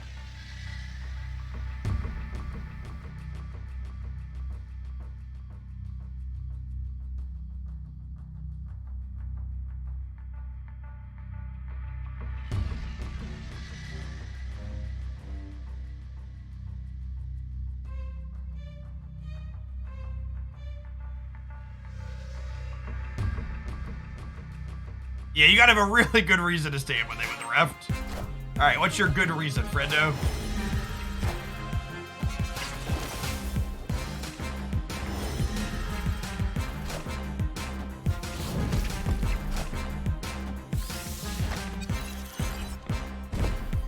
When your Shang-Chi hits and you still lose the path by 5. Alrighty then. I guess we did add 8 over here, right? No, this is a human, chat. They were winning here without Spectrum, right? We were locked. It looked like we were locked into 11 here. I don't know, chat. They thought their Shang-Chi was gonna win. They didn't expect me to add. Looking back on it, you gotta like. It's easy to look at this and see how they lost with perfect information and be like, oh, they made a mistake. But look at it from their side, right? They're winning the left tier with Vision and +2 on the Sunspot. And then they're assuming that Raft plus whatever else I do this turn, Shang-Chi, White Queen, and Zabu beat, right? Like, the fact that I was able to add, we added 10 power to Icebox, and none of it died to Shang-Chi, right? Like, it's like, what we did to beat them was pretty unlikely to happen. Yeah, they were expecting a big play from Raft and another big play that Shang-Chi could beat, and then these beat here, and they weren't expecting me to make these bigger. So they stayed for 1Q. I think this is a great stay. Especially for 1Q. You could argue if I snapped, they should certainly leave, but like for one more cube here, their sequence is beating a lot of stuff, including the Raft, because of the Shang-Chi.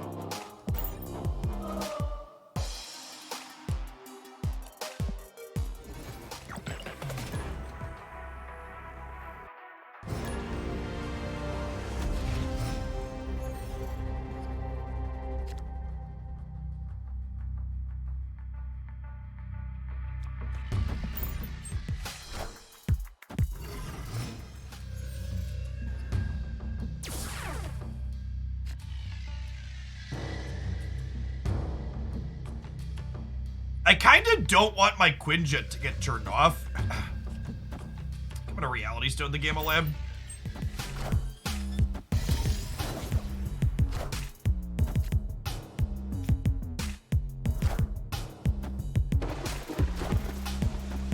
We are really good at getting the Raft today. Like, to an absurd degree, we are good at getting the Raft today.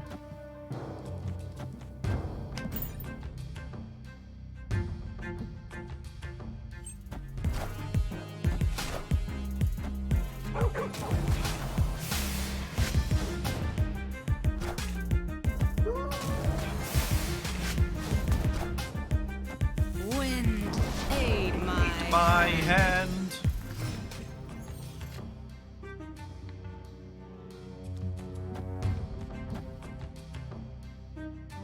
Other way, I always do this.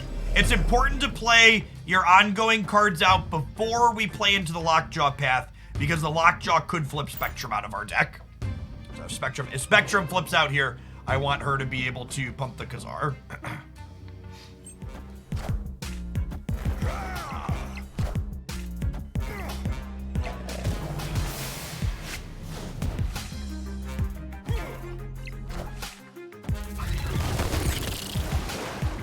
This is the Surfer move deck.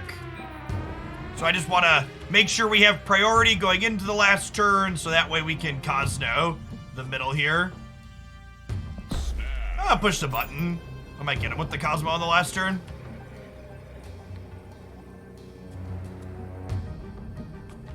No, we're actually not filling the rafts. This is the last turn we can play into the vault.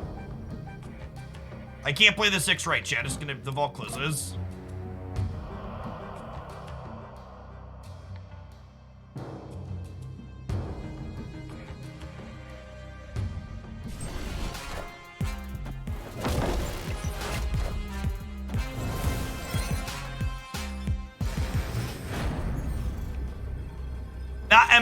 Not M'Baku, God bless.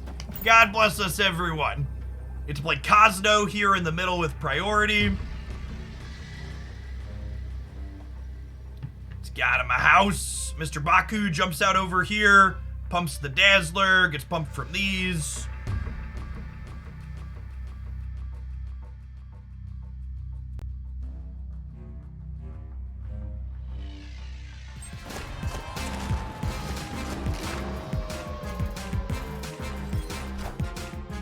Good night, my sweet prince.